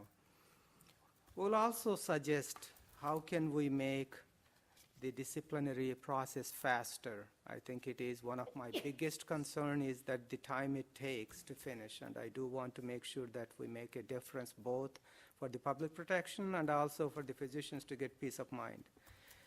This year will be a busy year as there are a lot of projects that are planned to be completed throughout the year, in addition to resolving any issues that may arise through sunset process. I also look forward to developing a new strategic plan this year that will provide guidance to the board for the next several years. This is a very important project, and I look forward to working with the Department of Consumer Affairs through the process.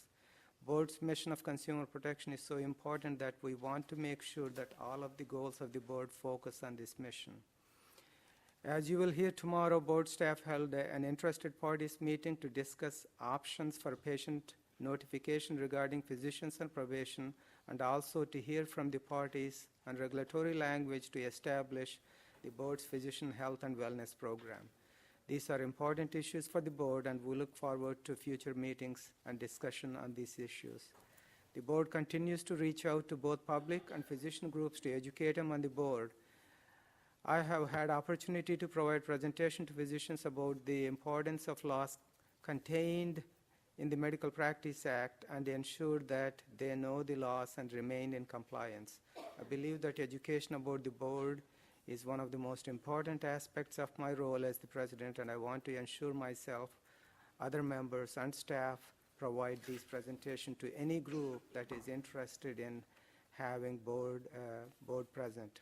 Just to give you, I did make a presentation to California Association of Neurosurgeons and also at the medical staff at Kaiser Fontana Hospital.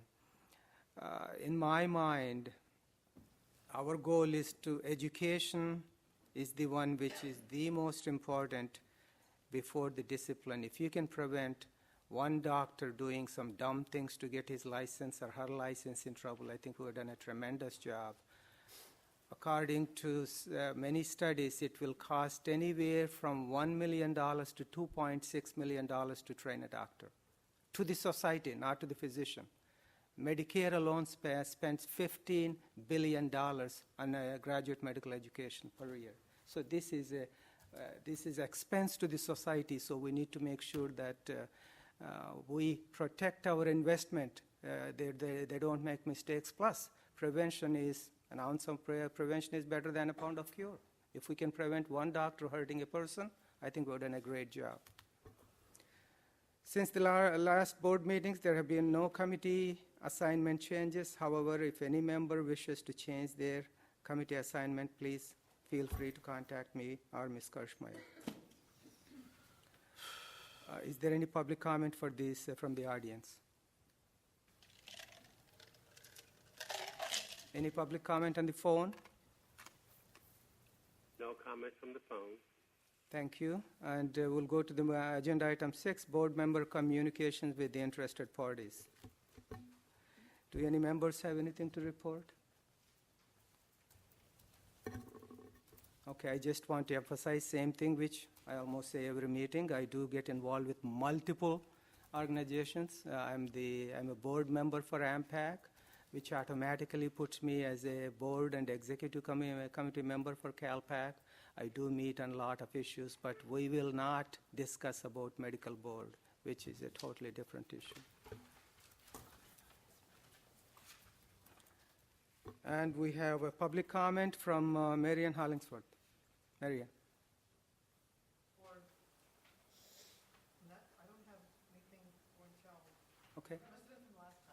It was for the last year.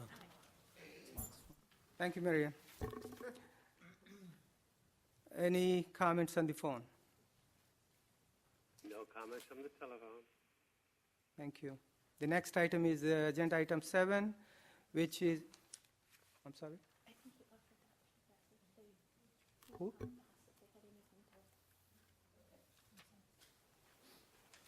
Go ahead. Thank you, Kerry. Kerry always keeps me on my toes. The next item is agenda item 7, which is presentation regarding supplemental survey and physician medical participation. We are fortunate to have a great working relationship with the University of California, San Francisco to assist in obtaining this information. I would like to introduce Janet Kaufman. Dr. Janet Kaufman is an associate professor at Philip R. Lee Institute of Health Policy Studies, the Health Force Center, and the Department of Family and Community Medicine at the UCSF. Dr. Kaufman has authored numerous publications on supply and demand on healthcare workers, geographic maldistribution, and strategies for improving racial ethnic diversity among health professionals. She has been the project director for 3 voluntary surveys of California physicians conducted in partnership with the board that have addressed physician participation in Medicare and use of electronic health records. Dr. Kaufman received her PhD in health services and policy analysis and a master's degree in public policy from the University of California, Berkeley. Dr. Kaufman, thank you for being here today. Please go ahead. And thank you, Dr. Ganadev. And I'll ask the board's indulgence. I'm recovering from some sort of cold, flu, something, so I apologize that I'm a little nasally and I may need to just take a little bit of a break at some point. I hope you took flu vaccine. Well, see, this is the irony, doctor, is I took the flu vaccine and then I caught this thing from my husband who doesn't believe in the flu vaccine. Anyway, here we go. So thank you very much. And as Dr. Ganadev indicated in his comments, this really is, I think, a great partnership that we at UCSF have had with you in the medical board in terms of partnering with you to do surveys that add to the information that you already collect through your mandatory surveys. And today I'm going to talk about some work we did in 2015 on physician participation in Medi-Cal. And of course, the reason that this was of interest to us and I think of an importance to the state is that California is one of 32 states that have expanded eligibility for Medicaid for all citizens with incomes below 138% of the federal poverty line, and that approximately 1 in 3 Californians is now enrolled in Medi-Cal. In turning Medi-Cal expansion into access to care requires adequate numbers of providers who accept Medi-Cal patients. That having an insurance card is important, terribly important, but just having an insurance card doesn't necessarily get you the access to the right care in the right place at the right time. And so this work is going to build on work that we did on a previous supplemental survey in 2013, the results of which were published in this report. And I should note, too, here that we're, as you all know, at a critical juncture. There's tremendous uncertainty about the future of Medicaid at the federal level. It's possible the expansion will be repealed. It's possible that the program will be block granted. So a lot of uncertainty. So we've got a few slides here that also speak to physicians' willingness to care for the uninsured. And I think those findings have become even more important given that we're at a place that the state could possibly risk substantial federal funding for Medi-Cal, and it's not clear whether the state would be able to make up that funding. In fact, I think it's fairly clear the state couldn't make it all up. So methods. This was a voluntary survey mailed to physicians whose licenses were due for renewal in June 2015 to December 2015. And so these were sent out with the renewal packets and with the mandatory survey. And so it is voluntary, and it says, admittedly in small print, that it's voluntary. But there it is. We linked responses to the voluntary survey to responses to the mandatory survey and data in your core license file, so things that have to do with age and gender, location, and such. And then we analyzed responses from physicians who practice in California. We were interested in just focusing on those who are here in California, those who had finished their residency, finished their training, and who provided patient care at least 20 hours per week. We really wanted to focus in on those folks who were devoting a large chunk of their professional activity to patient care. So we weren't, for example, looking at someone who's in biotech primarily doing research. And so the survey went out to 34,212 physicians. Then and that went out to everybody, including those who weren't really eligible for our survey. So for example, you've got, as you know, there are folks who have active California licenses who are overseas or who are in another state. So they got the survey, but we didn't look at their responses because they weren't the folks of interest to us. So we got 6,162 usable responses for a response rate of 18% among our eligible physicians. This is considerably lower than the response rate we've had from previous surveys. And, I think it's really fair to say that this is a function of the transition to the BREEZE system, which I'm sure you all have heard a lot about of late. And because of the BREEZE system, our online version of the survey did not pop up online right after the rest of it. Previously, when the medical board had its own software for the online renewal, our survey popped up at the end. And yes, it was voluntary, but it was right there. There was no extra effort to fill it out. We now had to, and we want to thank the staff. The staff was tremendously helpful in figuring out a workaround, but the workaround involved having doctors click on a link and go to the medical board site, put in some of their license their license number, some information. So it was just enough more work that I think there were docs who said, well, if this is I'm not going to go to that extra work. And that was unfortunate, but there were, I think, understandably, some limitations in what the BREEZE system could do, at least in the early going. And we'll want to be talking to Ms. Kirschmeyer and the staff to see whether that might change in the future. Okay, so now to results, and I'm going to focus mostly on acceptance of new patients. And the reason for that is in the context of the Medicaid expansion, a lot of folks new to Medicaid, many of them new to insurance for the first time, that it seemed like one of the most important questions was, could folks get a new patient appointment? So on this slide on the left, we have all physicians, and then in the middle, primary care, and then on the right, non-primary care. So just focusing on all physicians, and we looked at 4 insurance statuses, whether you had private insurance. Now, this could be Kaiser, could be Anthem, could be any private insurance. We looked at Medicare, and again, that would be any Medicare. Could be Medicare Advantage, could be traditional Medicare. Medi-Cal in the green, and then purple, the uninsured. And just focusing on the all physicians, I think what we see here is that 60% of the respondents said they would accept a new Medi-Cal patient versus 85% of privately insured versus 77% of Medicare. So less likely to accept a Medi-Cal patient than Medicare privately insured.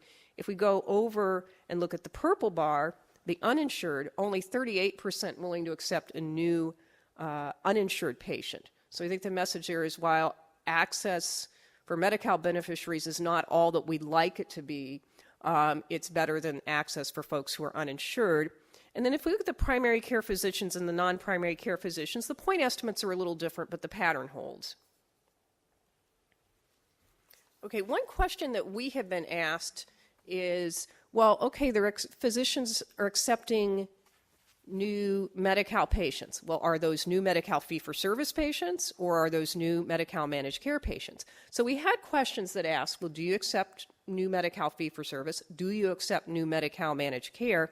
And if you see on the slide here, the bar on the right, 71% of the physicians who accept a new Medi-Cal patient said they accepted both, that they'd accept new fee-for-service and new Medi-Cal managed care, but there are some minorities that only will see new fee-for-service or will only see new managed care. Some of that new managed care only, I suspect, may be Kaiser, where primarily the patients that you're going to see in Medi-Cal or any insurance are folks who are in the Kaiser plan. This slide takes those two lumps of primary care and non-primary care physicians and then breaks them out into 8 groups here. And we see, and they're ranked from highest proportion accepting new Medi-Cal patients to lowest. And so the highest is what we call facility-based specialties, and this would be emergency medicine physicians, pathologists, radiologists. I don't have the slide here with me today, but we've been lately looking at the emergency medicine physicians separate from the other facility-based physicians, and we'll see that the proportion is higher, that the emergency medicine physicians are the most likely to accept new Medi-Cal patients. Well, why might that be? EMTALA. You know, as those of you who are involved with hospitals know, EMTALA requires all emergency departments to assess and stabilize. You are, regardless of the patient's ability to pay. Now, on the bottom, the least likely to accept new Medi-Cal patients, psychiatry. Now, there are certainly some psychiatrists who see Medi-Cal, but I think psychiatry is the example, probably the most bifurcated specialty, where you have a group of psychiatrists in the public mental health system and in the a certain part of the nonprofit sector that do a lot of Medi-Cal, and if anything, maybe do a little more uninsured, care for more uninsured patients. But then you have the part of psychiatry that's either all privately insured or in some cases all self-pay among those folks who are able to pay for their mental health services out of pocket, the more of the worried well perhaps. And then all of our other specialties in various places in the middle. And we also looked at acceptance of new Medi-Cal patients by practice type. And so 5 types here. Physicians in community public clinics, the most likely to accept new Medi-Cal patients. No surprise there. The mission of those clinics is to serve low-income people, most of whom are on Medi-Cal or uninsured. So that's consistent with what you'd expect. Towards the bottom, solo practice, only 44% of physicians in solo practice willing to accept a new Medi-Cal patient. The next 2 slides look at primary care physicians versus non-primary care physicians by region of the state. And this is the primary care physicians. And I should say primary care, the way we've defined it here, is family medicine, general practice, general internal medicine, general pediatrics. And here we see the highest proportion with accepting any new Medi-Cal patients is Inland Empire. Dr. Ganadev's part of the state. I think I know the comment. I know actually for everything, not just primary care, including specialties, is that IEHP is the main Medi-Cal managed care plan. Mm-hmm. They pay the physicians significantly better than Medi-Cal rates, and their bureaucracy is a lot less when it comes to authorizing. So those are the reasons why Inland Empire has the highest acceptance. Great point. Hold it. We'll come back to that thought a little later. But good point. The lowest proportion accepting new Medi-Cal patients, and this was a little bit of a surprise to me, is the North region. So we're talking Mendocino, Colusa Butte on north. It's the lowest percentage. I don't know that we know why. I know for a while Shasta, which is the main community clinic in the Redding area, for a while they stopped taking new Medi-Cal patients because, they were feeling they were so overloaded that their executive director and their board made a decision that maybe we should just focus on the patients we have. We don't like doing this. We don't like turning people away, but at the same time, we don't want to get so overloaded that we're not providing quality care. This is the non-primary care physicians, a little less variation here. Inland Empire actually is close to the top, but not quite the top. The Central Valley Sierra and North Valley Sierra would kind of be Sacramento down to Stanislaus County, and the lowest percentage being San Diego County. And I think probably what you have in some of our more metropolitan counties is you have some segmentation of the market, that you have some doctors working in places like LA County, USC, some non-primary care docs who are doing a lot of Medi-Cal, but then you have folks, let's say in Beverly Hills, who just aren't.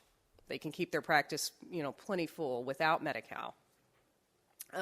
So this is to look at any patients. So to say, well, regardless of whether you're accepting new Medi-Cal patients, are there any Medi-Cal patients in your practice? And I think we see here that the pattern looks pretty similar to accepting new Medi-Cal.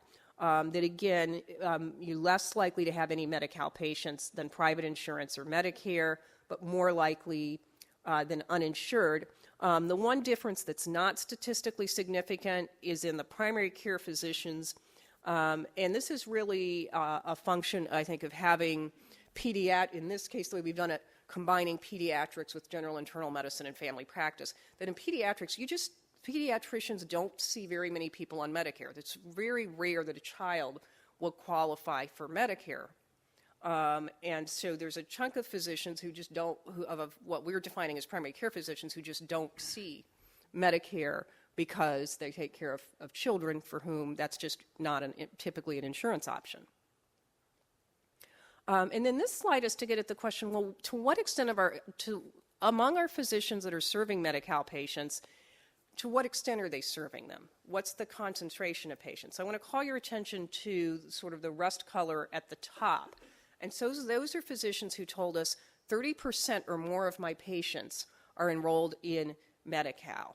And it turned out that about 28% of the primary care physicians said that 30% or more of their physicians were on Medi-Cal versus 19% of the non-primary care physicians.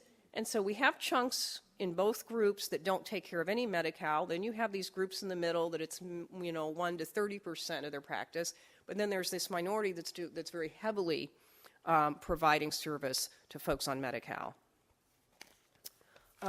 Real quickly, a couple benchmarks for assessing the adequacy of the supply of physicians.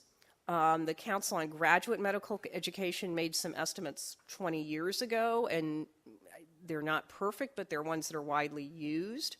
And then the California Department of Healthcare Services, this is our agency that runs our Medi-Cal program, they have a requirement for their managed care contracts that there be 50 primary care physicians per 100,000 beneficiaries. There's nothing similar on the specialist side, but that is their sort of benchmark on the primary care physician side. And so how do we stack up in Medi-Cal? And so we've got primary care on the right, primary care on the left, non-primary care on the right, and we looked at our data from the 2013 survey compared to the 2015. And remember, this is the time period where the number of Medi-Cal beneficiaries is going through the roof because of the Medi-Cal expansion. And what we see is the ratios of primary care and non-primary care physicians per beneficiaries are going down. Now, we did do some looking. There is some growth in participation among physicians, but it's not nearly as dramatic as the growth in beneficiaries. So that's pulling the ratio down, and it looks like we're below DHCS's requirement. Now, DHCS will tell you that, oh no, we couldn't possibly be below the requirement. And perhaps that's true perhaps that's true on paper, but this is what we're basing this on what physicians are telling us about their participation in Medi-Cal. This year, with the 2015 survey, we added some new questions. And the first one was about referrals. So we asked physicians about their experience for referrals for privately insured patients relative to Medi-Cal patients. Our hypothesis was that privately insured patients would probably be the easiest folks to get referrals for because the private plans tend to pay the most generous rates. So we thought, well, let's look at that comparison, and then let's look at diagnostic imaging. Let's look at referrals to specialists. And so this could be PCP to specialist, or it could be specialist to specialist, like let's say you're in rheumatology and you've got a patient who you think might be a candidate for joint replacement and you want to get an ortho consult for that. Or you're an endocrinologist managing a diabetic patient who is developing retinopathy issues that you feel needs an ophthalmology consult. And then lastly, mental health services. And what you see here, I think clearly, is that the physicians told us they had substantially more trouble with referrals for all three services for Medi-Cal patients. I mean, I think it's also concerning that they reported that 17% reported having difficulty referring privately insured patients for mental health services, given what we know about the importance of mental health. Then we asked physicians questions about why you limit the numbers of Medi-Cal patients in your practice. Now, some don't. Again, some in emergency departments or in community clinics are taking all comers. But we know that we know based on our findings that some are limiting. So we said, well, why is that? Well, the number one reason was the amount of Medi-Cal payment. And they could check, there were six options. They could check off as many as they wanted. And these are folks who said that this was a very important or moderately important reason. So one was the amount of Medi-Cal patient. And as Dr. Ganadev's alluded to, there are some of the Medi-Cal managed care plans who are paying physicians substantially more than the fee-for-service rates. So it may well be that those who didn't see this a problem were doctors in Inland Empire and other places where they're being paid better. But that was the number one reason. The second was administrative hassles. And Dr. Ganadev, you alluded to that Inland Empire Health Plan has been able to streamline, is not as bureaucratic as others, but I think certainly talking to physicians, particularly about the fee-for-service side of Medi-Cal, there's a lot of administrative paperwork. You can be slow to be paid. That there are things that understandably discourage participation.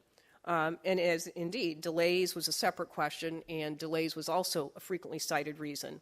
Three less frequently cited reasons were that Medi-Cal patients have complex needs.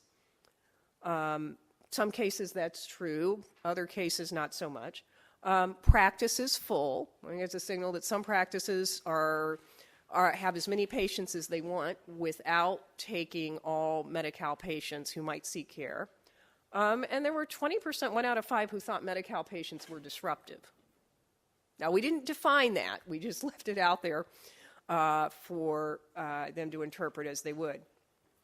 Okay, well, to wrap up, because I know we want to get to your questions, we found that California physicians are less likely to accept new Medi-Cal patients than new patients with Medicare or private insurance, but more likely to accept them than uninsured patients.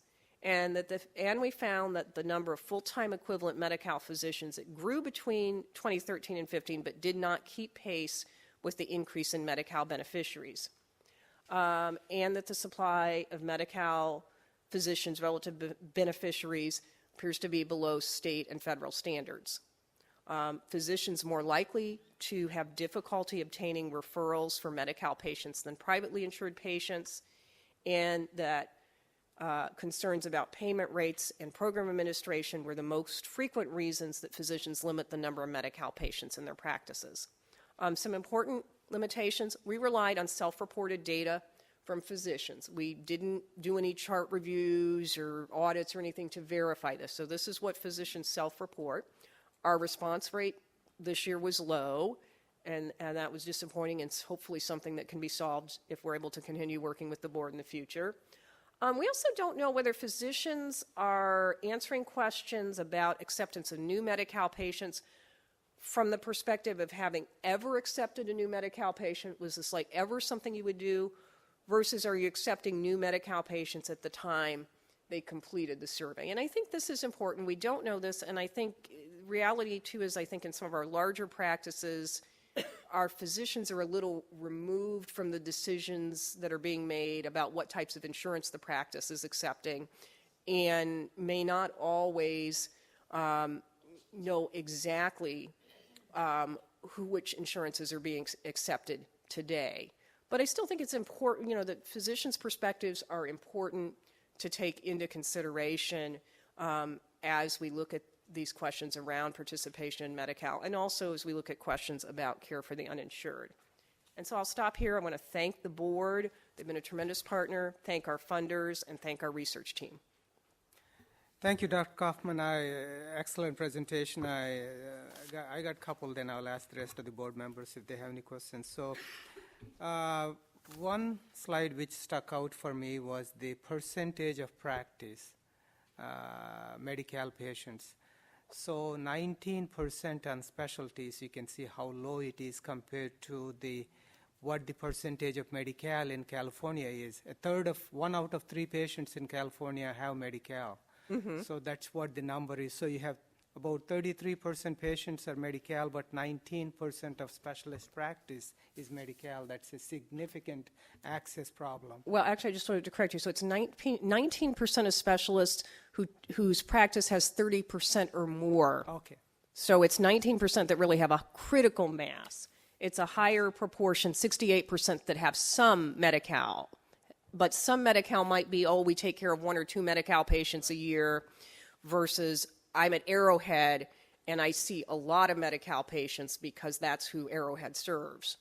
Yeah. No, I was looking at the number of what percentage of Medi-Cal patients in doctor's practice. So if only 19% has that 30% and above, that's a fairly low number. It's worrisome. Yes. Just a question for you is, did it improve significantly from 2013, even though the numbers are smaller, or what's your thought I would say from 13, the ratio of full-time equivalent Medi-Cal physicians to Medi-Cal beneficiaries fell. Okay. And that would be this slide here. So the supply of full-time equivalent, and this is the way we did the full-time equivalent, was to look at what physicians told us about what proportion of their patients were Medi-Cal and convert that to an FTE. So if you said that 30% of your patients were Medi-Cal, we'd count you as 0.3 FTE for Medi-Cal. If you said 10% of your patients were Medi-Cal, we'd count you as 0.1, and then sum you all up, and then take a ratio of that to the number of number of beneficiaries. So how much did it fall? So for primary care, it fell by 20 primary care physicians per 100,000 beneficiaries, and it fell by 26 per 100,000 beneficiaries on the non-primary care side. Those are significant numbers. Very, very significant. And I think the thing to keep in mind is that this is a period, I didn't bring the graph with me, but if you plot Medi-Cal enrollment, I mean, this is a graph that goes kind of like this. It's very big ramp up in a short period of time, because the Medi-Cal expansion just really substantially increased the number of Californians who are eligible. And while there has been some uptick in physician participation, instead of a line that goes like this, it's maybe a line with a much smaller slope. Thank you. Dr. Levine. Sorry. So did you correct for the percentage of time the physician was actually working? In this analysis, we didn't. We treated everybody who was working 20 hours or more the same. I don't have the slides with me, but we did do an additional analysis to correct it. And the point estimates changed, but not the conclusions. Because if it's 30% of a half-time practice, that's not. You're right. Got to You're correct right for that. You're right. But as I said, when we adjusted it, it didn't make that much difference. And did you include in here nurse practitioners, advanced practice nurses who are actually primary care providers? So that is a very good question. The answer is no, because this is a survey that we do in partnership with you and the medical board. We are doing some other work where we're pooling some of the medical board data with data on physician assistants and NPs, and we'll have a report on that out shortly. Because that may be part of DHCS's contention that actually, if you look at the supply of primary care providers, it's not it's right. I don't think they've made that argument. It would be a reasonable argument.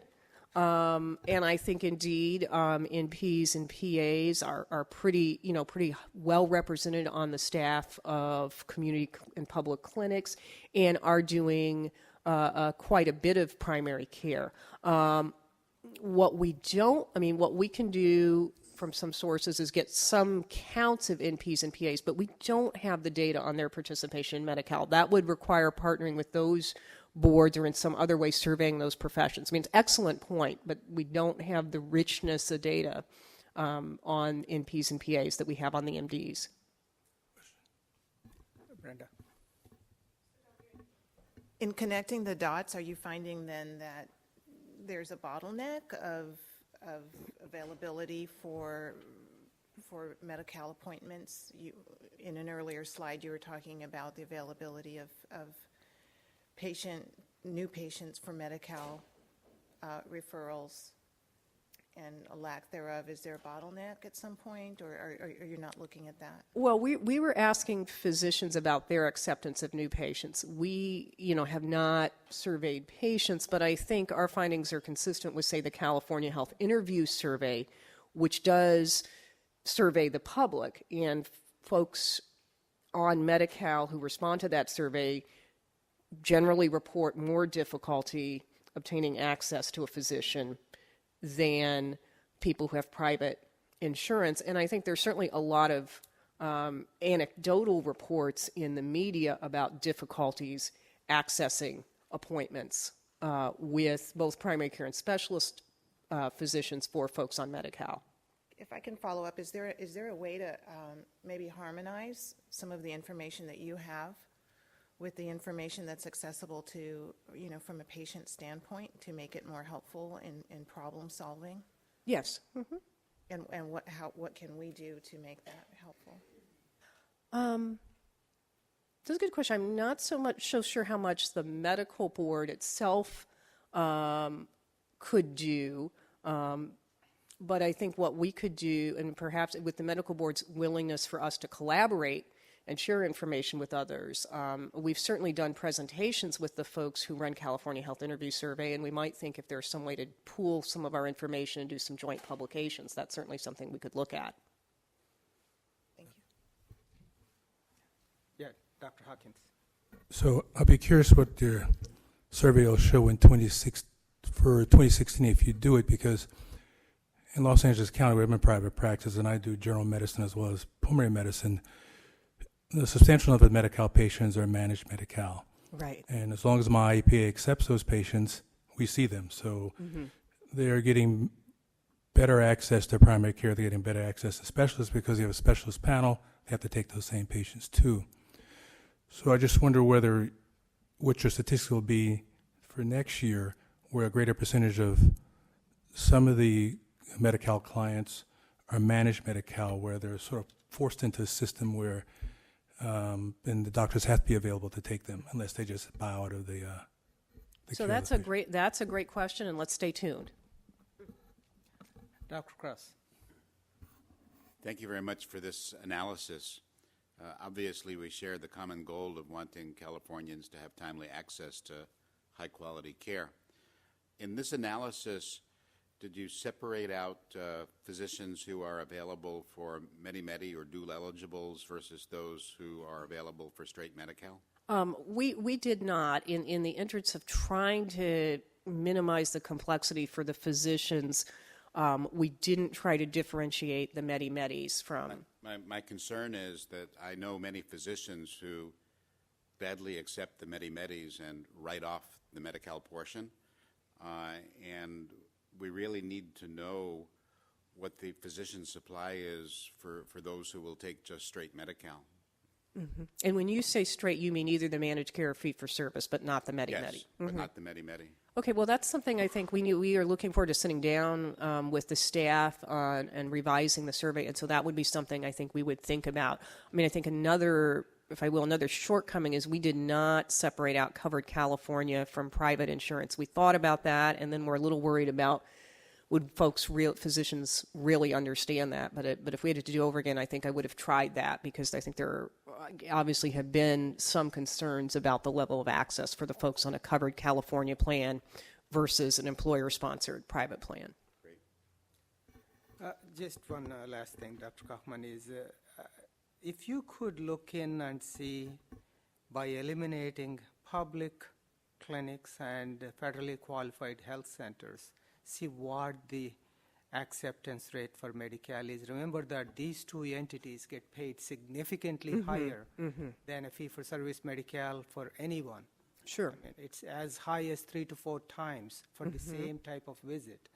So that's why I want to see what is the available availability of physicians for true either managed care or fee-for-service, eliminating the public clinics and the federally qualified health centers. That will give us a little more. And when those payments, you saw that 78%, it was the payment. That is the number one. Right. I was surprised why 20% thought that they were more disruptive. I don't think they haven't seen too many private practice patients who are not as disruptive or even more. So that just bothers me that somebody thought that Medi-Cal patients were more disruptive. So I think if you could do that, that will be great. Okay, that's a great suggestion. And the Because you last are thing right. we- You yeah, are right. last- Those incentives, those payments are much higher.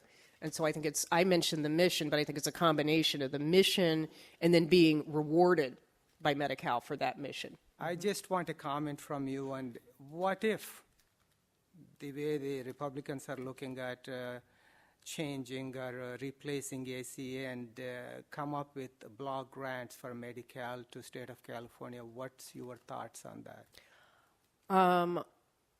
I think that would be highly problematic because I would say the history, in some ways it sounds good.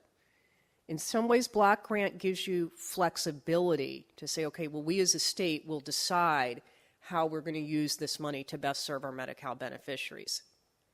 The challenge, I think, is that the history of block grants tells us is that block grants often do not keep pace with growth in the cost of delivering a service. So I think that's the big concern is whether we get a block grant and then the amount we get decreases over time, or even if it stays flat over time as the population grows, that the state could lose a substantial share of federal funding for Medi-Cal under a block grant.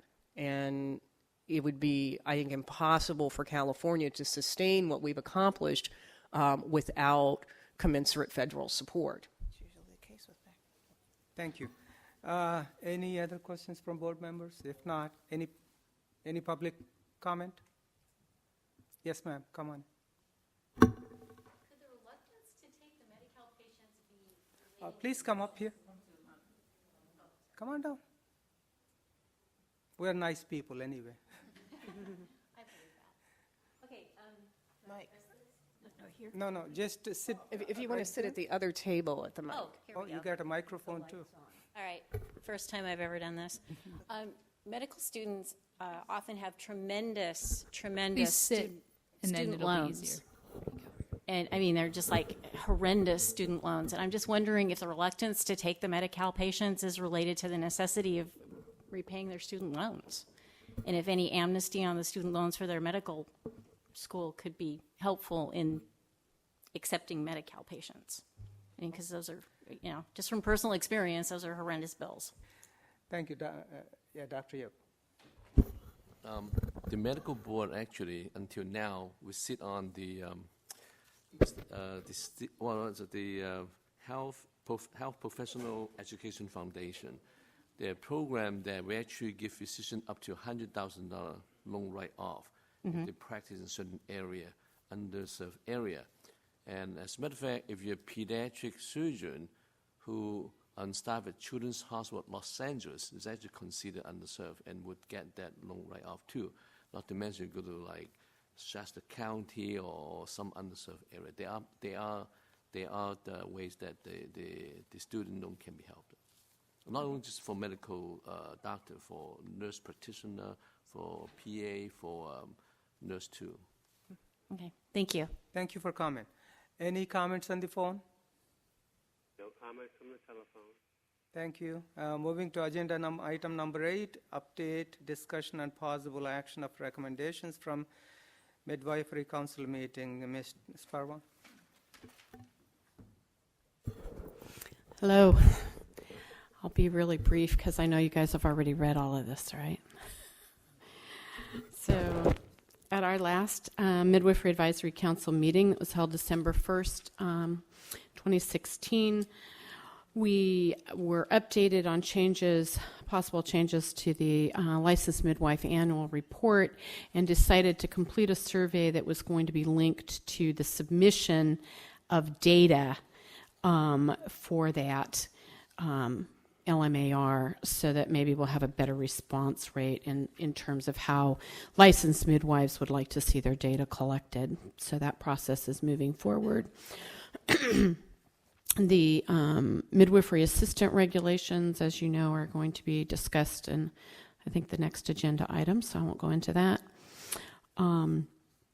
We continue to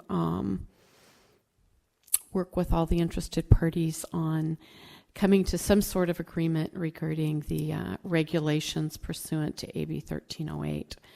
And it's my understanding that a midwifery task force meeting has been set for March. So I'm really pleased to see that moving forward. What I need from all of you today is approval for the following agenda items for the next MAC meeting, which will be held in March.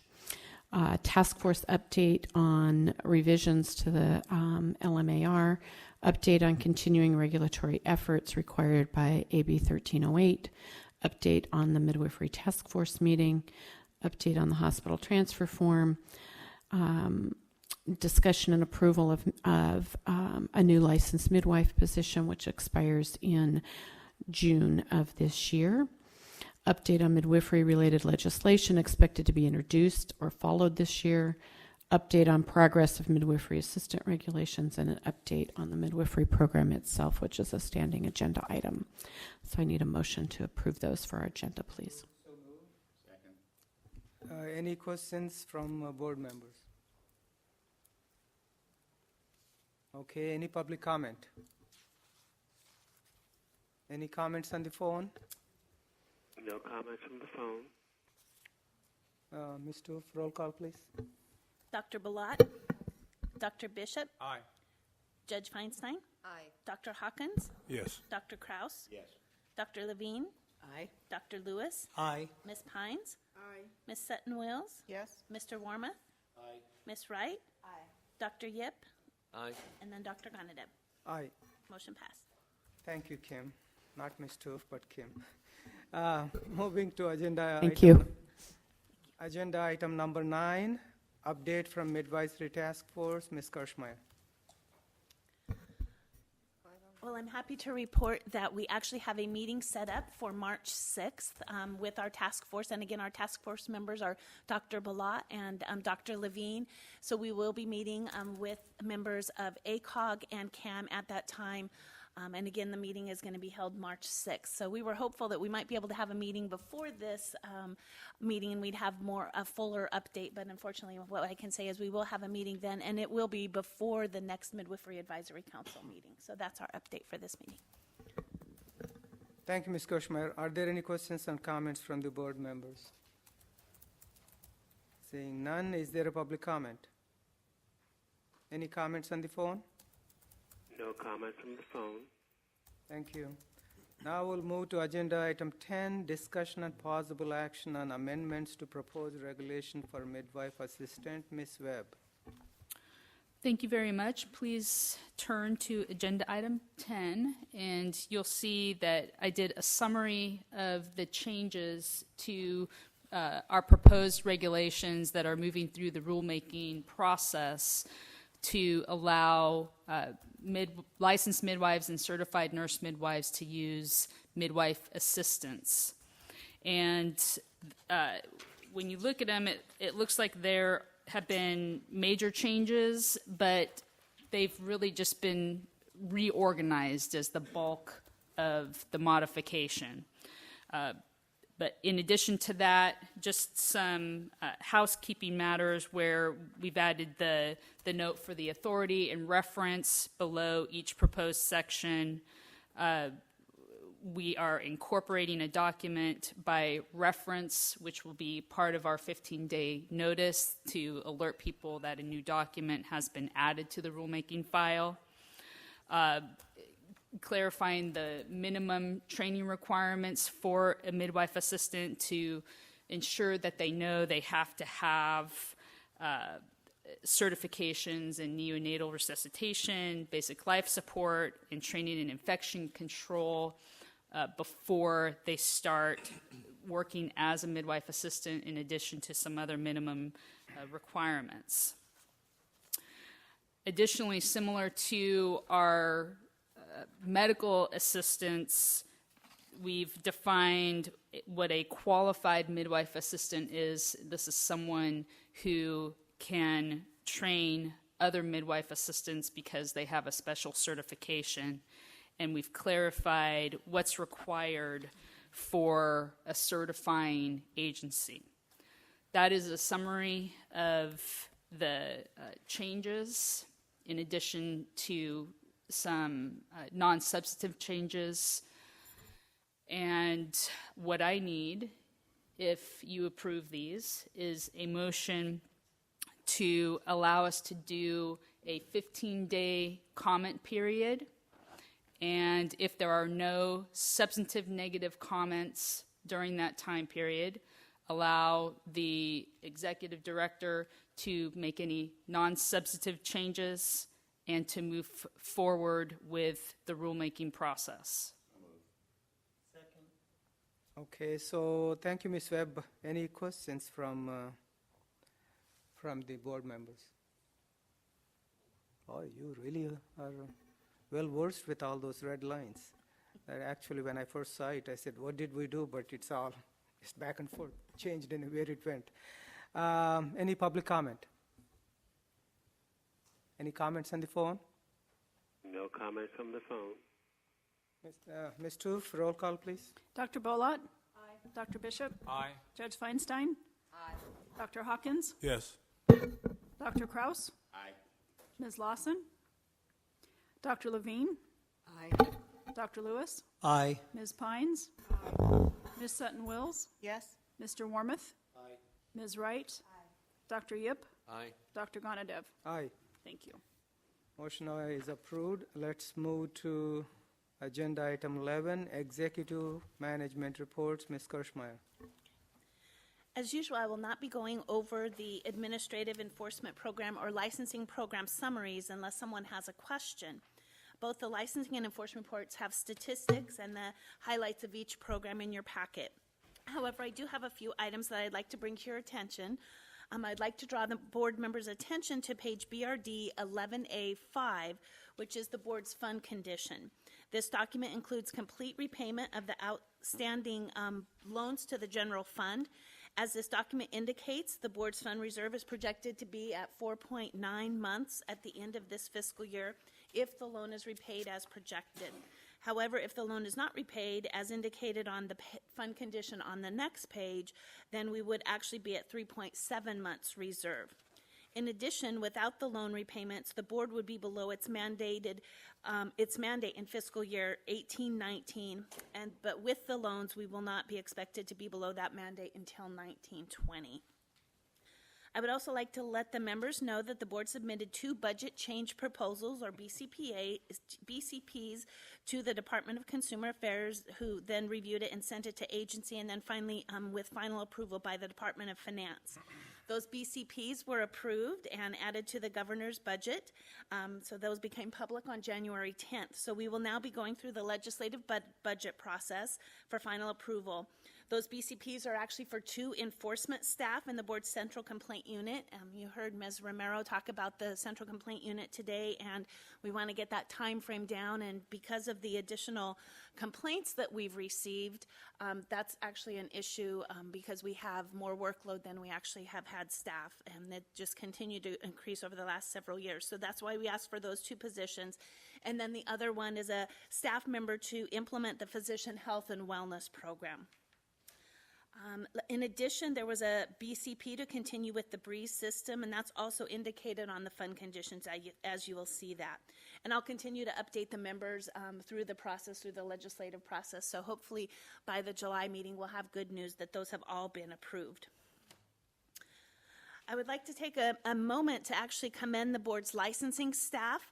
The staff are currently reviewing applications within 29 days from the receipt of the application. As you know, their goal is 45 days. They're actually at 29 right now. And actually over the last quarter, we had several weeks where they were actually at 26. Now, we do know that this is not our slow time, but it is not our crunch time, but we do commend staff for this. And really what they're trying to do is they're really trying to gear up for that crunch time. And I think we're going to be in a really good position as all of those applications during that time come in, and we have to license those individuals by June 30th. In addition, and this is actually something that we've been working on, and I'm looking at Ms. Alameda in the back there, and this is something we're really proud of, is that the board was actually able to drastically reduce the wait time for people calling into the call center. There were a couple months, again, because of low staff and people not coming in, that we actually were at 22 minutes for a person to be on hold before they actually reached a caller. And we've brought that down to 6 minutes in the month of December. So we're really proud of that and the staff for doing that. In addition, we also drastically reduced the number of abandoned calls. So what actually was happening, I believe, is that people called in, and what we did is we actually went through all of the scripts and all of the phone tree, because we, I was actually cold calling staff, so they weren't really happy with me, but I'd get on the phone, and so I would see when did it tell me that I actually was able to leave a call number, right? Because you can do that. You can request a call back. You don't have to wait on hold. How long in the process did it take to get there? Well, we found out it was really a long time to get in, and so we had a huge abandonment rate of calls. So that actually went drastically down in the month of December because of the changes that we've made with the phone system. So that's actually something I really want to commend staff getting together, and then they put together phone scripts as well, so individuals know exactly what to say. And so we also, then the last thing we did in that unit was we actually sent all of our staff, no matter how long they had been to the board, with the board, to new employee orientation training, where they actually had to sit there and go through 2 days of intense training on what each unit does. So our phone unit is definitely something to be commended in this last quarter. Lastly, for licensing and also for notification to members, I wanted to let you all know that Ms. Toof has been promoted to the licensing program outreach manager, which is Mr. Shunke's prior position. So as sad as we are about Ms. Toof leaving the executive unit, this is a promotion for her, and we want to commend her on that.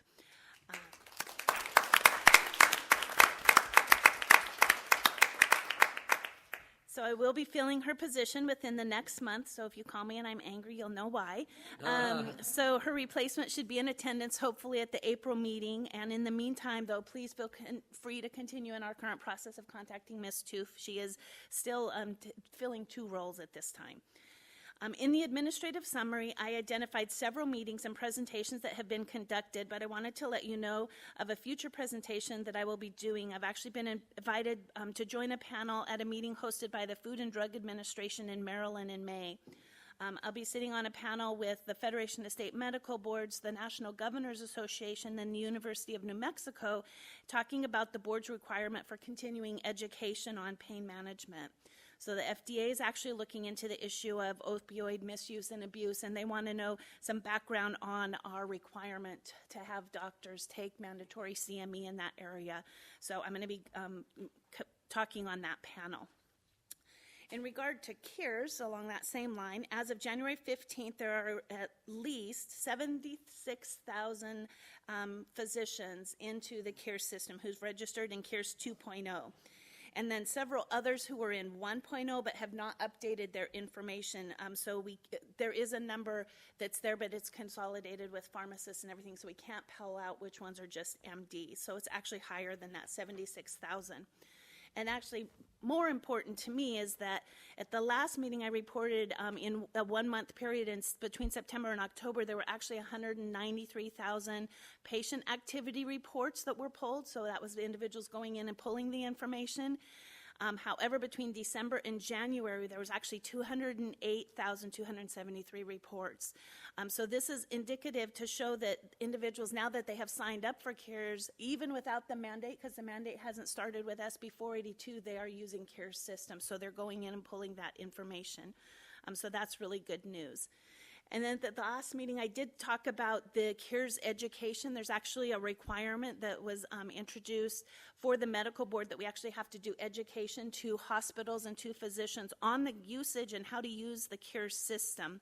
So in early January, I actually held a meeting with the Department of Justice, CDPH, and other prescribing and dispensing DCA boards to talk about what that education would look like. So I'll be working with a small subcommittee to develop a brochure and information that can be disseminated. One item that was actually raised, and I thought it was a really good one, was that once a prescriber has requested a CARES report, what do they do with that information? So there are a few questions that came up about that, and we actually have pain management subject matter experts that have actually already been working with the Department of Justice. So we're going to work with them to provide guidance on what to do with the information once it's obtained. And I will also work with consultants with our board, because we actually have some individuals that we use for those subject matter experts associated with the board, and probably a few of the board members to be sending out that brochure before we release it and disseminate that information. And then lastly, on CARES, on page BRD 11D1, is a notice regarding the decommission of CARES 1.0. As the members may remember, when CARES 2.0 was released, there were several individuals, including some large health systems, that did not have the updated browsers required for CARES 2.0. So DOJ and the board did outreach to encourage individuals to update their browsers, and DOJ has now set a date for the end of CARES 1.0. That date's going to be March 5th of 2017. So we've posted the information on our website. We sent out an email to physicians. We sent a subscribers notice. We tweeted the information. And lastly, I provided the information to all of our large physician organizations that we have contacts. And I sent it out to all of our physician members here, asking you to try to disseminate that as much as possible. So are there any questions on CARES before I move on? Okay. So I'd like to draw your attention to page 11E1-2, and this provides an update from the Health Professions Education Foundation and the Stephen M. Thompson Loan Repayment Program. We are just doing a written update at this time, since we don't have any members on that foundation at this time. In my report, I provided an update on the issue of overprescribing psychotropic medication to foster care children. As stated, the board is awaiting approval from the Department of Health Care Services to finalize the data use agreement as required with the passage of SB 1174. In addition, for those physicians who the board has identified may be inappropriately prescribing, the board is working with the Department of Social Services to obtain authorization to get medical records for those patients. We've been contacted by the Department of Social Services and will be working with them to explain the board's enforcement process and what is needed. For the Federation update, I'd like to let the members know that the staff from the Federation actually visited the board's headquarters office in November. They met with board management to discuss the FCVS process and also walk through the board's licensing process. The FSMB annual meeting will be held in April in Texas, and from the draft agenda, it appears that discussion will take place regarding physician wellness, medical regulation, and public health priorities, regulation in the era of assisted dying, evidence-based regulations, telehealth, the role of CME and licensure, medical errors and reporting, and technology-supported medical decision-making, which all are interesting and something that's important to the board. So it's hopeful that Dr. Ganadev and I will be able to attend. We'll be putting in out-of-state trip requests for that travel. Regarding the sunset review process, I wanted to let the members know that we provided the report to the legislative offices on November 30th, actually of 2016, not 2017, like the error I found in the packet. But the next step will be the sunset hearing, which is scheduled for February 27th, probably around noon. So Dr. Ganadev and Ms. Pines will be presenting for the board, and any of the members, please feel free to attend. Again, we don't have a time certain, but it's really dependent upon the boards that are in front of us and how long they take. The Department of Consumer Affairs actually will be going right before us, and then we'll be following up. I'm sure that they'll be talking to them about the vertical enforcement process. I'm assuming will be one of the issues that they bring up, so it'll be nice to have them right before us, and then we can tag team that issue. And then before I ask Ms. Miller to come forward, I think she's in the back, I saw her, and talk about the strategic planning process, I'd like to let you all know that this will be the last meeting where we have the privilege of being represented by Ms. Dobbs. She has taken a position as the administrative law judge for Board of Parole hearings, And Ms. Dobbs has done an outstanding job in providing guidance to the board, and I want to thank her for her outstanding service to us.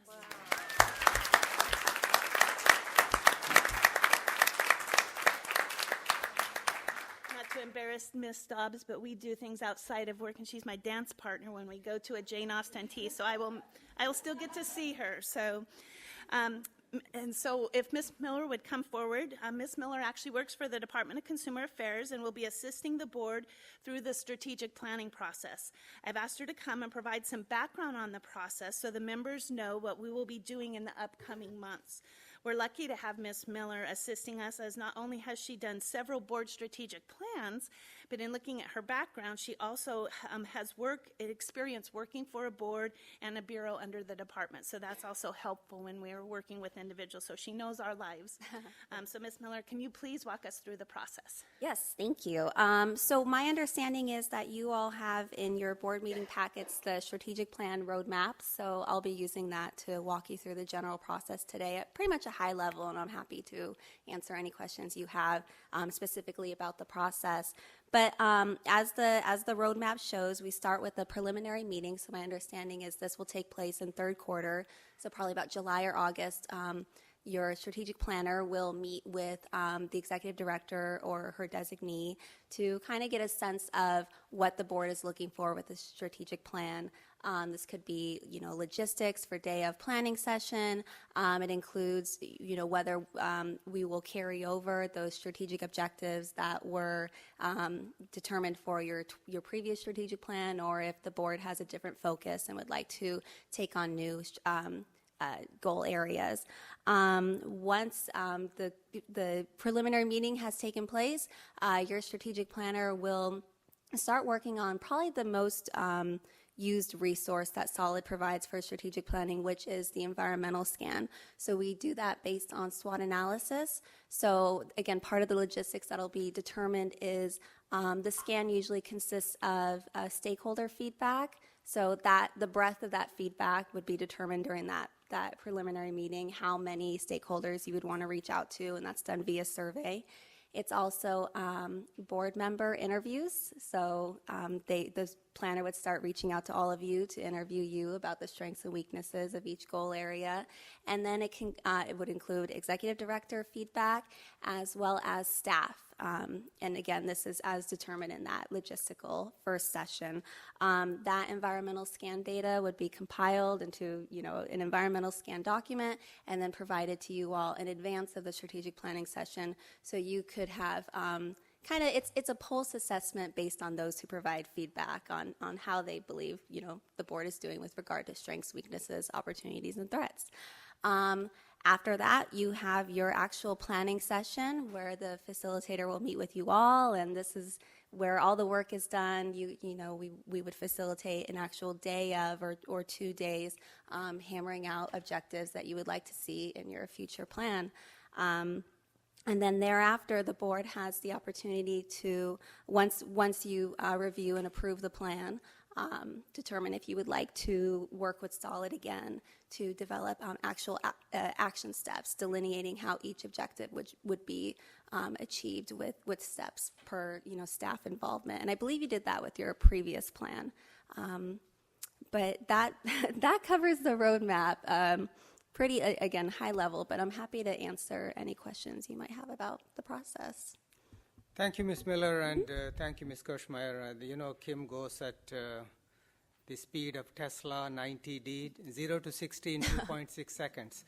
So it's just to keep up, tough to keep up with, but you have any questions to Ms. Miller first and to Ms. Kirschmeyer, board members? Dr. Levine. Just a logistical question. You talked about a day or two of strategic planning with the board. Is that subsume a board meeting, or does it replace in addition to a board meeting? I'll please. So just so you know, we talked to I can't think of Damon's last name. Nelson. We talked to Mr. Nelson about this. Because our board is so busy, we may try to cram it all into afternoon of a Wednesday before the board meeting. So we're in negotiations on that. Okay. And I don't know, Ms. Miller, what your experience has been of how that works when you do a half afternoon versus a full day. But my thought would be to put it around a board meeting because you always have that date, already have those dates scheduled out.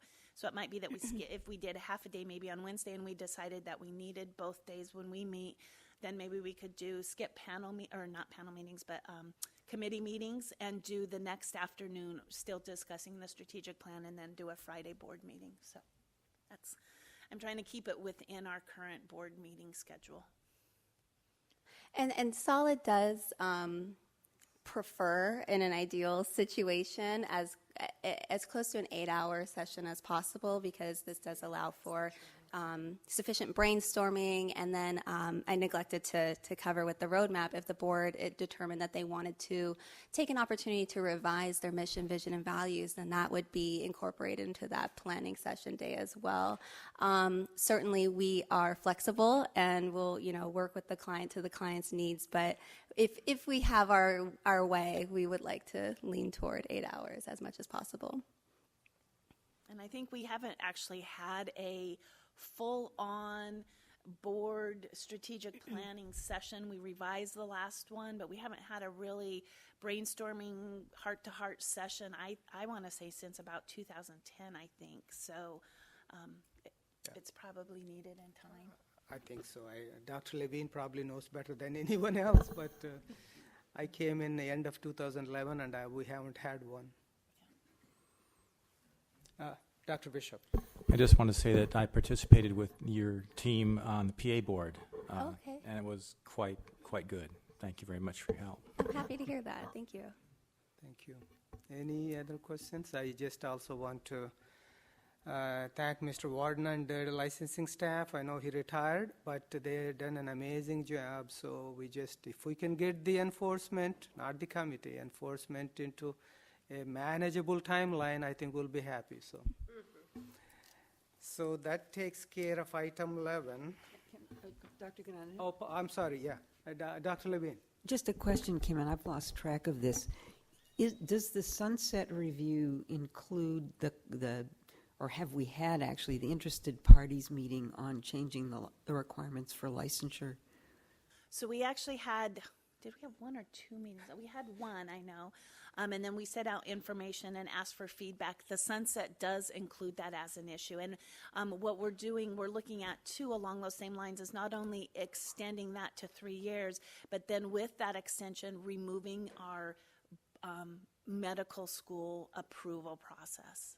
Okay, great. I just lost track of the issue. Thank you. So it's written in there, so we'll see how they write it up as an issue. We're hoping that they take it on in that sunset.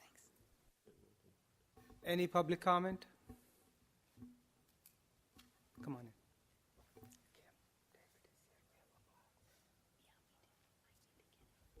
Hi, my name is Janie Thacker. I'm a residency program director for maxillofacial surgery at Loma Linda University. I had heard also about the increase in requirements to 3 years of ACGME accredited postgraduate training. And I don't know if you all are familiar with the sort of the nature of our program, but our residents begin with the dental school, they complete that, and then they go on to medical school and residency training. The majority of our training is in oral and maxillofacial surgery, which is CODA accredited, and most programs will grant a 1 or 2 year certificate in general surgery. The California programs, as far as I know, including Loma Linda, are a 1 year certificate. So this could substantially affect not just our program, but the other California programs. And I was wondering what the sort of realistic timeline of this is, and if it's going to affect the residents that are already enrolled in our programs. It's 6 years. And we do have a few that are still going to be finished prior to 2020, after 2020. Thanks for coming. And just to give a conflict of interest, Dr. Takar works in my department at Arrowhead Regional Medical Center, where she is a part of the Loma Linda group, which provide the oral surgery services. This is a special issue when it was brought to my attention that these are DDS and MD. These people are both went to dental school and MD school. And when they finished oral surgery residency, they were getting both dental license and medical license. So this change of going from 1 year to 3 years of ACGME program makes them ineligible for MD license, even though they went through medical school and they went through full training to be an oral surgeon, which is comparable to ENT. So I talked to Kim, and we will seriously look at, and our goal is not to jeopardize that. That's all I can tell you. Thank you. Appreciate it. Okay, any other audience comment? Any comments on the phone? No comments from the phone. Thank you. Any comments, Kim? Okay, that takes care of that item 11, right? We just finished. Okay, this is an interesting item. We're moving to item number 12, update on marijuana task force. Ms. Kirschmeyer. So the Marijuana Task Force is actually going to be meeting on February 8th of 2017 to discuss the board's current statement on recommendations for marijuana for medicinal purposes. The task force will also hear from the director of the Department of Consumer Affairs on the California Bureau of Medical Cannabis Regulation. It will discuss Senate Bill 643 that passed in 2015, and it will review the guidelines adopted by the Federation. The task force will hear from all interested parties regarding potential changes to the board's guidelines or statement, and then work with staff on drafting any revisions necessary. So that's my update. Are there any questions? Yeah, any comments from board? Public comment. Come on, sir, please take a seat. My name is Fred Gardner. I'm the editor of a journal of sorts called O'Shaughnessy's. I've been covering the medical cannabis story for 20 years and have been covering the medical board for longer than that, on and off. When Ms. Kirschmeyer said that the task force at its upcoming meeting would hear from interested parties, that's not, they've put out the agenda and they've said they will look at material submitted in writing by February 5th. That's not the same as an open forum where interested parties are putting in their 2 cents. I came here to Sacramento today to put you on notice that you're being used as pawns in a game by big players back east, and the guidelines that the Federation unanimously approved at its event in San Diego last year were drafted by the Federation's lobbyists back in Washington. They constrain cannabis clinicians in several important ways. Apparently, Dr. Krause can confirm this. The task force has backed off one of the important ones, which would constrain cannabis clinicians from using cannabis themselves medically with the approval of their own physician. They're not going to be taking input on that at the next task force meeting. I don't know if that's a stepping away from what the FSMB is pushing, but there, you may have seen an exchange in the December 13th issue of JAMA between some doctors from the Society of Cannabis Clinicians and Dr. Chowdhury of the FSMB. And in that, the doctors had noticed some serious discrepancies between the guidelines adopted in San Diego that Ms. Kirschmeyer and Dr. Krause voted for, and the, quote, summary of the guidelines presented by Dr. Chowdhury to the readers of JAMA in his viewpoint. And he answered in the December 13th JAMA, he did it again. He basically misrepresented what he had written the first time. So my appeal to you today, for your own sake, for your own honor, is to ask your task force to look into the discrepancies between the guidelines adopted by the FSMB at its convention last year and the summary that Chowdhury published in JAMA. And there should be input.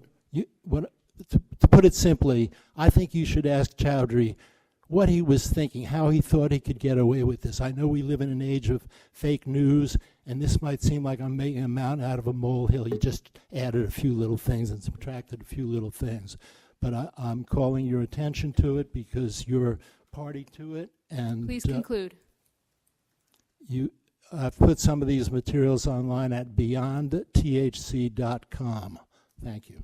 Thank you. Ms. Kushmer. I would just like to clarify that for the task force meeting, we have actually put out an agenda that calls for individuals to submit things in writing before the meeting because we'd like to get as much information before the meeting. However, the meeting will be open to the public and any individual will be able to come there and make comments on each of the agenda items on there. So, yeah. Thank you. Any other public comment? May I make a comment? Yes, Dr. Cross. It should be known that the FSMB is merely an advisory organization without authority, and each state medical board takes its own action cognizant of the FSMB, but not bound in any way to follow FSMB guidelines. Additionally, to the extent that you have referenced articles and debate in journals, it may be of use to the task force meeting to have those references sent to Kim ahead of time so that those who may be attending the meeting will have the privilege of rereading those prior to the task force meeting. Thank you, Dr. Cross. Any other comments from the public? Any comments on the phone? No comments from the phone. Okay. Thank you all. We'll move on to item number 13. Update on collaboration with the Osteopathic Medical Board of California, Board of Registered Nursing, Board of Pharmacy, Board of Podiatric Medicine, and Physician Assistant Board. Ms. Kirschmeyer. So this was actually an item that was requested by the board that we begin developing this collaboration with other boards. And we've actually had 2 meetings of this group since the last board meeting. A meeting was held on November 18th, and discussions included enforcement best practices as well as wellness programs within each of the boards. Another meeting was held on January 10th, and at this meeting, the group discussed inter-board investigations and talked about the importance of sharing information when an investigation by one board indicates that a violation may be occurring by a licensee from another board. In order to ensure all entities are aware of this important function, the group actually determined that a memo would be drafted and provided to the Division of Investigation and to the Attorney General's office, requesting that if any evidence indicates that another licensee may be violating the law, the matter would be referred to the appropriate board. In addition, we identified key individuals to contact if a violation is found earlier in the process, such as within our central complaint unit, and individuals specifically that we could contact to each of those individual boards and get a direct access to.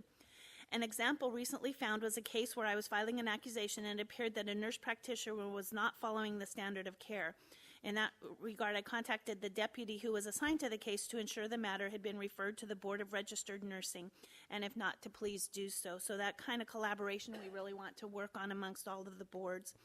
The group wants to bring this issue to the attention of everyone processing cases for DCA boards. Therefore, the memo is going to be drafted. Other items discussed included working together with the Pharmacy Board on corresponding responsibility issues for pharmacists when we are investigating prescribers, CARES usage, and the corporate practice of medicine. These meetings have actually been very invaluable, and I want to thank the board members for recommending this collaboration. At the next meeting, we will discuss setting a future meeting for the board presidents within those organizations to meet as well. Are there any questions? Any public comment? Any comments on the phone?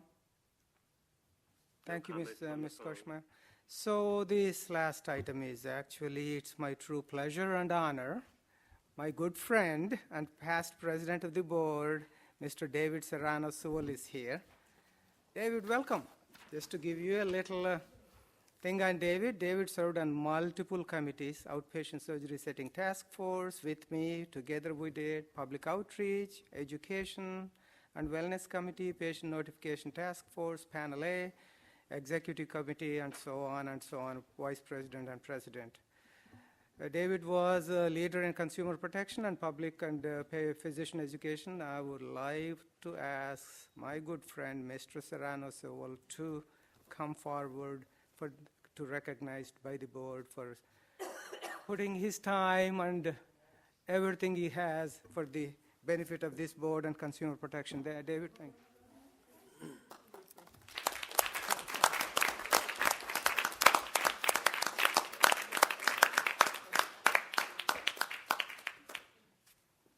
Okay, David, so we can't open these things. So I'm opening it. yeah. So this is from the board, and I haven't opened, so I do not know what's in there. Thank you. We actually miss you. We thought you were going to be here for longer, but decided not to be. So thanks for all your service, though. Thank you. Yeah, please. Sit down. Yeah, well, yep. We're going to ask him, but Well, thank you very much. It's I have to wear glasses now so that's something that has definitely changed since I last saw you all. But I do want to say a few words. One, that it was an incredible honor to serve on this board. The mission and the duty of this board is so important. When I first got on and became president and vice president, I asked Dr. Levine, what should I be thinking of? And she said, consumer protection, obviously, that's the mandate, but to elevate the practice of medicine. That is the charge of the medical board. I thought it was true then, and it's definitely true now.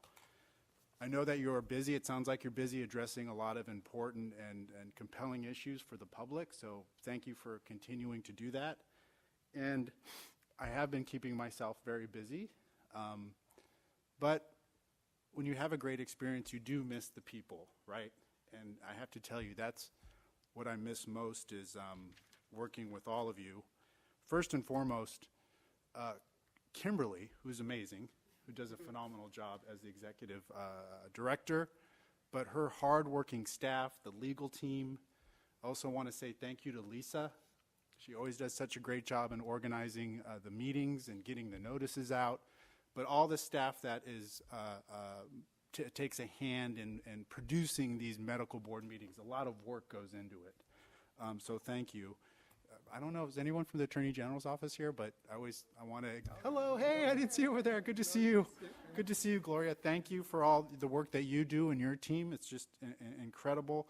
The Department of Consumer Affairs, incredible partnership. But most importantly, the public, the interested parties that come to the meetings, that keeps you and kept us informed. And the associations, and it's that input that creates a better work product. So, thank you. I'm going to open one of these right now. Yeah. Hey, it's your time the board gave you. Thank so you. You Thank can you. do anything with it. Claire's in 5th grade. No. I'm never good at this. This is awesome. Thank you. Open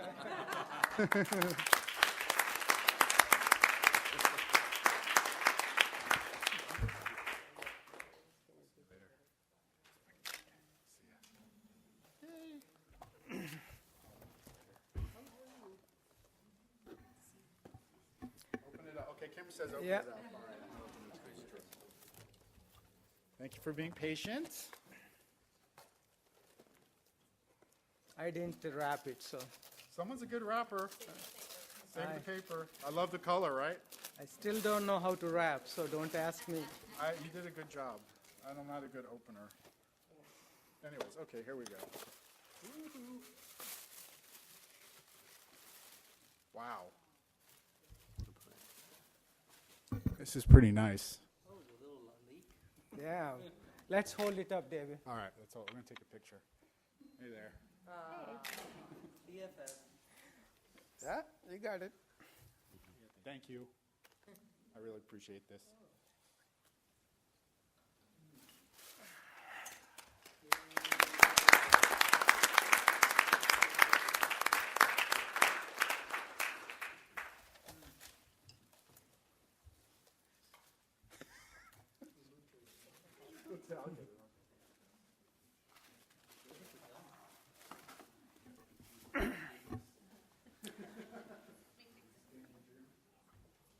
Thank you, David, and truly appreciate you coming. But as expected, you came on time rather than too early and sit through the meeting again, even though you're not on. So with that, I think we'll have a motion to adjourn.